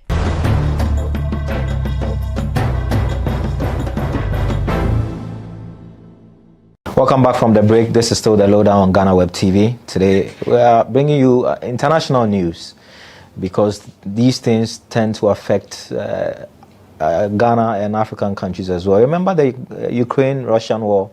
It's been touted as one of the reasons why the economic downturn in Ghana and most parts of Africa is still ongoing. So any conflict anywhere in the world that has the potential to impact the economy of this country and other countries is of great importance to us. The last couple of weeks we brought you an interview with the Israeli ambassador, and most of you said you wanted to hear the side of the Palestinian people. So we've granted that wish in fairness and with balance as far as journalism is concerned, to bring you the other side of the story. Today we're having a conversation with the Palestine ambassador to Ghana, His Excellency Ambassador Abdel Fattah al-Sartari. He's been speaking about his opinions on what could lead to a ceasefire and what the people of Palestine need for this war to end. Ambassador, international community will play a key part in whether or not this will stop. You say there's one international law. You say if this is against human rights, if this is injustice, then the international community must speak. Are you happy with the way the international community has gone about the whole conflict since it started in October? Every country has its own policy, you understand, and I understand what's happening in this world, but the only country which can stop this war, the United States of America. You think they are the only people who can stop the war? They can stop the Israel to stop everything. They can ask the Israel to sit on the table with the Palestinian people. They ask them to stop their occupation to my people. They can ask them a lot of things, and the Israelis will agree. They cannot say no to the United States of America. They cannot say no. There is very big support to my people, but my people need to stop this war, to stop. Now, just before a few minutes, I have messaged the president of the African Union. He asked to stop this war, and he said that there is no reason for Israel to kill this big number of Palestinian children. So all the African countries also support the Palestinian people and support our struggle against this occupation. But we need more. We need to stop this war. My people need Israel to leave our lands. And day by day, if you are following the media, the support of the Palestinian people increased in all the world. In America too, it's increased, and there was very big devastation in all the countries in the world. Here in Ghana, there was very big devastation. And the Palestinians going alone only to support, to show their solidarity with the Palestinian people. But we need more solidarity to stop this war. So, how has this affected the economy of Palestine? There's a lot of bombing, there's a lot of destruction. How has this affected your people, and how do you hope to rebuild your country again? Number one, about the food, listen to me, about the economic situation. From the 7th of October, the people in Gaza, some of them did not have bread to eat. They don't have water because the Israelis blocked the water and the light. Because of that, some of the hospitals, when they off the lights, there is no oxygen. In the Shifa hospital, for 3 days, 40 babies died. There is no oxygen. So the economic situation is very bad. Some people did not have food, and they help each other. When the people left this area, go to this area. Yeah. If the people have some food, they give them. If they have small water, they give them. And the people in my country, they are lucky. They start to rain for a few days. And they start to drink from the rain. The rainwater. From the rain. They are lucky, and God stand with our side, inshallah. So it's very bad, but you know, the Israelis want the Palestinian people to leave their lands and transfer them outside Palestine. But my people say all the time, we will not leave. We will not leave again. We are on our land. We will not back. We will not leave it again. You see. So we try to help each other, and there is a lot of helping coming from Turkey, from Egypt, from all the Arab countries, from Saudi Arabia, from most of the countries in the world, through Egypt.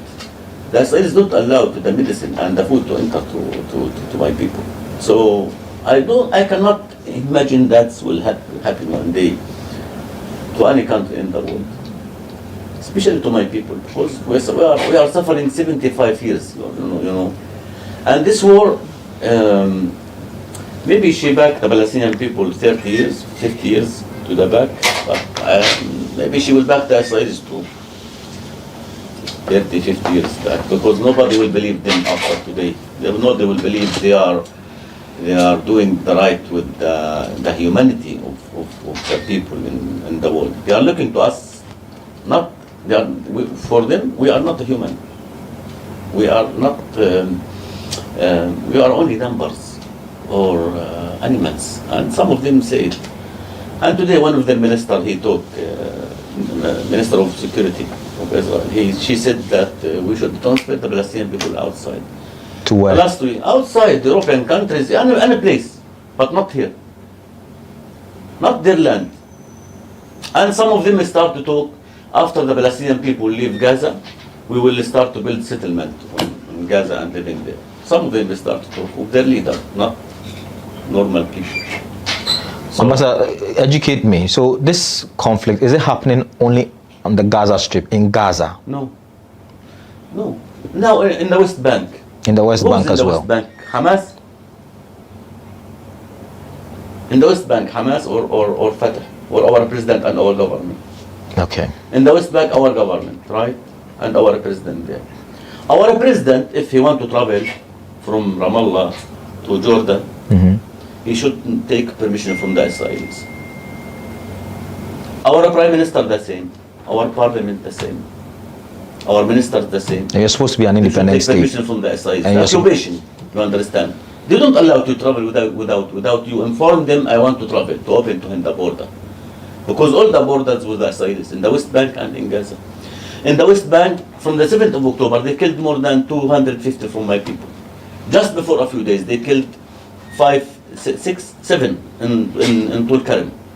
And before one day, they killed 12 in Jenin camp. And you know, since the last 7 months, before 7th of October, every day they enter Nablus and killed my people, enter Tul Karim and killed my people, enter Ramallah and killed my people, enter Jenin and killed my people, enter all our cities and our villages and killed my people. My people in the West Bank, they are suffering the same in Gaza. And they are putting the checkpoints between our villages and our cities to make our life very difficult, to leave our lands for them and leave our housing for them, to them to take it. We have the same situation. That's what's happened in the West Bank. They arrest the children. They arrested children sometimes. Children 7 years, 9 years. Open to the YouTube and see. See how 7, 10 Israeli soldiers catch children, 7 years old or 10 years old. They want to arrest him. 7 years old in the West Bank. If the conflict between Hamas and Israel, why they do everything to make my authority in the West Bank very weak. Why? They don't want anyone. They don't want Fatah. They don't want Hamas. They don't want the Palestinian people. They want all the Palestinian people to leave their lands. They want us to leave. But they cannot. Because we have very strong believing. The occupation will leave, not the Palestinian people will leave.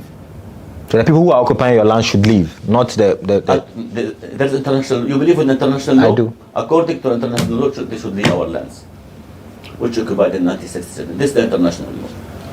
According to decision 224 and 338. According to international law, all the settlement is illegal. The Security Council vote about this. It is illegal. They should leave.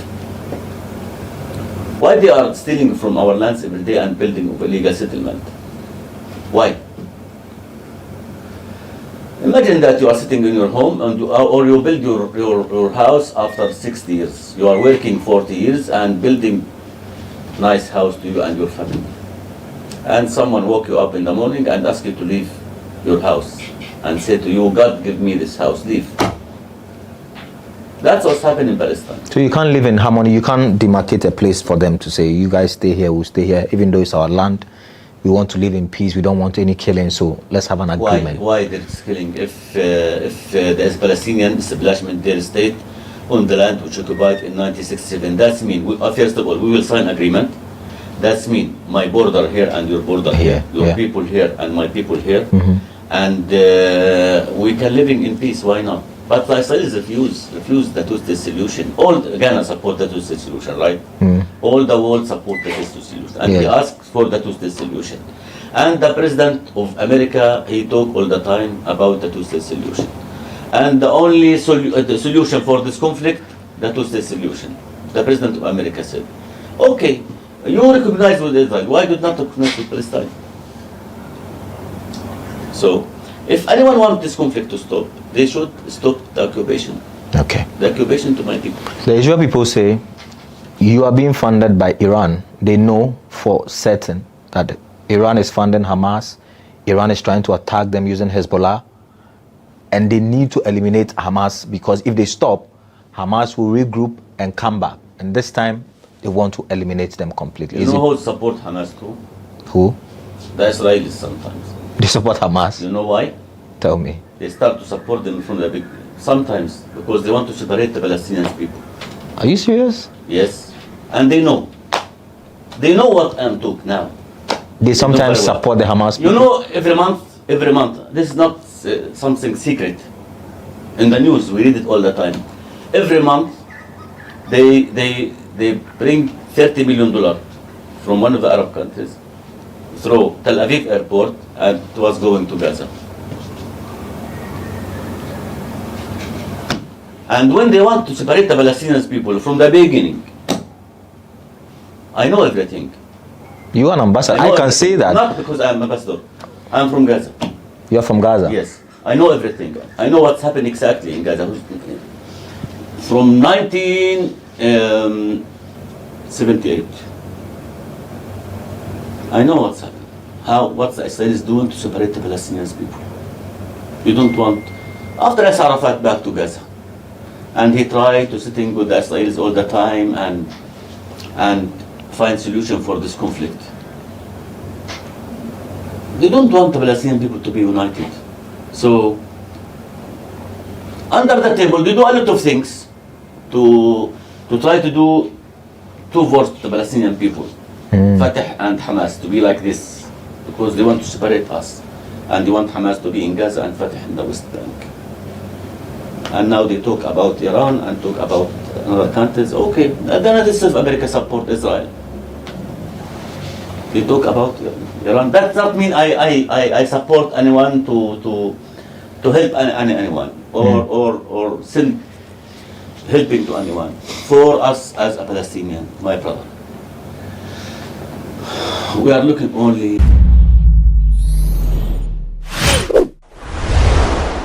Prospectors and parents were spending a lot of money buying the same items. What we did differently here this time around is that we look at all the items that are needed at the school, broke them into categories, category A, B, and C. So if you happen to fall within category A, when you print your placement, the items you are buying is different from the students in the same school who were in category B. That way, if it's brooms, not every student brings a broom. If it's a hoe, not every student brings it's buckets. Not every student brings a bucket.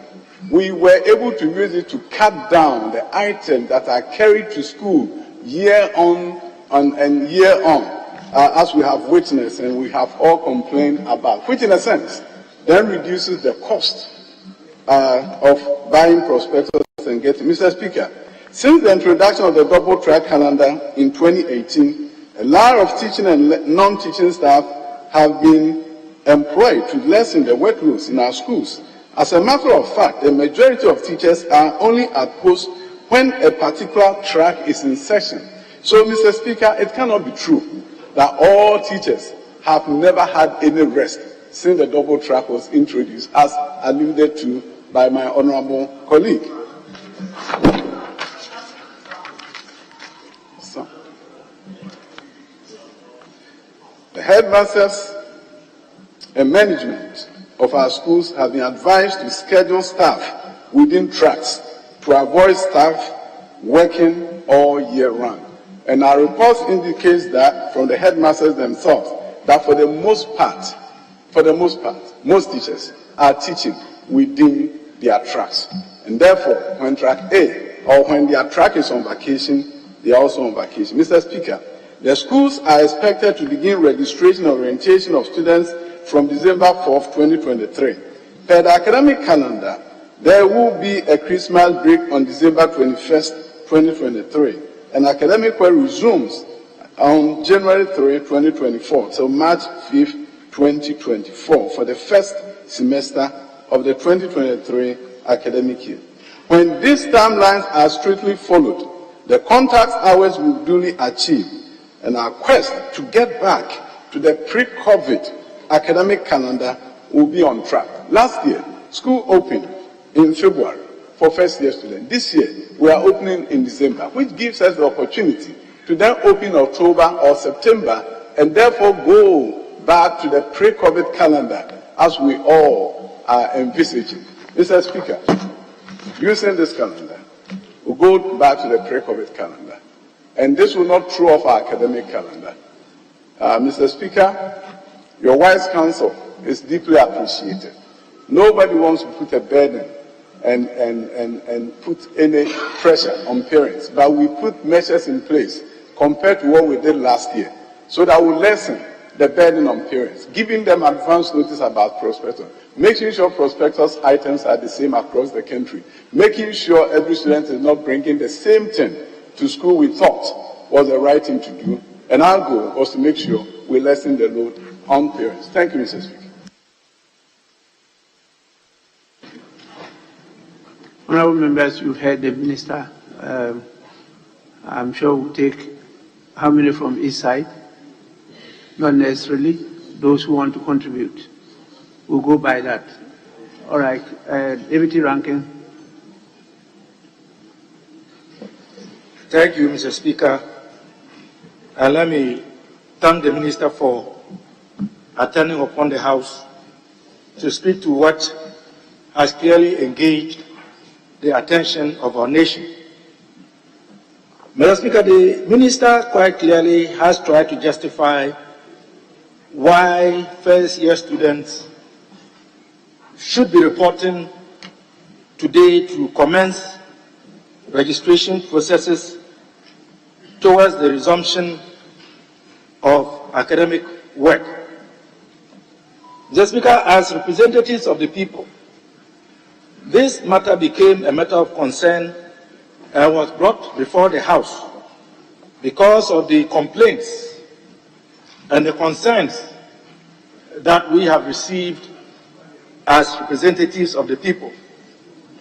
Mr. Speaker, the minister raises the issue of engagement, and that clearly piques my appetite, because if that were to be the case, then I fail to understand why teacher unions, including NAGRAT, and the umbrella body for parent-teachers associations in the country would all complain about the date communicated for first-year students to report. The Speaker, the Minister speaks about publicizing the calendar on the 23rd of November 2023. Yes, it is the case that this may have been done. But, Speaker, you would agree with me that it is one thing to anticipate that your ward will do well and be placed in his or her school of choice. And it is another thing to actually get to know that your ward has been placed and therefore you need to mobilize the needed resources to prepare your ward to report in school. In another way, I am making allusions to financial challenges, even within the context of the quote-unquote harmonized prospectus. The Speaker, many parents are really hard up. The conditions of our nation today in terms of resources and the resource availability is a challenge even for government. We all know parents have gone through haircuts of all manners. There are those parents whose resources have been locked up in banks that have been collapsed. There are those who are dealing with microfinance companies whose resources are locked up. And according to international bodies, in excess of 800,000 Ghanaians who hitherto had the wherewithal to fend for themselves have all now fallen below the poverty line. So when the Minister speaks about shortening the process, introducing a harmonized prospectus, well and good. But what quantum of money does a parent need to be able to buy all the items on the harmonized prospectus? So, Speaker, even the cost of a chop box, I'm not even talking about a trunk, is more than 200 Ghana cedis. And we are not even going to go through the list and talk about every single item. By my own rough estimates, at the very minimum, a parent will not require less than 3,000 Ghana cedis. Minimum, I say minimum, Mr. Speaker, minimum threshold will not require less than 3,000 Ghana cedis to prepare a ward to go to school. As we speak, almost all of us have received calls, messages. Yes, Honorable Kovandapoy, he has been crying the whole day about how parents have lined up in his office asking for money to prepare their ward for school. So the issue of parents' inability to mobilize the requisite financial resources to prepare their wards to go to school, Mr. Speaker, cannot be swept under the carpet. Mr. Speaker, then we have the issue of even the timelines. I understand that we want to go back to pre-COVID academic timetable and times. But should that be done to the detriment of students, teachers, and parents? Even the teachers are complaining.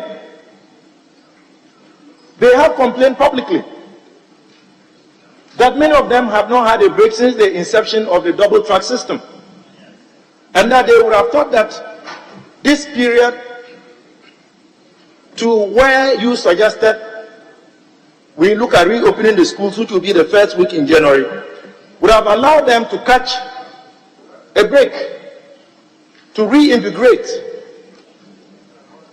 so that they can better serve our students.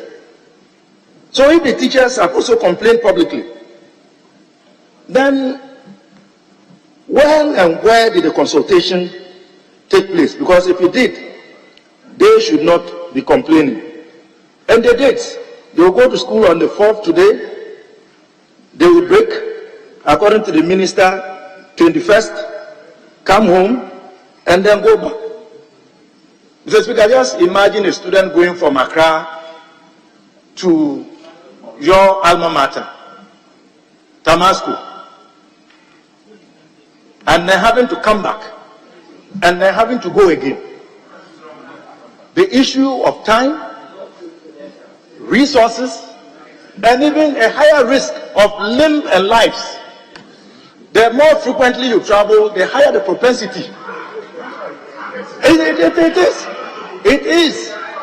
So, Mr. Speaker, I believe very strongly that the case that we made, asking the minister to reconsider the reopening date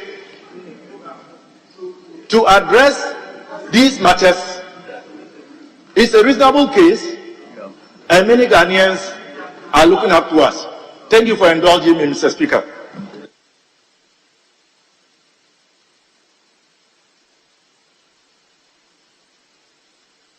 Ranking member.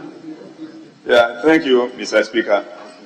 Mr. Speaker, as alluded to by the Minister for Education, I raised the issue last Thursday, and based on that, the House debated or discussed it, and we came to the conclusion that the Minister would have to come to the House and explain to us the rationale behind the fixing of that date. Mr. Speaker, the statement was not made out of malice against anybody. It was made based on people's sentiments, concerns raised by people, teachers, parents, and all those who are affected by the placement exercise. Yeah, the minister tried to explain that we needed to go back to pre-COVID period. I agree with him. But given the circumstances now, we need to look at it carefully. The GES did very well with that of the basic school, that they have gone back to the pre-COVID period. But the approach of the secondary school system is not the best. Now, all other countries, especially in West Africa, have gone back to the pre-COVID period. But why is Ghana not able to make its secondary schools go back to the pre-COVID period? That is what the minister needs to explain to us. What challenges are there that you are not able to migrate or go back to the pre-COVID period with secondary schools? We need to know that. So keep quiet. Mr. Speaker, he also mentioned that they have placed about at least 81% of qualified candidates. At the time the placement came out, we were told that we had about 108,000 yet to be placed. He has not given us the number that has been placed so far and what number is left to be placed. That is very, very necessary for us to know as a house, so that we know that from that time, this is the number that is left to be placed. Mr. Speaker, I also wish that the minister could have told us, or the House, why he did not even get in touch with the leadership of the House or the Speaker before the GS or his ministry came out with the directive, after the Speaker had directed that he should probably reconsider the reopening date. But what we saw in the press or in the air, heard in the air, was as if he did not want to listen to the House or the Speaker. I think he needs to explain that position to us or to the Speaker so that we will take it from there. But I think the appeal still stands that the ministry and the GS should reconsider the reopening date. This is because not everybody has been placed as at now, and that is very, very important. Thank you, Mr. Speaker. Honorable Ablakwa. I'm most grateful, Right Honourable Speaker. Right Honourable Speaker, this matter is a very important issue of tremendous national concern. It is a public interest matter, and it is about the education of our young compatriots. It is not a matter that we can toy with. or we can take lightly.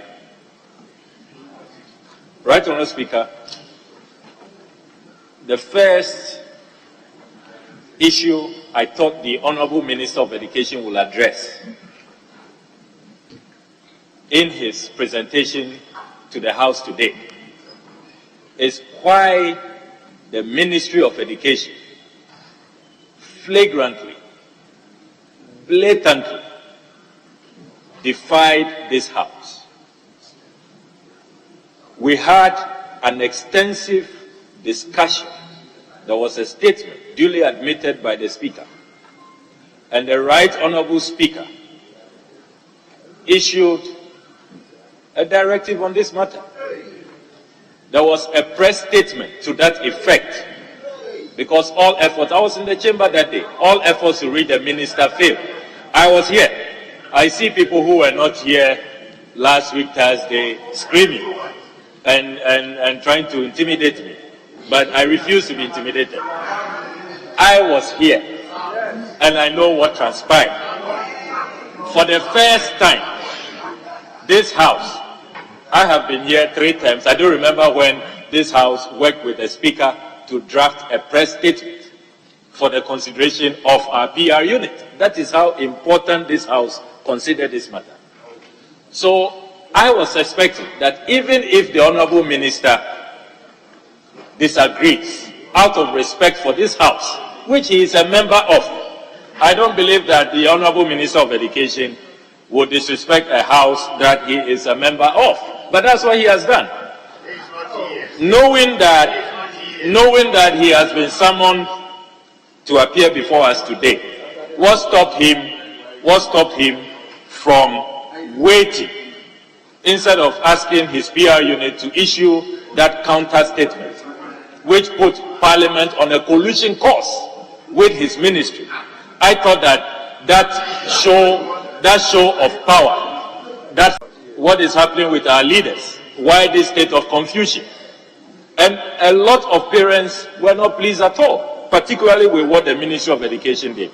So I thought that the Honourable Minister will explain to us why he did what he did, defied Parliament, put out that statement, and virtually just, called our bluff and said that what has happened in this House really doesn't matter. It's like telling us to go to hell, really, And I'm really surprised that a minister who is also a member of this House will engage in this conduct. I don't think that this is conduct that we should countenance, that we should celebrate, that is worthy of emulation. Ministers, we've all been ministers or deputy ministers before, and we hold this House in high esteem. When you get a sense of this House, the Right Honourable Speaker has spearheaded, supervised the proceedings himself, drafted a statement. I mean, you don't issue a counter statement and treat the House with the contempt that the Minister of Education did. So that matter, the Minister of Education will have to explain to us why those of us who feel affronted by what he has done should not bring an action that will seek to drag the minister to the Privileges Committee. I wouldn't want my good friend to go and sweat it out at the Privileges Committee. But with what he has done, it's as if he's daring us. That's what you are telling us. Yes, let's see what you can do. As for me, I've defied you. Let's see what Parliament can do. But that's how we feel.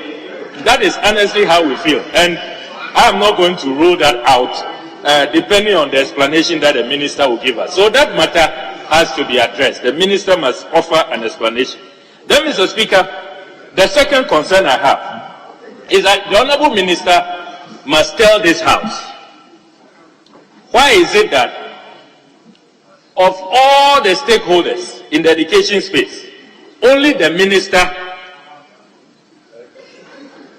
thinks that this position that he's adopting is right? How can everybody else be wrong and only the minister be right?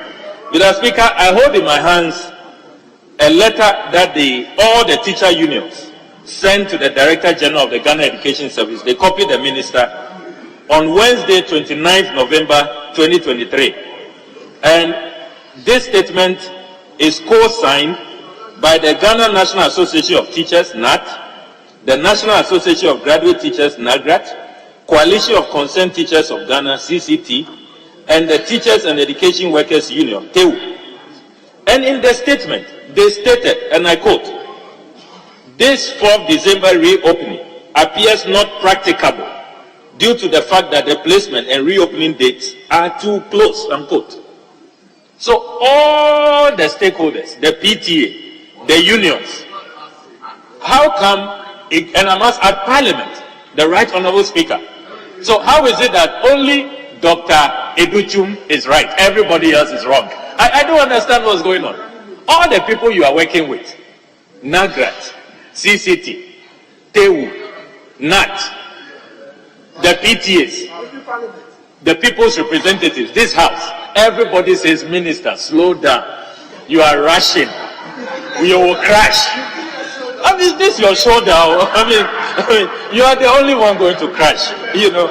So I really wonder what is going on. Everybody you are working with in the space says that, "Minister, this is not the way to go." Only you are insisting. The only man standing, only you. So I wonder how you can work, because, Minister, we have enormous respect for you, but you are not the ones going to teach the students. You are not the one going to buy these harmonized prospectus. Mr. Speaker, the minister was describing the harmonized prospectus as if it won't cost much. Mr. Speaker, I have the list here. It's not a joke. What he has harmonized, he says the students should come up with hard body suitcase or trunk. That is not cheap. That will cost you some thousands. Chop box or hard plastic container, toiletries, beddings, a pair of footwear, school-specific, underwear, cutlery, other educational materials such as mathematical sets, scientific calculator. And the second category includes detergents, sanitaries, cleaning materials such as liquid soap, hand gloves, washing powder, bleach, cleaning materials. Mr. Speaker, we know the state of this economy. Are these items that parents can just come up with in a few days? And provisions have not come. You know, so Mr. Speaker, this, I heard a colleague of mine, but really, it's costing some people about 7,000, 8,000 cedis to put all of these things together, you know, depending on which school you are attending. Plus transportation, the cost of transportation. If you are moving from North Town, for example, to Wa Senior High, or even to Presec, you know, the one and only Presec Lagos, you know, or to Advertiser, you know, look at the distance, look at the cost of transportation. Teenagers going to these places they've never been to. And then, Mr. Speaker, the other issue which I raised last week relates to those of us in the flood-affected constituencies. We have not been told what the arrangements are. An honorable minister knows. I've been on his case. I've called several times. Mefes and Kizito Senior High Technical School, where displaced persons are. What happens to them?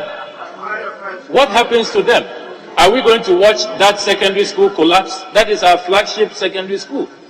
It has done well to take care of displaced persons, 1,500 displaced persons. Is this how to reward them? Is this how to pay them back by collapsing the school?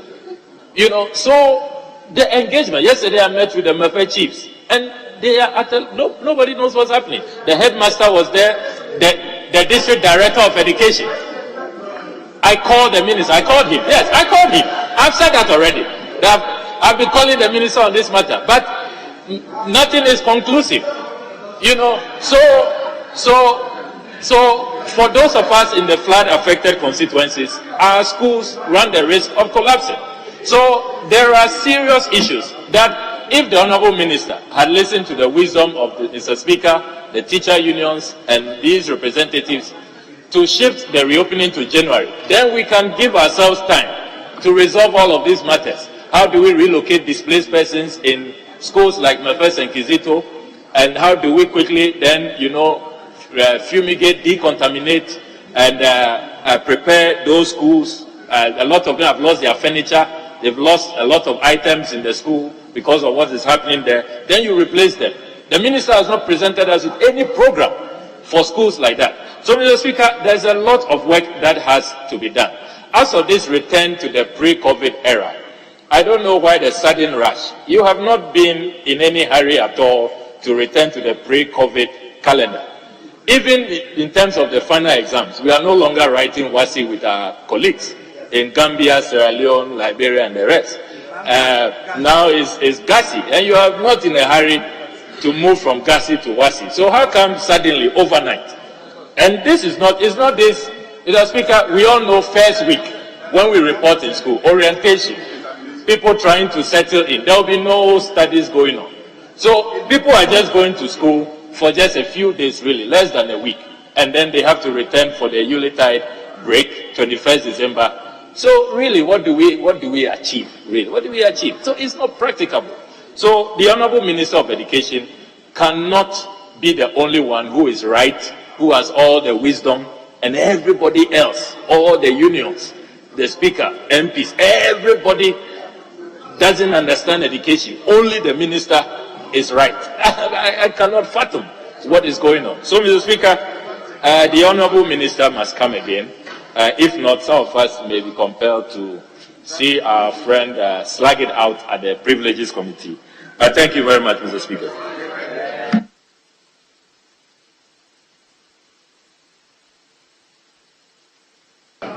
Yes, Honorable, is that Chairman for Constitutional Legal?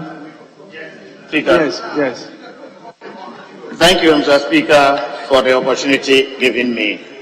May I use this opportunity to thank the Minister very much for heeding to the call of the Honorable Speaker.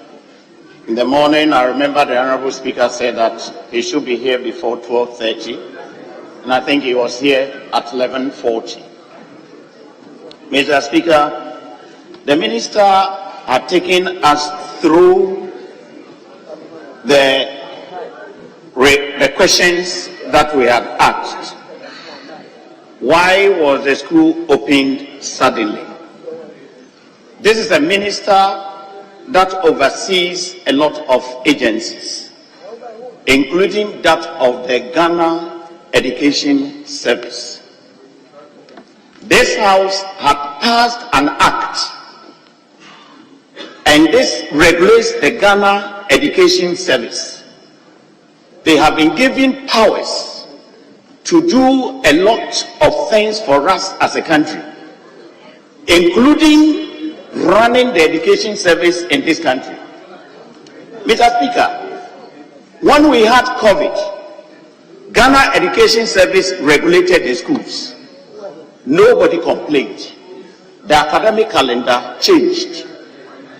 Ghana Education Service, we have given them the powers, and they have committees and bodies that have gone through the system. I am taken aback, especially when members of this House who have lived at the ministry and knows the relationship between the Ghana Education Service and the ministry are still complaining. The minister explained that there is a harmonized prospectus. I do not know, Mr. Speaker, if we extend the time, parents are not going to buy the things anyway. The students have written exams for more than 3 months and had been at home. If you are a parent, you know that your ward would have to go to school. And most of the time, in this house, we have complained that children had stayed at home and some are pregnant, especially when we had the COVID era. When they had finished the exams and they had released the results, why do we keep them at home? People are complaining that the distance, if they have to go to, somebody said that if you have to go to Tamasco. Is it the case that if we go for 3 months notice or 1 year notice, the distance, the person or the student will not travel that distance? I do not understand the reasoning that we are giving for the action of the Ghana Education Service. Attendance rates, Mr. Speaker, the Ghana Education Service have given the directive and the students are in school already. The minister had given us the statistics of the number of students that had been placed. Unfortunately, we probably do not have the number of students that have reported at the various schools. If we have them, that they about 10% or 20% had reported, then we may have a cause to complain. But not when the students are already in school. Do we want the minister to direct the Ghana Education Service to now call the students that they should come back home and then we give another time for them? Mr. Speaker, this will lead to absurdity. I don't think we need to disturb the academic calendar, especially when the minister has said that we would want to go to the pre-COVID session. This is a session that was running. Nobody complained about this session. We were all comfortable. Then we were hit by COVID. And then most of the things changed. And the ministry, and for that matter, the Ghana Education Service would want to correct this. And we have a problem with this. I do not have a problem with this. And I think that we need to commend the ministry for that. If we have said that a directive had been given to the ministry and they have not obliged there, I am not sure whether we have given a directive. But we should be careful as a house, because if we say that this house is going to direct the Ghana Education Service and for that matter Ministry of Education, we are also going to direct Ministry of Health.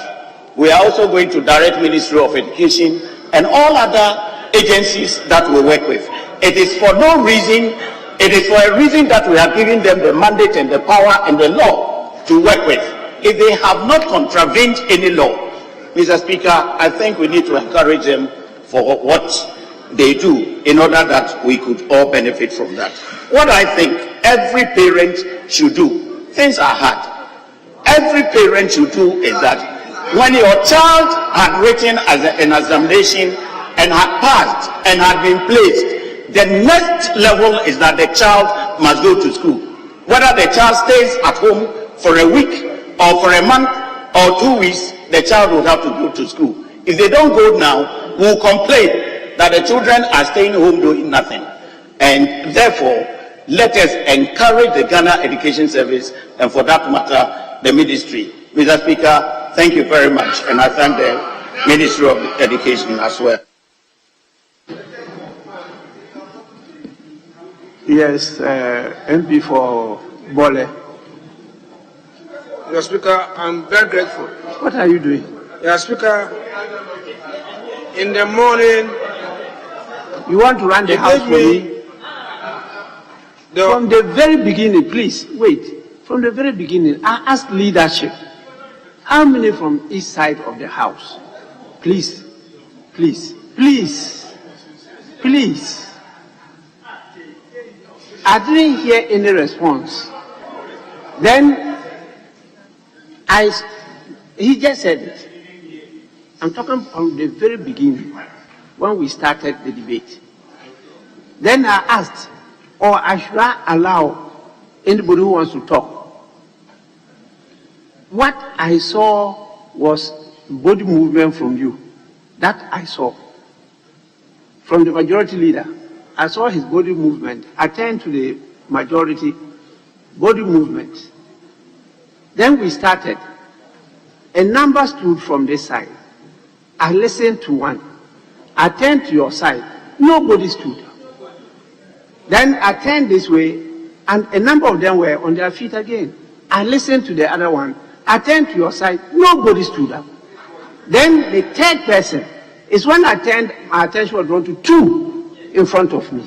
And I allowed one. How can that be the practice that we do 4-4? How? Please. How can that be the practice? Because the practice when we say 4 on each side of the house, when one speaks from this side, another one will speak from the other side, then I turn. That is how we do it. Please. Majority Leader. Mr. Speaker. Mr. Speaker. Yes. When you asked about the number, we were conferring, the two of us, and we said 4-4. Maybe, admittedly, admittedly, we did not speak to the microphone. And because you were looking at us, in fact, I signaled. In fact, he signaled first, and I said, okay, 4-4 plus him. Because you were looking at us, I thought that you had gotten what we were saying. Because the two of us, we spoke to ourselves that it should be 4-4. The Speaker, after the first 1 year from the other side, nobody was up here. It was Ayimedu who was moving and came here. At the time you had called the second person. Ayimedu got up after the second person. And he said maybe because we were not recognizing where he was sitting, was moving back to his place. That's why he moved there. That's because, so that is the reality. But Ato is here. He will confirm what I've just said. Mr. Speaker, indeed, between us, we agreed 4-4 plus leadership. Mr. Speaker, the truth is that we did not communicate to you. In fact, but between us, we agreed 4-4. However, Mr. Speaker, it should be noted that when you called the first person here, nobody stood up from this side. And it happened the second time. It was after Honorable Okujetu Ablakwa spoke that somebody stood up from this side. The Speaker, since then I saw two people. That is what it is. Because I was watching carefully. So the Speaker, it's Honorable Ayimedu and Honorable Carlos that stood up from the other side after Honorable Okujetu Ablakwa spoke. The Speaker, in spite of that, I think we can make progress by allowing the speakers to make their statement, and then the leaders can also conclude. Thank you.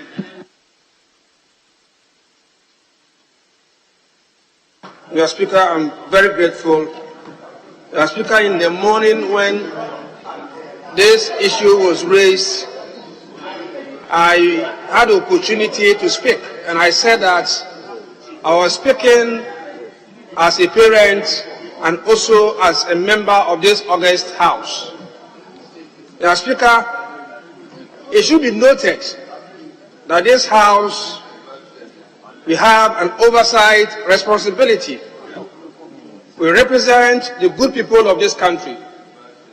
And when there are issues that are reported to us, it is our responsibility to discuss those issues and to reach out to those who matter in order to satisfy Ghanaians. And that's exactly what we are doing. I do not see a situation where this House has breached any law for us to be referred to powers that we have given to Ministry of Education. No. Mr. Speaker, we got prospectus very late, and like I said, I'm speaking as a parent as well. And nobody should think that you get the prospectus today or even a week and you are able to do it. I'm happy we admitted that indeed times are hard. And I can tell you, the prospectus that I received, Mr. Speaker, somebody's 3 months or 4 months salary cannot buy the items. And so when we talk, we are talking from a very informed position.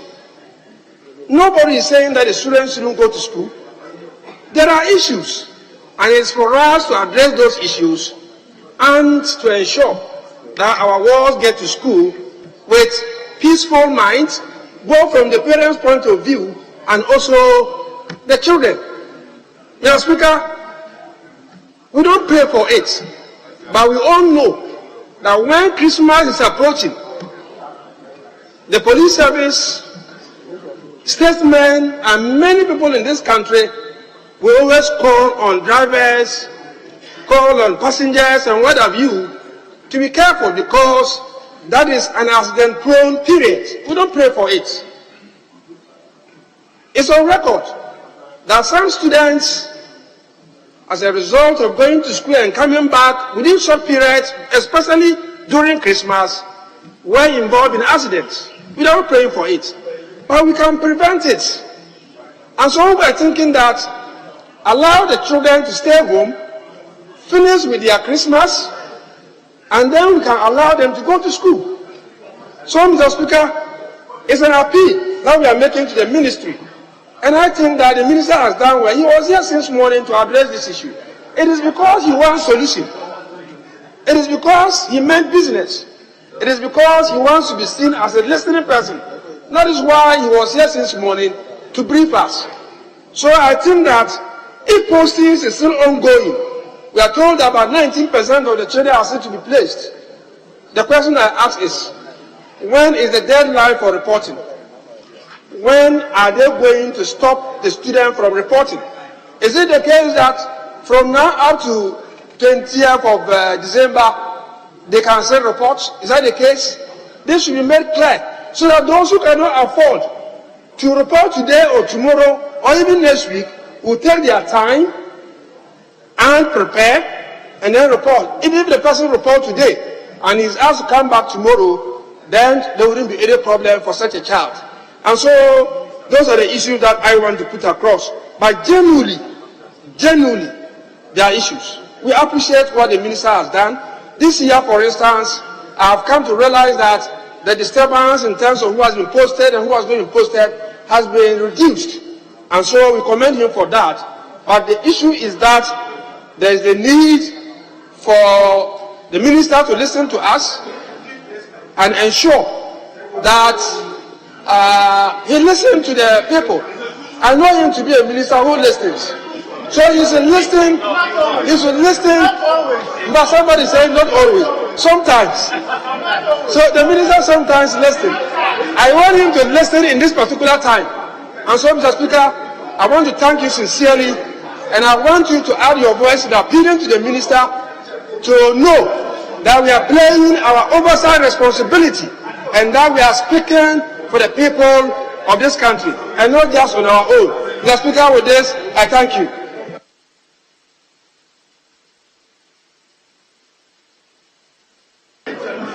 Thank you, Mr. Speaker, for allowing me time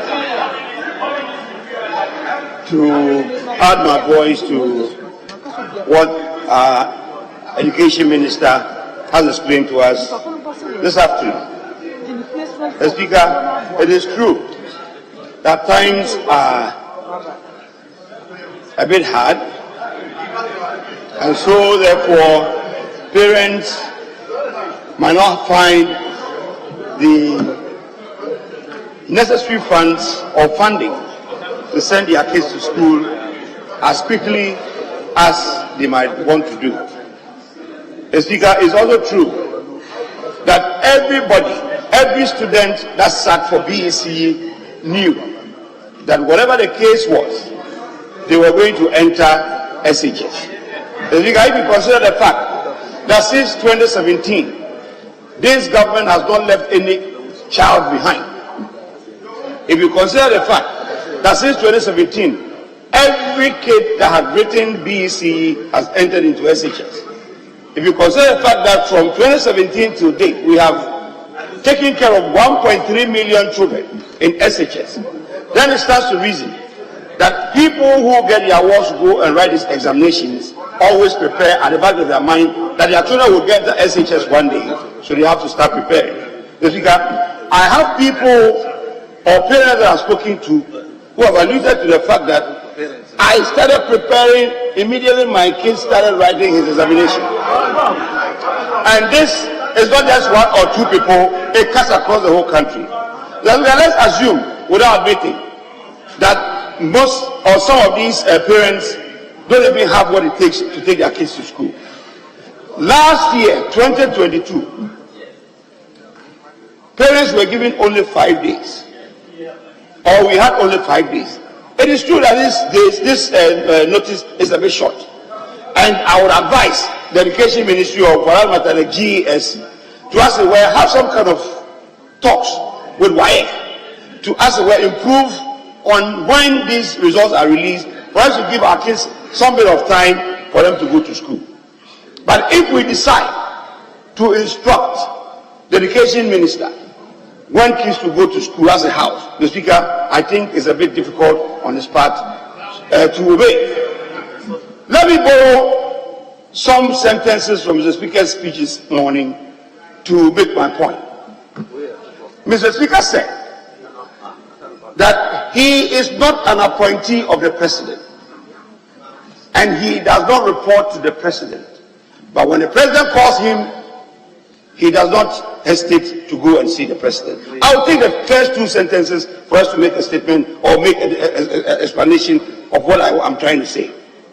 Mr. Speaker, the education minister is an appointee of the president. The education minister reports to the president. Don't forget that he's a cabinet minister, and by extension from GES has given him a curricula which he has presented to the president at cabinet and has been approved. So he comes out with his curricula for people to know when their kids are going to school, and this house will say that no, the president is wrong, Mr. Minister, you are wrong, Ghana Education Service is wrong, the act that establishes the Ghana Education Service is also wrong, so everybody cease fire or don't let the kids go to school. We will determine or we'll sit down with you before the kids go to school. That, I think, it's a bit too harsh on the education minister. And for me, I think that we should be a bit careful. Because I've heard some parents today on radio saying that I'm coming, saying that they took their kids to school. And when they got there, the school will not open for them to enter. Why? Because the Parliament has invited the education minister to come for discussion on the opening day. So the school was closed. A proper state college, Mr. Speaker. I immediately had to send a message to the education minister to go and solve the problem, because the head teacher doesn't have that right to say that when his minister has asked him to reopen today and start allowing kids into the school, then you come and tell everybody that because the Parliament of Ghana has said that we should hold on, me, the headmaster, I am taking instruction from the Parliament of Ghana so the kids will open. Meanwhile, kids from Bole Bamboy, kids from Pandai, kids from Saudai, and and so on, were standing there in front of the school waiting to be admitted into the school. And this instruction came as a confusing thing to these people, and they didn't know how to handle this matter. Mr. Speaker, I even want to refer Honorable Peter Blackwell in some of the statements that he made. Mr. Speaker, this honorable member happens to be a former Deputy Minister of Education. Mr. Speaker, he presided over an educational curricula which was always being developed by the GES. He knows that his minister, his cabinet minister, always take this curricula to cabinet for approval. When was it the case that Parliament asked you to stop, or Parliament asked you not to proceed with the curricula and you are obeyed? You were a minister, and you actually had to sit with your minister and agree. So if you do this, and now you come here and tell a minister, a cabinet minister, that he should listen to Parliament, then you are telling him that the person who appointed him, his instructions do not matter. But Mr. Speaker, I think that we are not being fair to ourselves. I agree with you 100%, Mr. Speaker, that we are the reps of the people. I agree with you, Mr. Speaker, that times are not normal, and I agree with you that we could have extended the time a little bit. But the way and manner the instructions went out confused the general public. People were asking the same questions. Is it a case that I listen to the House of Parliament, and let my words wait? Or is it a case that the directive of Parliament supersedes that of the minister? Or is it a case that the minister will not have any power at all to tell us when to send our kids to school? If the minister should have listened to this House and asked the children to stay home, and the president should call the minister and ask him on what reason did you allow the kids to stay home and therefore shut down the schools we are supposed to open on the 4th? What report was he going to give him? This is somebody who is reporting to the executive. He does not report to the legislature, even though we have an oversight responsibility over him. I want us to tread cautiously. Yes, we have every right to come out as a people and as it were, advise the minister. Let's come to this situation where let's say the defense ministry will decide on a particular day to do some exercises. Then Parliament will come out and say that by the powers vested in us by the people who brought us here, we are asking you, the Defense Ministry, to stop.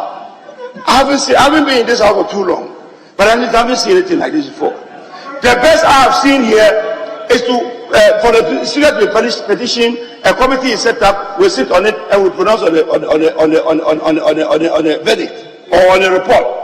But we do not, as a people, as far as I am concerned, or what I know, we do not give counter instructions to executive instructions. And I think that what happened this particular time, if you ask me, Mr. Speaker, I think was a bit too harsh on the minister. Now, there's confusion out there. Head teachers don't know whether they're reopening or not. Students or parents don't know whether they're going to school or not. Why? Because Parliament said something which they could not decipher, or the explanation did not come out well. And if we continue like this, Mr. Speaker, we're going to run a country or a nation which would have no direction at all. And I think this is what I want to bring to the attention of the House. Yes, Mr. Minister, the advice of this House, my advice is that we need more time to get our kids to school. But we also know, as I said about Mr. Honorable that if you have a curriculum and you even step one day, you just cancel here one day, you put the whole curriculum in disarray. He knows, he was education minister before. So why would we do that to ourselves and want people to be confused about instructions from here and there? I thank you, Mr. Speaker. Thank you very much. We now listen to the leaders.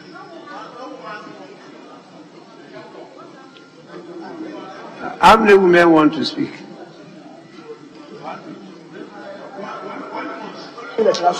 How many women want to speak? Mr. Speaker, with respect, we